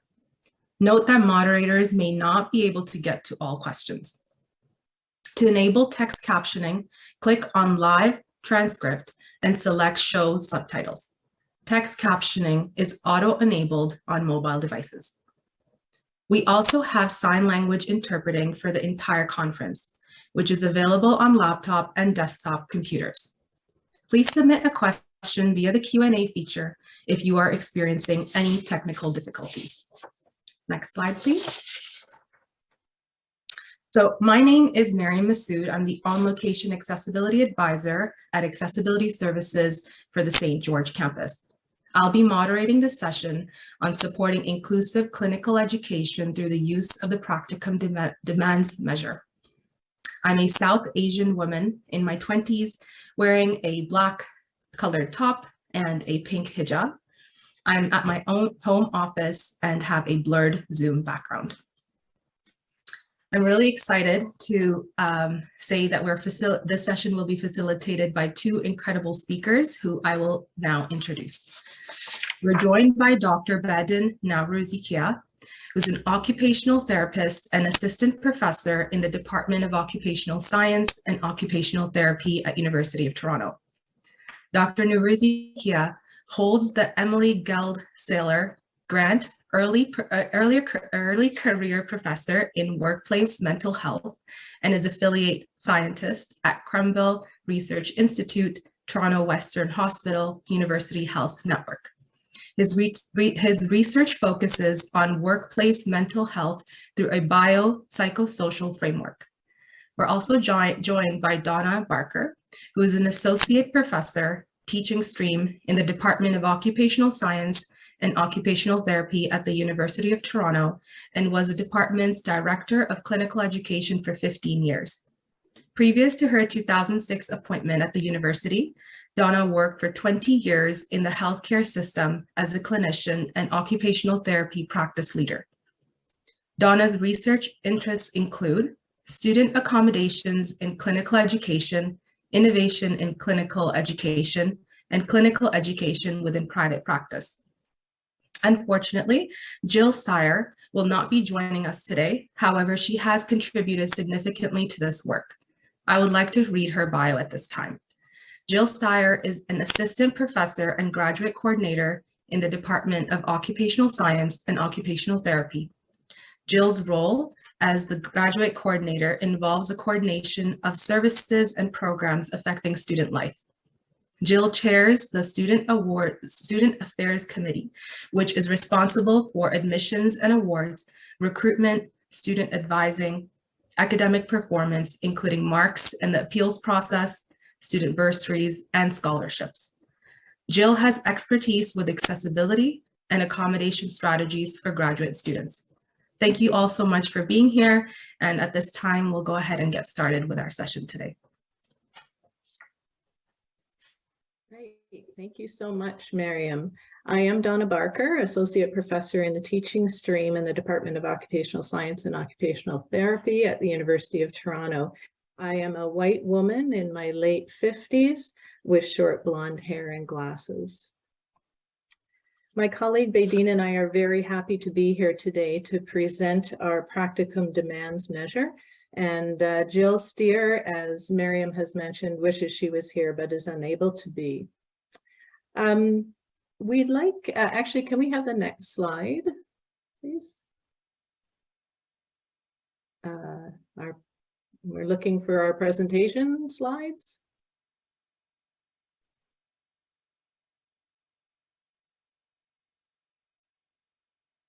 And we also have a poll. I'll explain the poll while we're waiting for the slides. We would like to know who's in the session today, so we've designed a Zoom poll that we would ask you to participate in. And the question on the Zoom poll is, which of the options below best describes your role or position at this time? And the responses are student, accessibility advisor, university staff, university faculty, clinician, or other. So we're still waiting for the slides. Hopefully that will be coming up. And then we'll hope that the poll, sure, launch the poll. We'll launch the poll first and then see if the slides will be coming up. So here's the poll. Again, it says, which of the options below best describes your role position at this time? So if you can complete what sounds the best to you, it's just very interesting for Baideen and myself to know who's in the session.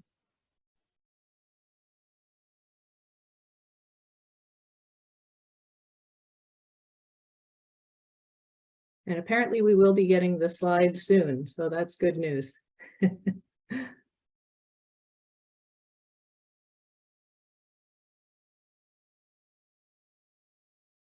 And whenever we have the results of the poll, that would be great as well. Here we go, the results of the poll. So 3% student, 58% accessibility advisor, 24% university staff, 8% university faculty, 3% clinician, and 5% other. And I'm sorry, we didn't provide enough categories. We have 5% other, but thank you all for being here. And it's just very helpful for us to know who's actually here. So thank you so much. Again, just waiting for the slides.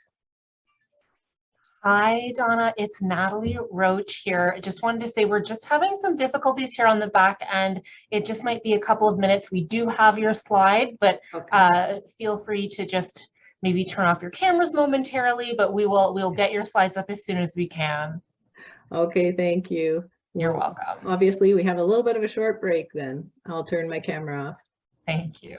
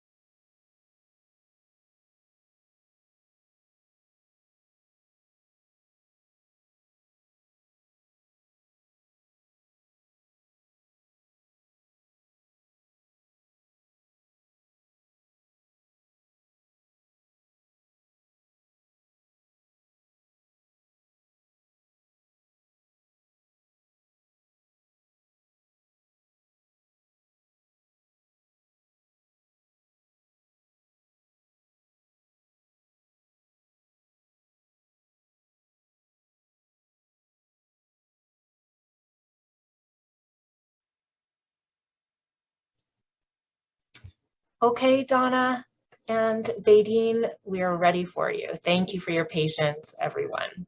Wonderful. Thank you so much. As we know, technology is great, but sometimes causes a few problems. So I'm glad to have things all fixed up. We'll go to the next slide, please. So here's an overview of our session today. I'll start off with what is the practicum demands measure, or we'll refer to it as PDM throughout the presentation. I'll talk about why the PDM was developed and introduce some case examples. We'll look at how was the PDM developed. That will be Badine talking about that. And he'll also take a closer look at the PDM and look at some PDM research results. And then we'll go back to look at how will the PDM information be used. And I'll revisit those case examples. Badine will speak to future directions, and then we'll have an opportunity for questions and discussion. Next slide, please. I just want to point out that participants in this session have been emailed a copy of the PDM, so you can refer to that document throughout our presentation as you feel necessary or would be helpful for you. And we will look at it a little bit more aspects of it throughout the presentation, and especially with our case examples. So first of all, what is the practicum demands measure? It's a copyrighted tool that was developed by Jill, Badine, and myself to collect the physical, cognitive, and psychosocial demands that a student experiences on an occupational therapy fieldwork placement. The PDM data that's collected is then analyzed and shared with OT students, OT fieldwork faculty, and accessibility services advisors to assist in assigning necessary accommodations and also to match students to fieldwork placements. Next slide, please. So why was the PDM developed? Well, really to assist the MSc-OT program in the delivery of inclusive OT education. Our ultimate goal with the PDM is to optimize student fieldwork learning so that all students can develop the professional competencies required to practice occupational therapy. So developing the PDM was just another step towards inclusive OT education. And of course, we all know that we're directed and inspired by government legislation such as the Ontario Human Rights Code, the Canadian Human Rights Act, and the Accessibility for Ontario with Disabilities Act. But we were also inspired by the UofT statement on inclusive education, and I'll just read a sentence from that says the university will strive to provide support for and facilitate the accommodation of individuals with disabilities so that all may share the same level of access to opportunities, participate in the full range of activities that the university offers, and achieve their full potential as members of the university community. So we were inspired by that, but we were also inspired by some other documents specific to our profession of occupational therapy, which I've listed here. And I'm just going to talk about in the next slide. So if we'll go to the next slide, please. In 2008, the World Federation of Occupational Therapists published a position statement entitled Inclusive Occupational Therapy Education. And this is a quote. UofT believes that the right to inclusive education is paramount and non-negotiable. Occupational therapy is a profession that strives to enable individuals to realize their potential, developing meaning in life and advocating for ability. Therefore, it is imperative that occupational therapy education programs are accessible to students with disabilities, and that the strategies employed to meet this goal become models for others to emulate. So we were very inspired by this, thinking for sure we want occupational therapy education to be inclusive, but also what can we do that will help other professions as well. In 2018, our Canadian Association of Occupational Therapists and the Association of Canadian OT Programs published a joint position statement on inclusive OT in Canadian OT programs. And Jill Steer and myself were co-chairs of a task force that looked at this. And we were very happy in 2018 to produce this joint position statement. And there were recommendations for all different stakeholders in the process of OT education. And two of the recommendations relate to our work with the PDM. To promote universal design for learning and address barriers inherent in the structure and implementation of occupational therapy education, and promote the development of research evidence that will advance understanding of inclusive education within the profession.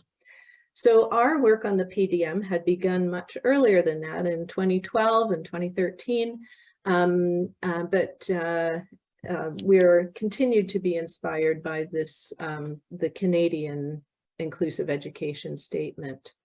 Next slide, please. So we talked about the first point, but the second point on here about why the PDM was developed is really to assist students, faculty, and accessibility services advisors in optimizing the fieldwork learning that is necessary for students to meet the MSc OT clinical education requirements. So let's take a few minutes to talk specifically about what an OT education requires and entails, just before we get more specifically into the PDM. So the first thing you can see listed there is the Council of Ontario's University's OT Essential Skills Attributes. We'll go to the next slide, please. When students apply to an OT program in Ontario, on the application website, there's this document, the Council of Ontario's University's Essential Skills and Attributes Required for the Study of Occupational Therapy. We've listed on this slide the headings for that, and of course there's further information under those headings, but these headings are aptitude and attitude, information gathering skills, communication skills, critical thinking skills, psychomotor physical skills, and coping and resilience. The purpose of this document, relevant to our discussion today, is to really provide information to prospective OT candidates so that they can make an informed choice about applying to the program. But it has other purposes as well, one being to help prospective and current students decide if they should register with student accessibility services, and to help candidates, student accessibility advisors, faculty, staff, and health professionals develop reasonable accommodations such that candidates may meet the essential skills and attributes requirements. So students with disabilities coming into our program know the general demands of the program, but not the specific demands within various fieldwork settings. We'll have the next slide, please. A little bit more about the MSc OT clinical education requirements. Each student must fulfill 1,000 hours of fieldwork learning to develop essential professional competencies where they apply theory to practice. But they must also have a variety of learning experiences with regard to physical and psychosocial occupational performance issues, but also things like clientele, lifespan, practice settings, and practice areas. At the University of Toronto, in our program, this 1,000 hours is divided into a 6-day introductory fieldwork experience in the first year, but then 4 other block placements that are anywhere from 6 to 8 weeks in length. Next slide, please. This slide gives some examples of the different practice areas, practice settings, and clientele. I just finished saying there has to be a variety of these. And so these are just some examples. In practice area, the students could be working in neurology, musculoskeletal, burns, plastics, cardiology, mental health, rheumatology, amputations. Practice settings could go right from acute inpatient, rehab facilities, day hospitals, in the community, in the home or workplace, or even now virtual practice settings as well, as we all are aware during the pandemic. Clientele can vary from infant, child, adolescent, adult, older adult, and even in sometimes the clientele can be an industry or a company. When students choose clinical placement opportunities and when we place students, we have brief descriptions of the learning that will take place at that experience, but we don't know the exact and unique physical, psychosocial, and cognitive demands across these various practice settings and areas. Of course, university fieldwork coordinators and instructors, being occupational therapists, do have some idea about these, but there's no actual data on this.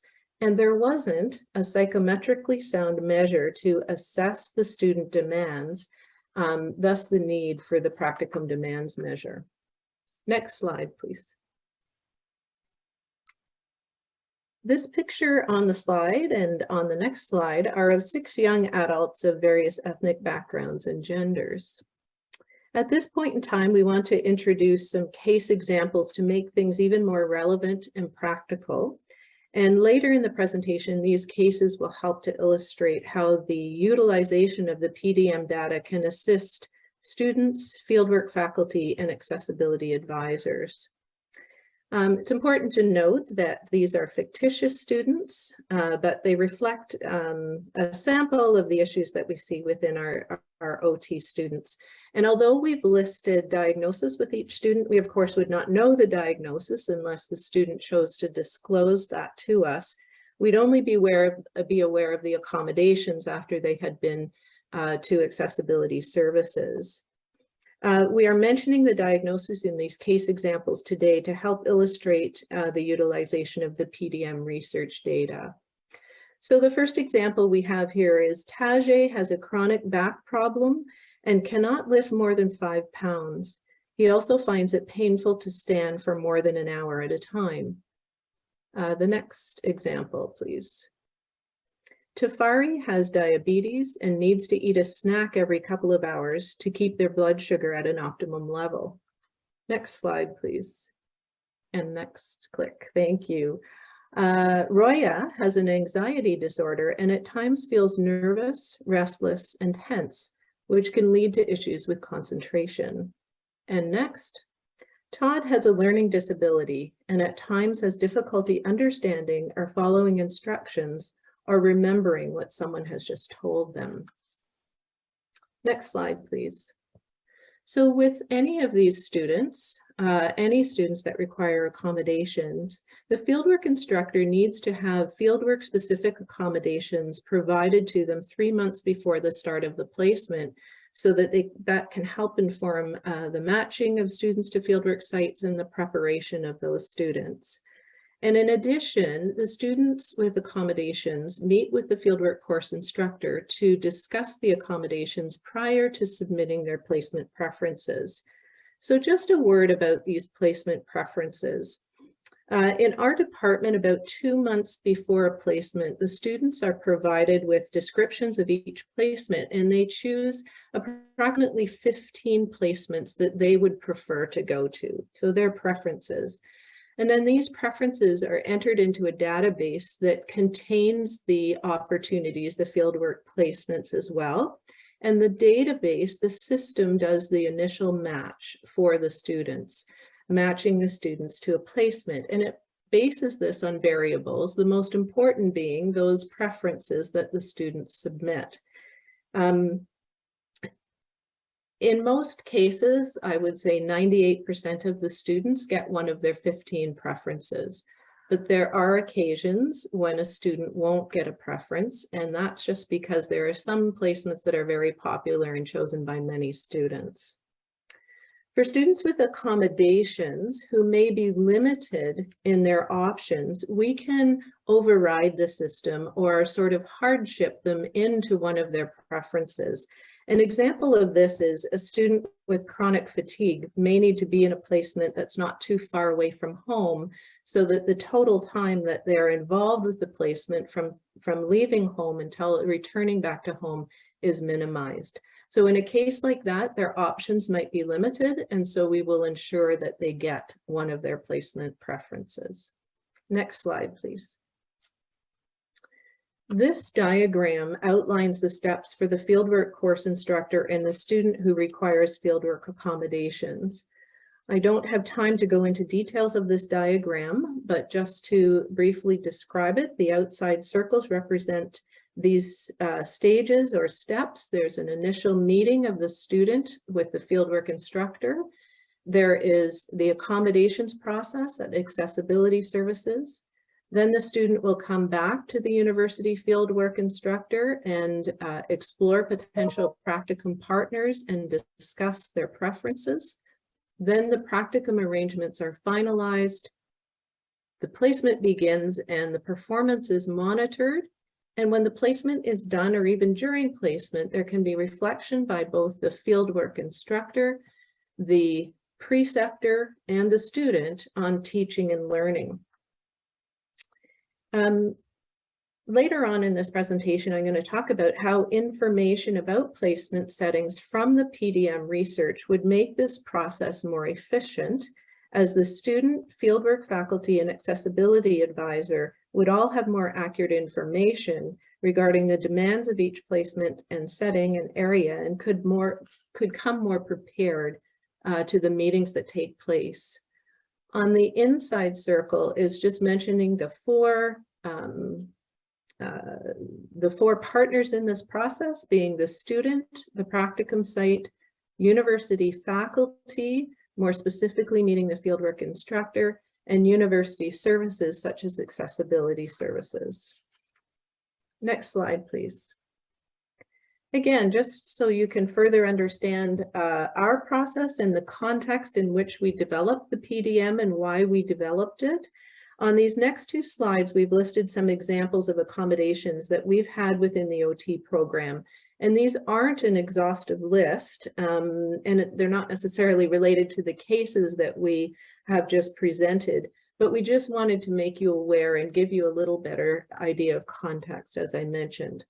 So some of these accommodations: part-time placement schedule or altered hours. Now, of course, the student must still fulfill all the hours required for the placement course.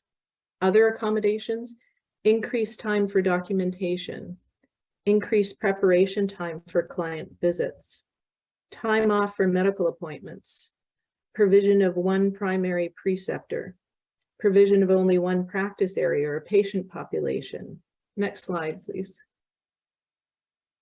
Ergonomic setup for desk and computer work, quiet workspace, allowance for alternate periods of standing and sitting and/or rest periods, frequent breaks, no lifting or limitations on lifting, pushing, or pulling, decreased client caseload, limited travel to and from a placement, and medical leave of absence during a placement. Next slide, please. Before I turn it over to Baideen, we wanted to add a little bit of levity, and this slide has 6 humorous pictures of dogs. One dog has his ears flying out and mouth open. One dog is smiling with false teeth in his mouth. One is looking very scared with bulging eyes as a fish with an open mouth approaches. One is lounging on a couch with sunglasses and a bowl of popcorn. One dog is looking over the sunglasses on her face, and one has its ears tied up and tongue hanging out. Badine and I are hoping that you're feeling most like the smiling dog in the middle with the false teeth at this point. I'm going to hand it over to Badine to continue to talk about the PDM and how it was developed. Sure. Thanks very much, Donna. Greetings, good afternoon. My name is Betty Nozakia. I'm a West Asian male settler here in Toronto, Ontario, Canada. And I'm delighted to be here with you. I'm wearing a black t-shirt and I have dark brown hair.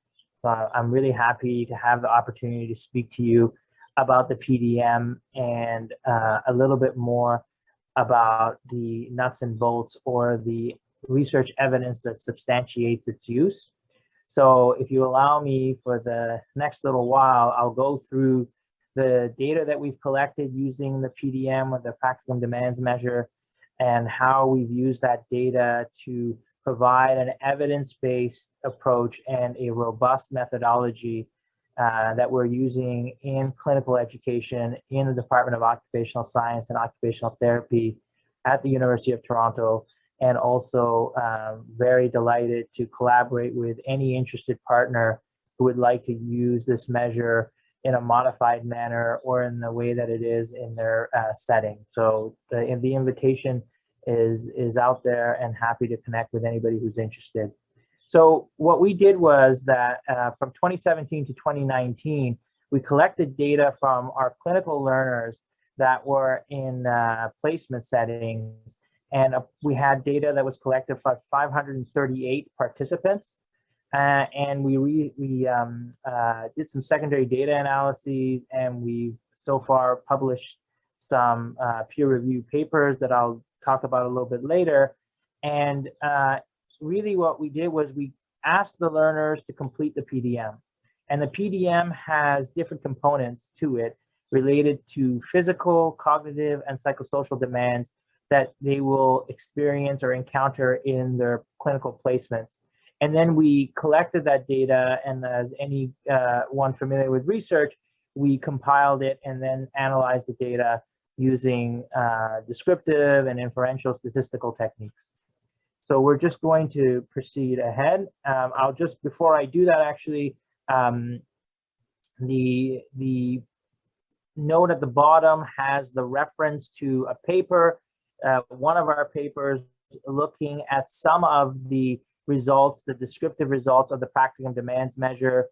It's has been accepted in the Open Journal of Occupational Therapy, and I will be alluding to some of those findings throughout my component of the presentation. So next slide, please.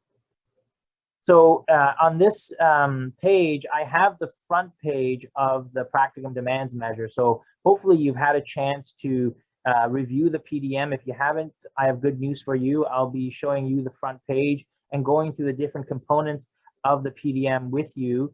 And really here on the front page, we have a component that talks about the instructions, how the practicum demands measure has been developed to recognize and record the physical, cognitive, and psychosocial demands that learners will experience in their placements.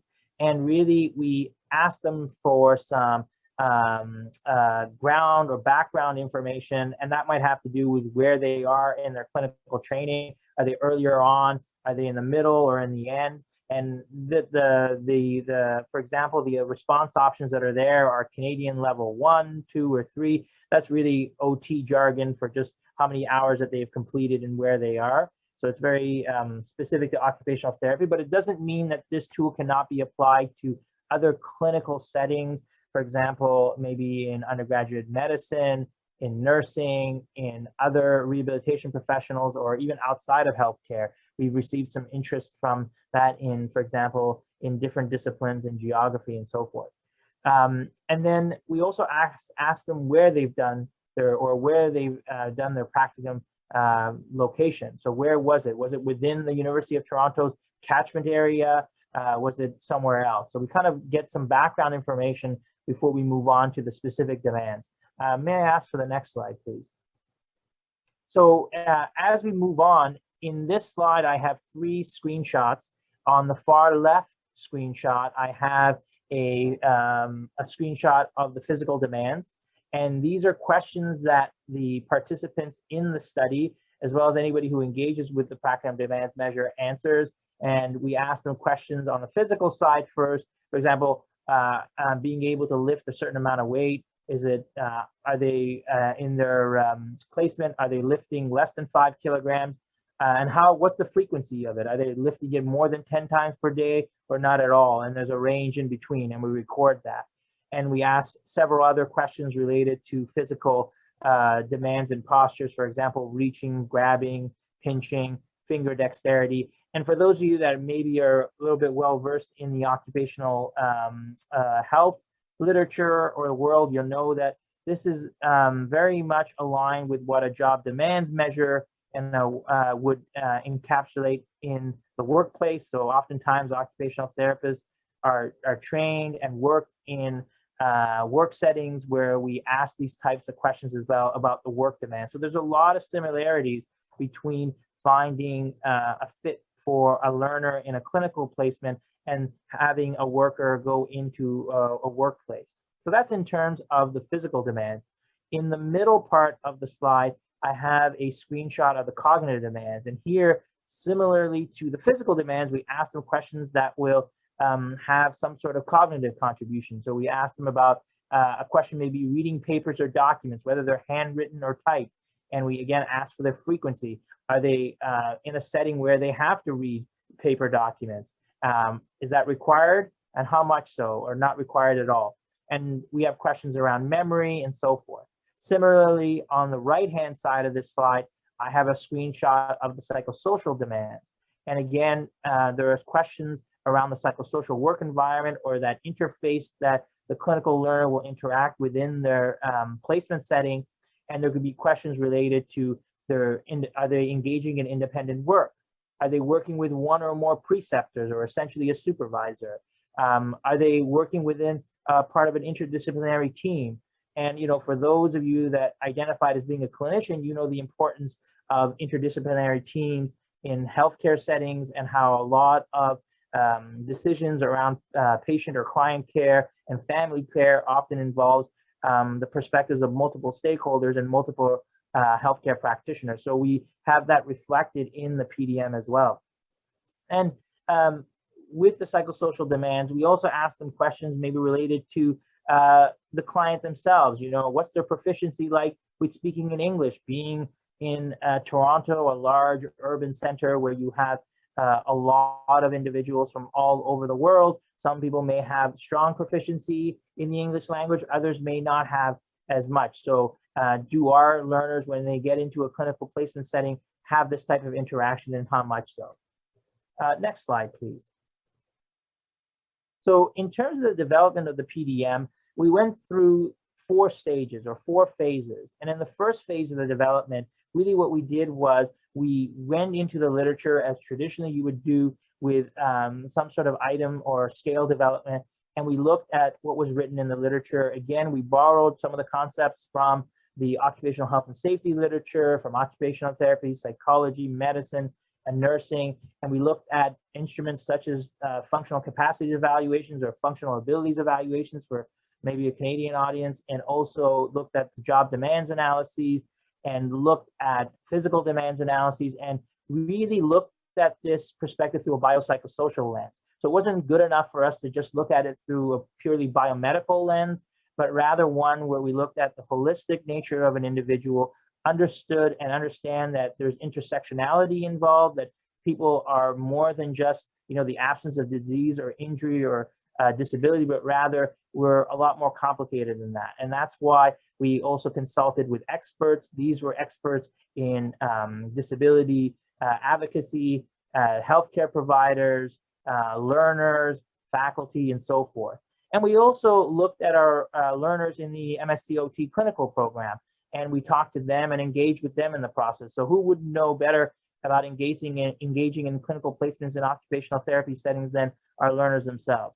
And then once we had an opportunity to do that, we started to refine our instrument, and we sampled it with practicing occupational therapists in 15 clinical settings. And these were all TASIN or Toronto Area Hospital Network institutions that have agreements with the university. They take clinical learners from our program and bring them in to those settings so that they can learn the skills required and the competencies to become a newly minted occupational therapist. And in addition to that, we started to look at the psychometric properties of the PDM and did some psychometric testing. Specifically, we looked at face validity, usability, criterion validity. I won't get too much into those details today, but if you're interested, I have a separate talk on that altogether, and I'm happy to share those resources. And we're also writing a paper on that as well. Next slide, please. So in phase 3 of the development, we really got into testing, and we got opportunity for the year 2 learners in the MSc OT program to evaluate this on a level 2 placement. So that's halfway roughly in their clinical training. And then once we had that, we did additional testing across all the levels of placement and within different practice areas and facilities to get a much more in-depth and involved utility of the PDM, but also to get more data, because as we know, with instrument testing and instrument development, we're only as good as the data that we collect, and oftentimes we need more data. And so far, we're delighted with the response that we've received from our learners and the support that we've gotten both from the clinical community, but also as well as our academic partners as well. So I'm thrilled to talk about that. Can we go to the next slide, please? So in terms of the PDM, I've gone through a bit of the walkthrough through the screenshots, but I just thought I would just talk a little bit more about some of those background questions that we ask our learners, specifically in terms of maybe, you know, the hours that they're working in their practicum hours of their practicum, the location, the practice areas, the areas of practice, the clientele or the patient populations, if you want to use a medical term, the number of clients that the learner interacted with, and also then get into the physical, cognitive, and psychosocial demands that are required for them in a typical day. And this is directly questions from the PDM. Next slide, please. So now, if you allow me, I'll share some of the descriptive results that come from the practicum demands measure. So we had results collected again from the research that we did with our learners from 2017 to 2019. We had about 538 OT learners complete the PDM as part of our research project. And you'll see that we have a roughly equal distribution across practicums 1 and 2, although as we get into practicums 3 and 4, they taper off a bit more. But just to tell you where the learners are in terms of their practicum settings. Next slide, please. I think what would be also interesting is to look at the clientele by age population. You'll notice that now the sample size is over 1,000. That's just to indicate that we could have some learners that would go into a practice setting and they could work, for example, with neonates, so 0 to 12 months of age, and then also with children 13 to 12 years of age. So they could work with both of those populations. Conversely, you may have somebody who was in an inpatient neurology setting and they were working with adults and what we will term older adults or geriatric populations over 65. So you have a bit of heterogeneity in terms of the client based on their age, and that's why we would see a sample that's larger than the number of respondents, because many of them worked across different clientele age groups. Next slide, please. So this is also a very interesting slide because it compares our results from the PDM. So again, just to highlight the importance that the lighter purple bars are the data that we collected from the Practicum Demands Measure research project with our 538 respondents. And we looked at, for example, their practice placement areas, right? So where were they practicing in terms of mental health versus physical health? Very clear dichotomous division that we had. So in the mental health area, we see that, for example, 36% of our respondents, 36.9% of those in the research project worked in the area of mental health. And that's compared to only 11% of practicing occupational therapists that are licensed in the province of Ontario. So we have a disproportionately higher number of participants in the research study that were practicing in that area. If you look at it in the physical health setting, we also have an overrepresentation, although not as much, it's not as exaggerated as much as the mental health setting, where 63% of our PDM respondents, so our learners in the OTMSC program, were in physical health settings compared to about 49% of OTs working in Ontario that are licensed. So they're working about 50%. So we had a little bit higher representation as well on the physical health side. Can we go to the next slide, please? So we also talked about the learners' practice setting. So are they engaged really in hospital-based care, where maybe traditionally that's where you might think occupational therapists are involved, or in community-based settings? So again, we compared our PDM results, the data that we collected through the survey from 2017 to 2019 with our clinical learners, compared to now national data of occupational therapists practicing across Canada. These are licensed OTs. And then we saw that in our setting, in the dark blue bar, that's represented by 88.2%, we saw an overrepresentation compared to the national average. So across Canada, about 46% of occupational therapists work in hospital-based settings, as opposed to 88% in our respondents category. Our learners were mostly in hospital-based, and that's overly represented compared to the national averages. In community-based care, our learners were in 11.9% were located in community-based practice settings. So that's the dark blue bar, and that's compared to nationally, where most OTs, there's a difference relationship here. So the obverse is observed, where we have more OTs practicing in Canada in community compared to the placements that are offered in our fieldwork opportunities in occupational therapy at UofT. So just to give you a different variety of how it looks like across settings, comparing our PDM data to national averages for licensed occupational therapists in clinical work. Next slide, please. So we also are looking at the distribution of areas of practice for our OTs, and we asked them, where is it that you would be working in terms of, you can think of these maybe as diagnoses areas, or we call them more clinical areas of practice. And we have roughly a quarter in mental health, another quarter in neurological conditions, and down goes the list to musculoskeletal or orthopedic conditions, or 17%, 11% are in developmental disabilities, and 21% are in other diagnoses or client issues, or no diagnoses at all. Meaning, for example, somebody who's working, as we heard from Donna a little bit earlier, may have their client be a community-based setting, or it might be a workplace itself. So those types of people would be represented in that 21%.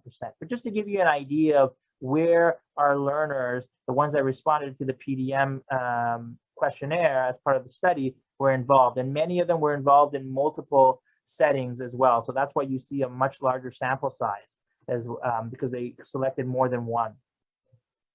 Next slide, please. So now what I like to do is just to give you an overview of the major physical demands that were identified by our respondents. This is across all the practice settings. So we did not discriminate and look at one specific area over another. We looked at every single practice area and thought, what are some of the key physical demands that learners need to respond with, or have to engage in when they are going into a clinical placement setting when it comes to physical demands. So some of the top three, I'll just go through them, are intermittent sitting, so maybe standing and sitting. 97% of our respondents endorsed that this was a demand that they had to do. Keyboarding was next in terms of another physical demand, and also reaching, which was endorsed by 79%. So just to give you an idea, just to give you a taste of what were some of the top demands, the other ones were grasping, lifting more than 5 kilograms, carrying more than 5 kilograms, exposure to infectious disease. How timely is that one, given what all that's going on in the world in the last 2.5 years because of this once in a generational event, and also exposure to strong odors. So these were some of the top physical demands that were identified in our research study. Can we go to the next slide, please? So having talked about the physical demands, I'm also going to talk a little bit about the cognitive demands. And again, going back to our study, what were some of the top demands that were identified? Perhaps not surprising to some, analytical reasoning was key, problem solving, good judgment, time management. All of these were endorsed by 99.4% of respondents. So meaning that they're highly, highly coveted and valued cognitive demands that are involved in the practice setting that they were placed in. And some of the others that were also endorsed quite highly were integrating new knowledge, self-starting or being able to initiate and work independently, cognitive flexibility, using memory aids, instant recall, maybe perhaps, when they're at rounds, interdisciplinary rounds, and being asked by the teams to provide an overview of what, the particular client or patient was able to do during occupational therapy treatment session. And then also following multiple step commands. That's also very important and endorsed by almost 90% of the respondents. Next slide, please. So now that we've talked a little bit about the physical demands, I can talk to you about the psychosocial demands. So again, looking at the interplay between the individual's work environment and how it impacts their productivity. So in terms of the psychosocial demands, the ones that were highly endorsed, again, were independent work, and this makes a lot of sense. We want our learners in occupational therapy to progress from entry-level learner to an entry-level clinician, so independence is valued. Working with clients with multiple diagnoses, occupational therapy is a cross-cutting discipline that oftentimes you have OTs working with different types of clinical presentations and diagnoses. The value of interdisciplinary work is very, very important as well, to be able to work not only within the healthcare milieu, but outside of that as well. And I've really, perhaps been a little bit biased in talking about occupational therapy within a health setting, but certainly occupational therapy is very strong and exists outside of health. Two examples of that could be, occupational therapy in the education system, occupational therapy in the criminal justice system. All of these are well outside the purview of healthcare, but they would also require interdisciplinary work. Occupational therapy in the automobile insurance sector would be another one. Also for our learners, when they responded, they endorsed the idea of being able to work as part of groups as being a very important psychosocial demand. 87% endorsed that, and also working at a fast pace. That's perhaps not surprising given the environment where a lot of our learners go. There's a lot of competing demands. They have to be able to prioritize, manage their time, and also strategically be able to address multiple competing concerns or issues at the same time. So can we move on to the next slide? So I thought what would make sense is just to drill a little bit more, and don't worry, I'm not expecting anybody to memorize any of these. All I want to do is to provide you with a snapshot if we drill down just a little bit beyond the surface. So rather than looking at the physical demands across all of our practice areas, I took two different examples, and I'll just I'll talk about them a little bit more carefully. So I want to talk about the physical demands of perhaps a clinical learner who goes into an outpatient mental health setting. So we had about 76 respondents endorse that practice setting, and then we looked at their physical demands. And we just wanted to give you a snapshot of what it might look like if you drill down a little bit more. So maybe you want to make some very precise recommendations based on accommodations or the ability to find the right fit for your learner when they go into a program. You could look at, for example, I'll take the very first line, and the first row says keyboarding on a phone. The majority of the respondents who were in the outpatient mental health setting said that keyboarding was not required for their task. So that dark blue line shows that that wasn't a demand on the physical side that was terribly important. But if you look at, for example, down the list, we'll just look at one, for example, let's just see, sitting and continuous sitting was endorsed by 30 respondents, just to give you a taste that there are different physical demands that will be important to each one. So I'm just going to move on to the next slide. Next slide, please. So here we also have some other types of demands. I think I just invite you to look at the differences The dark blue lines on the figure in front of you will show where the demand was not important, while the light blue lines will demonstrate the importance of some. So working only indoors for an outpatient mental health setting was endorsed quite highly, while travel by car was not endorsed as being something important for this type of setting. Next slide, please. In terms of the cognitive demands, similarly, just like the physical demands, there is variability in terms of the importance and the frequency. So if you have, if you look at following multiple step commands, you have a very high endorsement of our learners who completed the survey saying this was a very important task for them to know and an important demand in terms of cognition. But if you look at the obverse side, many of them said that reading electronic documents wasn't terribly important, just to give you that idea. And you can look at this more carefully if you like. For the sake of time, I just picked 2 examples to show you some differences. Next slide, please. So in terms of the psychosocial demands, similar types of patterns, I will invite you on your own time to look at these a little bit more carefully. What I will say is again, you can get quite specific and refined with the PDM. We can get into the weeds, so to speak. We can get into details as to what type of psychosocial demand will be important and how do you make that fit for the learner who's trying to get into a setting where they may not have a whole lot of idea of what they're getting into, but the repository of the data that we have for that setting could be very valuable for them to look at. Next slide, please. So I also looked at another type of practice setting, and that's the inpatient neurology. And in inpatient neurology, we may have some differences as well. So for example, keyboarding on a phone was not required for many as well in this setting. But if you look at an area that was highly endorsed, for example, I'm looking at reaching or grasping, that might make sense. And it might make sense because in neurology, there might be some client or patient transfers. There might be some assessment of activities of daily living. For example, someone may require help going to the washroom. They might require assistance with putting on their clothes or self-care activities of that nature. Next slide, please. Similarly with the, and this is just additional cognitive demands as well. So I'll invite you to read them. It's the same pattern that we talked about earlier. So next slide, please. So in terms of the cognitive demands, similarly, you'll find that you can get quite specific and the frequency will matter. So for example, memory aids using information sheets was highly endorsed by our respondents' work, by the respondents in this type of clinical setting. And that might make sense. They'll need to take notes, charting electronically or by paper, whatever the case may be, is that they have to capture a lot of information and be able to share that in an appropriate and efficient manner, whether it's with other practitioners or with patients and their families.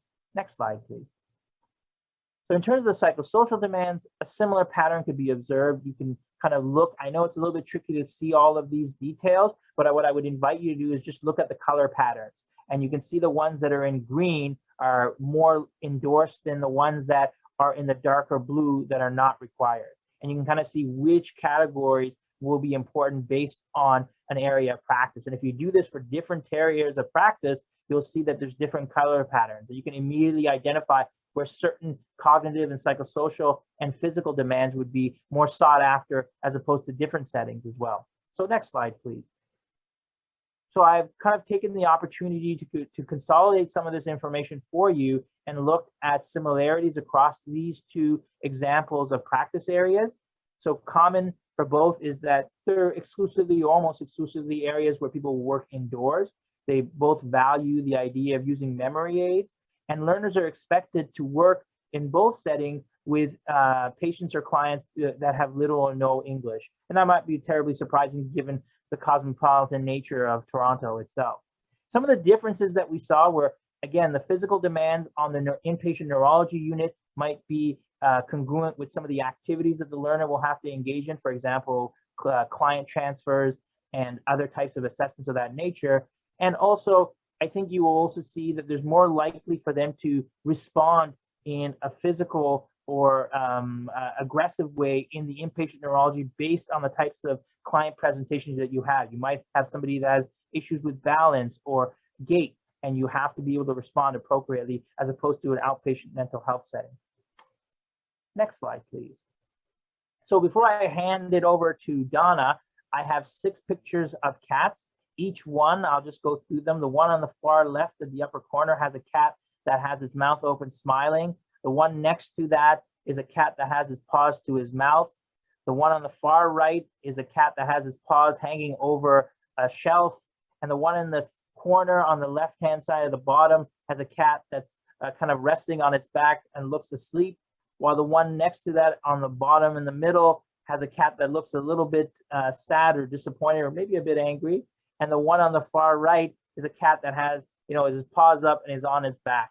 So I hope that you're not the cat on the far right, with all the information that I've overloaded you with, but rather it gives you a sense of the power of the PDM, but rather you're that cat on the far left like me that's smiling and looking forward to what Donna has to say as well as we continue our presentation. Thanks, Baydeen. We'll go to the next slide. So how will the PDM research information be used? And there's really 3 stakeholders that we have been thinking of even as we've developed and done this research. The first is the fieldwork course instructor in terms of preparing students for placement, not just students with disabilities, but all students in terms of what the demands will be. It could help with placement matching of students to the placement. Accessibility services advisors, we hope that this information will bring good clarity to discussions with students about necessary accommodations. And for students, we hope that this information will assist in placement preference selection and to decide whether to pursue accommodations at all. So really, the PDM data allows better understanding of what the placement will be like. The only other way to acquire this information would have, maybe you could do a site visit prior to the placement or once you'd been assigned or when you're looking at placements. But of course, that's not always possible and would be a lot of time for the student, for the preceptor, and for fieldwork faculty. So this information just helps in terms of all these 3 stakeholders. At this point in time, we want to revisit our case examples to just quickly go through how the PDM data could help these particular students. So let's go to the next slide, please. So we've said here again, Tajay has chronic back problems and can't lift more than 5 pounds. He also finds it painful to stand for more than an hour at a time. Let's say that his areas of fieldwork interest are neurology and mental health, and those were the 2 areas that Baydeen had highlighted and noted the differences and the similarities. So how would the PDM information assist Tajay? Well, he can look at this to prepare in terms of his conversation with the accessibility advisor, getting a better idea of what accommodations might need to be in place for both or either settings. Once he's assigned a placement, he could also prepare himself better for the placement, having a better understanding of what the pace is going to be like and what he will be required to do. The accessibility services advisor, hopefully, we do plan to have this information available to them, but they could also ask the students, the OT students, to come with the PDM information for the practice settings that they're interested in, again, to aid in the discussion of what accommodations might be necessary. When the student meets with the fieldwork faculty, knowing that all students need a variety of fieldwork experiences, the fieldwork instructor might actually talk to Tajay about what order they want to do things in. If Tajay has, if this is a particularly difficult time for him in terms of his symptoms, he might want to wait on that neurology placement till when he's feeling better. But by the same token, the fieldwork instructor might be able to say, well, we usually have more neurology placements during this period in time. The other thing that they could be talking about is if this is a first placement for Tajay, then he might want to go the route where there was less physical demands first to fully understand what a placement is going to be like. So there could be information about this. And you can see the relevant PDM for information that would be helpful for all of these players to look at is the physical demands, lifting, carrying, pushing, pulling, client transfers, whether they're sitting, standing, walking, all of these things, very helpful information for Tajay. We'll go to the next example. So Tafari has diabetes and needs to eat a snack every couple of hours to keep their blood sugar at an optimum level. And let's say the areas of fieldwork interest, the preferences that Tafari might have are hands or developmental disabilities. Tafari could look at these demands for each of these areas and just see the similarities and the differences. The relevant PDM information that Tafari would be looking at is physical demands such as lifting, carrying, pushing, anything where they have to exert energy, and also looking at the psychosocial demands such as hours and pace, whether it's work at a fast pace, and could compare these two areas of hands and developmental disabilities. So Tafari with the PDM data would have increased information to decide even whether to go through the accommodations process. And this, of course, is an issue of disclosure. And I just wanted to give this example and tell you that I did have a student similar to Tafari many years back, and the student came to me when the placement was over and described their experience. And they went into the placement unprepared for the amount of heavy physical demands on them, such as they talked a lot about stair climbing and patient transfers, and how physically demanding, so they weren't aware of this, and got to the point where they had to disclose to the preceptor because of the necessary breaks. There were even more frequent breaks that were needed because of the excessive physical demands. The preceptor was very understanding and accommodating, but unfortunately the preceptor became very annoying to the student, constantly asking the student whether they were fine or needed a break. And the student even said to me, it was like having my mother with me all the time. But with PDM information, the student would have been better prepared for this placement and could have thought more about disclosure, or even talking to the accessibility advisor about disclosure and the best way to do that. So that's another example of how PDM information could be used. Next slide, please.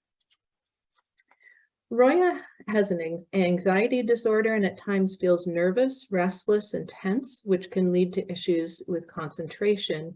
And let's say her areas of interest are orthopedics and pediatrics. Again, she would compare those and just see what might be similar and different in those settings.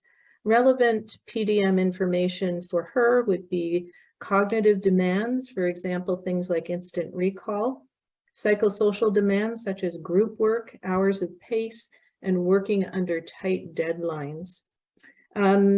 Roya could also look at PDM data and realize that she hadn't thought about various issues of fieldwork learning that may impact her anxiety, such as group work, working with aggressive clients, clients that don't speak English, and so could think more about these things before they put in their preferences and or were after they were assigned the placements. She also might look at medically fragile clients, clients that have experienced trauma, because if there's issues of concentration, there could be, the stakes might be very high. The other thing is Roya could prepare herself to seek accommodations, but also counseling and strategies to deal with her anxiety once she is placed and is aware of some of these things that might trigger her anxiety. And the next slide, please. Todd has a learning disability and at times has difficulty understanding or following instructions or remembering what someone has just told them. So the areas of fieldwork interest, let's just say for Todd, might be mental health or cardiology and acute care.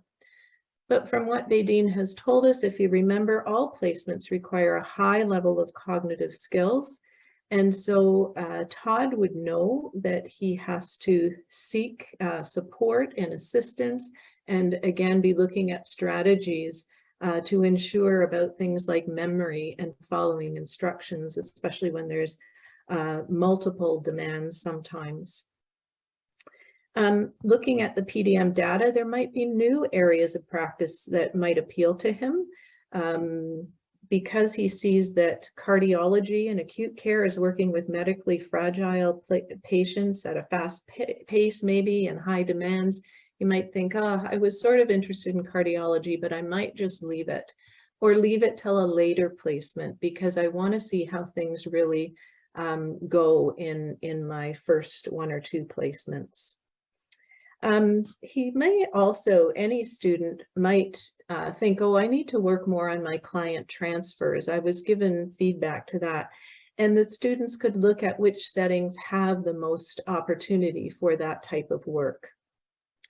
And again, with Todd just accessing ahead of time other student supports, maybe looking at strategies to increase ability to follow instructions and increase memory. Those sorts of things. I'll hand it off to Baideen to just finish up with future directions. Thank you. Thank you very much, Donna. Next slide, please. So really, we're at an exciting point when it comes to the PDM for a variety of reasons, because we've started the groundwork with the data that we've collected from our OT clinical learners, and we're using that to foster a database for all of the different types of demands. And we're going to use that to have a better understanding of what types of clinical placements are available to our learners and how do we provide the best fit between the learner, their ability at that time, and the clinical placement that they're going to encounter. Next slide, please. So what are some of the opportunities ahead of us? One is that we're going to continue to collect data, and because of the pandemic, there's been perhaps an accelerated interest in virtual placements. You know, as a client or as a patient, where I'm seeing a lot more of the care that I want from my practitioners being delivered virtually. So this is something that we're incorporating into the PDM as we revise it. We're also continuing to get feedback from all of our partners. We're looking at utilizing the tool in a way to understand its efficacy. We want to explore its utilization, not only in healthcare, but outside of that. And we're already using artificial intelligence and machine learning techniques to look at the PDM in perhaps providing prediction and tools that would identify the best fit between the individual and their clinical placement setting. That's already a funded study that we're doing. Next slide, please. And we're looking at opportunities to better place our learners. You know, we should look at the different types of demands based on the practice setting, kind of what I alluded to with some of the slides that I had, the difference between outpatient neurology and outpatient mental health settings and inpatient neurology. We need to obviously continue to test the psychometric properties of the tool and also its validation, not only in occupational therapy, but outside of that. So really, this is an exciting time for us. It's an exciting time because we get to see the PDM grow, see the PDM be used not only in OT, but we really want to see it used outside of occupational therapy in other settings. And really, we want your input. I think I'll stop there, Donna, if that's okay. And, yeah, turn it over to you and our moderator. Great. Thank you, Baideen. And so at this point in time, we can go to the next slide because I think it says that we're looking for questions. I know discussion is a little bit harder, but any of your comments or questions are very welcome at this time. So Miriam, I'm not sure if there are questions that you are seeing or. Hi guys, no, there's no questions posted yet. We do have a few more minutes, so I'd welcome anyone who does have questions to type it in the chat or use the live raise hand feature, and we'll ask someone to unmute and pose the questions. So I'll just give a couple more minutes. But I'd like to thank you so much for this presentation, and Dr. Vaden and Donna Barker. We all appreciate the very helpful and practical case examples that you all provided us today, and how the practicum demands measure can be used to support inclusive clinical education. So thank you so much for sharing your work, experiences, and perspectives on this. Happy to do so, and glad to have this opportunity. This has just been a great conference. Yeah, thank you for your time and interest, everyone. We do have one question that came through. I can read it out loud at this time. Where would you start today if you were just developing a program to support practicum placements? How would you start using the tool? Well, if I was just starting out, what I dream of is having a very easy database. We're not there yet, but that students could look up any practice setting, any clientele, and see those demands. And I mean, we'd love to be at the universal design for learning, right? Where nobody would actually need to seek accommodations, but we know that there's always going to be a need for accommodations, even because of the health and safety factors that students or these hospitals and facilities have for the students themselves, for their clients, etc. But I would just love it if there was just this very easy database that we could look at this data, and the students would have a much better understanding, be able to prepare themselves better for what they're going to encounter.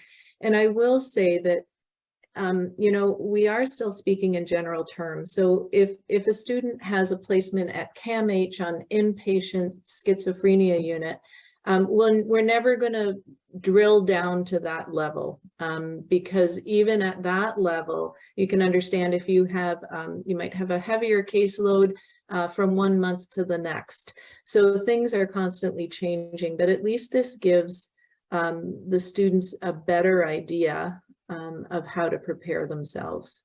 So I don't know if that really answers the question. I mean, the way we have the 1,000 hours set up, I think is appropriate. Having it in different block placements, especially for these students with accommodations, so that they can get a better idea of what it means to be an OT in these different settings, because it's very hard for them to visualize it sometimes.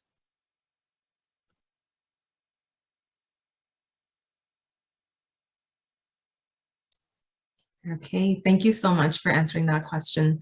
I am just mindful of the time, and we are at the end of our session at this time, and the end of our last session for today.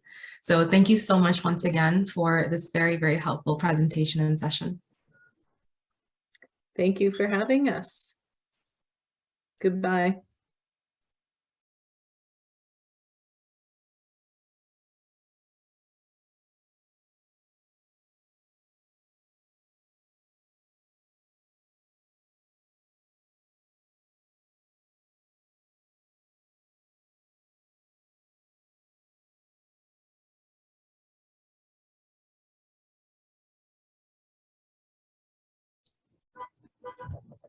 Hi, everyone.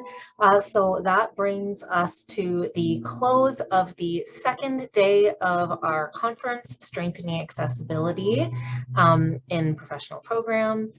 And I just wanted to give you a very quick preview. I'm very excited for tomorrow.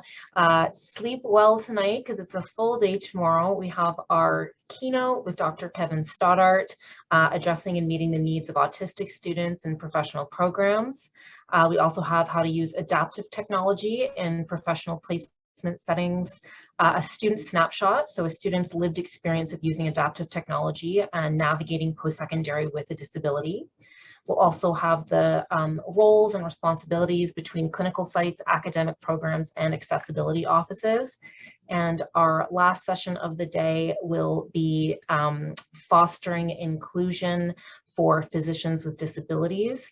And directly prior to that, we will have some remarks from our Executive Director of Student Life Programs and Services, Heather Kelly. So sleep well, and we will see you all tomorrow. Bye for now.